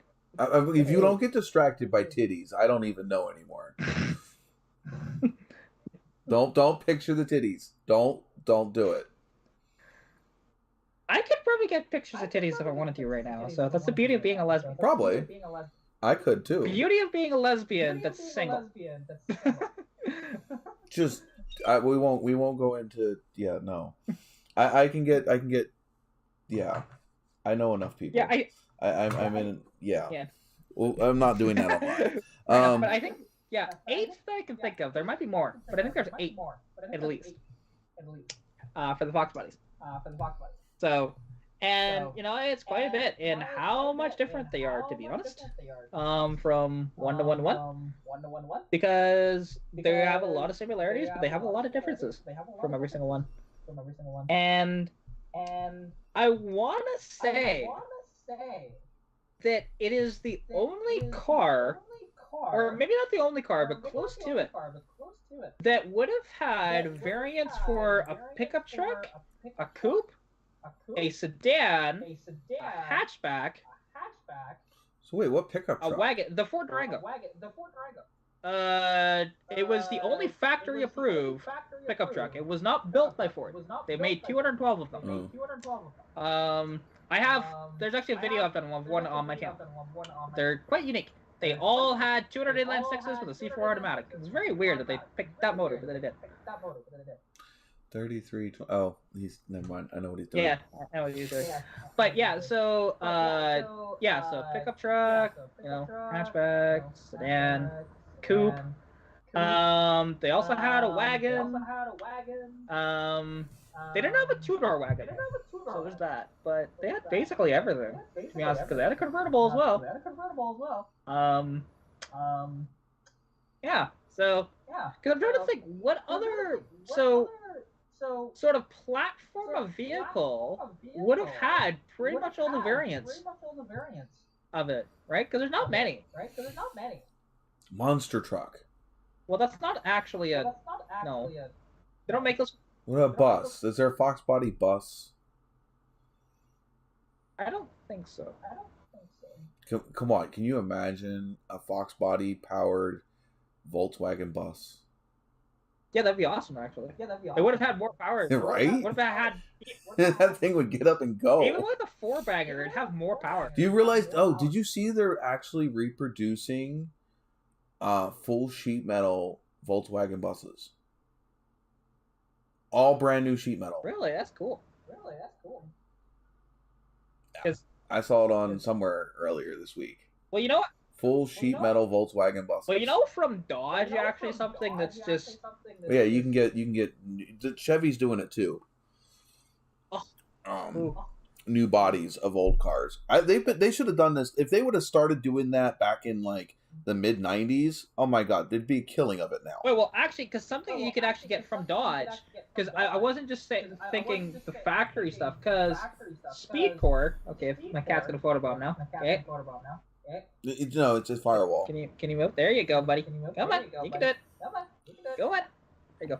So from Dodge, when they unveiled the new freaking Challenger thing or Charger electric thing, right?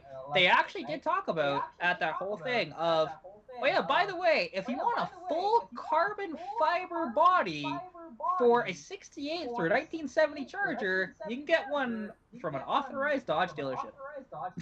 Right? That's freaking badass. Now, I think the price on those was like 50 grand, but it's still kind of cool that you can do that. Yeah. I mean, you think about it. 50 grand. By the time you go through a car and do all of the body work and fix an original car up, you're 50 grand into it. Oh, yeah, for sure. Now, so, not necessarily in parts, but definitely in time and labor. Yeah, for sure. And, well, actually, because so Harvey, the company that does it, because technically it's not Dodge building these, it's Speedcore that does it. But, and they do some wild stuff, to be honest. It's really cool. And it's just, a full factory carbon fiber body. That's so badass, man. I would, if I had that much money to do a Charger and the body was just roached on it, absolutely, I would do that in a heartbeat. Be so cool. Funny thing is about Mopars is a lot of these Mopars are nothing more than a fucking VIN number and a title. But a lot of them, yeah. They're just so roached. You got the VIN number and a fucking title and you're good. Yeah, no, Harvey, it's not a one-off. They make them in limited quantities, but you can order them straight from Dodge. So it's pretty cool. Now, and I can't remember if that's actually the full carbon fiber body that is the regular one, because I know Speedcore offers a wide body version of it too. And I don't know if there's a price difference in them or not. I'm sure there is, but they're just so cool. And and I do wish that like companies would do that more too. A lot of the vans have dog houses, Jesse. Sorry. Yeah, well, I'm trying to think, because, is he talking about, like, Fox body stuff and a van stuff? No, he's talking about the Econoline. Okay, yeah. All the Econo lines have doghouses. Every single one ever made. I think a lot of the Chevys do too. Yeah, the only most of the vans I've ever seen are like that. They have a doghouse on the inside, kind of like a motorhome or a boat. Actually, there is only one Chevy van ever produced that did not have a doghouse. Can you name it? Get it? Caravan? No, Chevy. Oh, was it the not the Lumina van? Was it? Actually, that may have had. Okay, that might have had or not have one as well. Okay, so I've never seen the inside of a Lumina van, so I don't know. Maybe there was two. That's that Arrow, that weird like pointy nosed van. Yeah, because I think even the Dustbusters may have had it too. But yeah, there you go. Harvey got it. I was thinking Corvair van because they're mid-engine or rear engine technically. That was kind of like the Volkswagen bus then. Yeah, they were. But the one interesting thing is though, because the Corvair actually has many variants as the Fox Body does in that regard. You can have everything because they had a truck, they had they had a van, which is cool because they're trucks. You could get an option for a ramp side, which was the coolest option ever on a truck. I don't care what anybody says. There's nothing cooler than that. That you can. The sides of the van or the truck that lay down to make a ramp. It's so genius. And why aren't more like that? Like seriously, it's genius. And that's true actually. Front wheel drive vans don't. Which like there's Chevy didn't make a lot of not a lot of them because there was like the Chevy Venture, the Lumina. Trying to think. Is that it? Because the Astro wasn't. That was a truck, straight up. Just on 4.3 only, though. Yeah. Because I want to say there was only two, but maybe there's more than that. Or three, I should say. Are we? Now that makes me want to look, only because I sold an Astro with an all-wheel drive. I'm going to look at that. Okay, well, while you're looking, we're going to display another ad. Do that.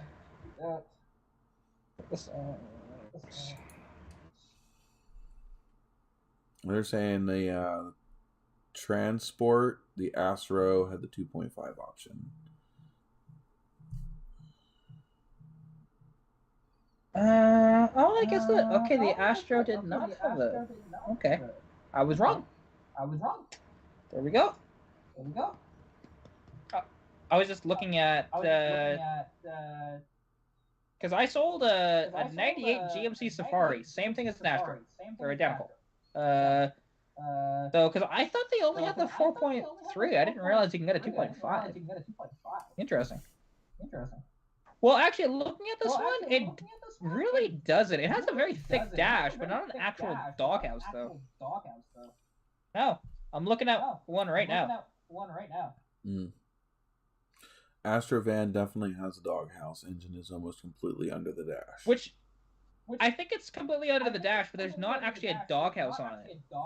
Jesse says, "Yeah, but you can't open." Because how do you? Is that the one where you just take the whole front of the van off? It might be. Let's see. That's a picture of one because it's one I sold. I can't see it. It's all blurry. Yeah. See if I can get the better. There you go. Yeah, I don't know if you could take that out. I don't think. I would. I'd have to see a service manual to find out. Yeah, I don't. Well, you could take out the dash for sure, but I don't think there's actually a removable. I don't know what the easiest way to access that is. Probably just to take the. It probably has a little tiny hood in the front, and if you have to service anything, you probably take the grill out. Yeah. Oh yeah, like. Honestly, even putting a battery in that thing was a bitch. Because the battery is just very, very tight of where it sits, and I don't like it at all. They cut the core support. There's got to be a better. Hold on. What year is that? 98. And that had the 4.3 in it. I don't know if that makes a difference or not. Because that was an all-wheel drive version. It was actually a nice van.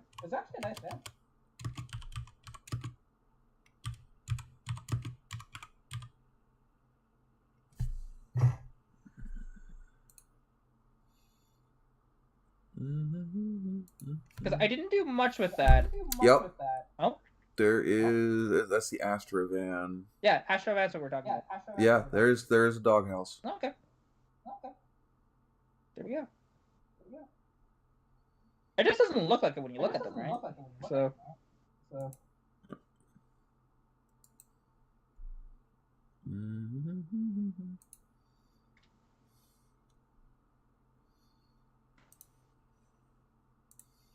I'll send it to you.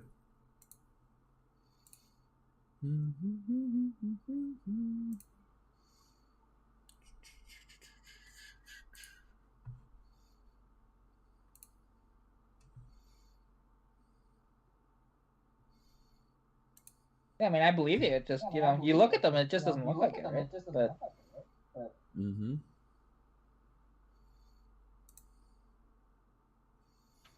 All right, where to put it?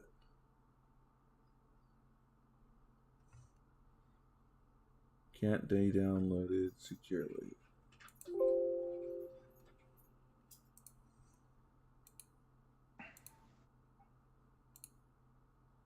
There we go.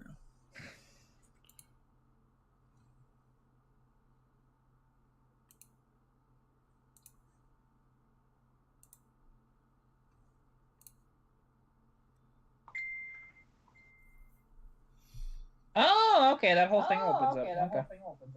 Mm-hmm. You still don't have much access from that, though. Holy crap. That's awful. Oh my god. That is awful. Wow. Because, like, normally in vans, when you have the doghouse up, you can actually access quite a bit of it. That Astro, you almost got nothing. Yeah, it's better than nothing. It's better than nothing, but it's not great. Can you imagine trying to reach something back there from the front? Oh, that'd be impossible. Without any of that? I'm probably sure most of the stuff in the front you could probably access through the front little mini hood it might have. Yeah, because, like, my probably get your arms down there on the top stuff or up under. But I guarantee you, if you didn't have that little doghouse, you weren't getting any of that. No, definitely not. Like, because the ones I've dealt with have had a doghouse. They're like, the proper, cool vans back in the day. I wonder what the proper way to pull the engine out of that is, because he said he had to cut the core support. It might be one of those. You remove the front clip. You might have to. Maybe. Might have to. Because I know people claim in my Vruck that you can pull it through the door, but I don't believe them. I do not believe. A lot of them you did. A lot of the vans, you pulled it out into the cab of the van and pulled it out the side at one of the doors. And it just looking at it, just doesn't look like it would. Well, I mean, yes, you can make it fit, but trying to get it. You probably would also disassemble it a little bit before you pulled it all the way out. Yeah, you take the seats out for sure, but it's like, I still look at it and go, it doesn't look like it would fit. Like, just trying to get the arm to kind of also articulate. Oh, nope. Do you know how do you get it out of the van? Comes off the bottom, yeah, okay. Yeah, you lift the van off the top of it. Yeah, that makes sense. That's what I was thinking too, to be honest. It's either remove the front. Yeah, you just remove the whole front, the whole front frame. Well, see, and Harvey, I'm not thinking motorhome. I'm thinking my Vruck, because people have told me that on my 81. Yeah, motorhomes. Yeah, you definitely pull them out the door. Yeah, my 81 Econoline truck. That thing. People have said, oh yeah, you can pull it through the door. I'm going, I don't know if you can. Maybe, but it'd be such a tight fit. I think it's actually easier to pull it out of the front. You just remove the entire front and pull it out there. Less work. Depends on whether or not there's any structural pieces in the front that you can remove. If everything's welded in, you're not pulling it out that way without cutting. Yeah, but also that thing, like, to be honest, because somebody did offer me, and they actually said that they would actually help me with it. To be honest, they offered me a 460 that we could put right in it. But the problem is, Jesse, I know more people that have pulled it out through the doghouse than pulling it out the front of the RV. Yeah, see, and because some of those, like some of the It depends on the size of the doghouse. That's true. Like, there are some where, and a lot of motorhomes, to be honest, you just cut away the fucking body and pull it out that way. Because the motorhome's not worth anything. You just want it for the motor. No, not in a van. Said not enough room in a van under the dash to go through the door. Full-size vans have multi-pieces, rad support. Okay. Yeah, but it looks like this thing, they're literally just pulling the whole engine, front frame, suspension, everything. They're just dropping it out like you do a lot of the modern cars. Well, see, actually, you do know that all those really cool B bodies, and every time you see somebody put the engine in over top, they weren't actually supposed to be done that way. From the factory, they actually had it bolted to the K member and brought in. Well, again, there's the way the factory does it versus the way, because I mean, geez, if you want to know the factory way that they did it with most GMs, like my F bodies and X bodies. Yeah, everything was already bolted to the front subframe before it ever got bolted to the car. The body get lowered down onto the front frame. Oh yeah, but one of the reasons why that actually the Astro and the GMC Safari look like they're the same thing. Yeah, well, that Mopar. So like the Mopar B bodies, and apparently the reason why they actually did this, it wasn't just to make it easy on that. It's apparently for any of the ones that you could get headers on, which it was like a dealer sort of option, wasn't factory. You couldn't really put headers on them properly, or at least it was easier to put headers on by dropping it from the bottom, you know, instead of trying to do it that way. Because if you've ever tried to put headers on the B body, it's a nightmare, especially with a big block in it. Small block not so bad, but big block, yeah. It's just one of those things, and it's interesting. You know, and like, but yeah, like, so I had a guy months ago that offered me a free 460. And he said he'd even help me put it in the truck. The only problem is the thing needs a ton more work than just that. That would just get it running, but it needs everything. Harvey, I just sent Jesse a picture of the engine removal on an Astro and GMC Safari. It's in his Instagram. But you know, we made it an hour since Shane left. Yep. But, you know, it's just you know, just one of those things, and you know, because that Vrock, like, I'm hoping that I can just trade it for something that's easier to sell, or maybe I just hawk it back to auction again and get what I get out of it. You know, maybe we'll see. If I'm gonna put it back in auction, though, I'll need to clean it a little more for sure, and hopefully it doesn't rain. Just put a bunch of flower beds in it and call it yard art. It's too rare for that. Although there was a guy down. I have seen some rare yard out there. Yard art out there. Because actually I was gonna look at I can't remember if I sent it to him through text or what. Because there was this another Vrock similar to mine, but it had a 7.3 diesel in it. You know. Which is really cool. There it is. Is it sold yet? If it's not, I'd be surprised. Okay, I need to search it up in the actual group name. Berta, pickup trucks for sale. Or trade. Now I want to scroll down and find this damn thing if it's in here. So, because yeah, there was this really cool Ford Vrock with a 7.3 in it, which, like, that's the motor you probably want in one, to be honest. It's just the best engine you can have, and it'll pull down a house and no problem. And haul whatever you want. You know, and yeah, he was only asking like $4 or $5 grand for it, which I'm like, really? That's it? You know, running and driving and actually in pretty good shape. I was surprised by that, because it could probably go for a lot more than that. Probably. You know, well, I don't mind. If it had no rust in it and it was driving down the road, it was all good. That thing can go for over 15 to 20 grand. So, but it's just not in that shape. Right? I'm asking $1,500 for mine. That's where I'm at. Because it has a lot of rust in it. And nothing structural, but just a lot of rust in it. And it needs brakes because it has none. Welcome to Ford Sitting. They never have brakes. Or very rarely do they.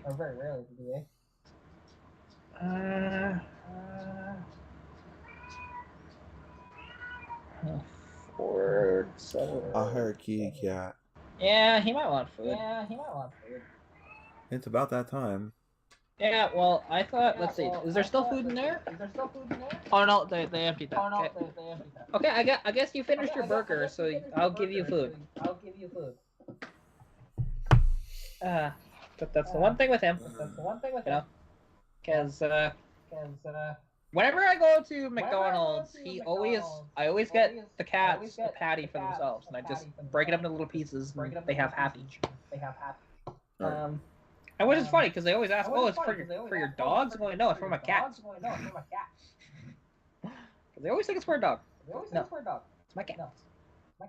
Oh, I guess the thing might be sold then, which I'm not shocked by that. Alright, I'm actually getting super tired. Okay, well we can sign off. It's okay. I think I'm gonna end it, guys. I hope you guys enjoyed the live stream. And I'll see you guys all next week. Keep a lookout for YouTube video possibly tomorrow. And I will be doing an update on the hobby bench here as soon as everything comes in. So probably after Wednesday. Good one, Kat. Way to end the live stream. Gotta try. Alright. You guys have fun. Be safe. Catch you guys next week. Good night, everyone. I just need to find my... there it is.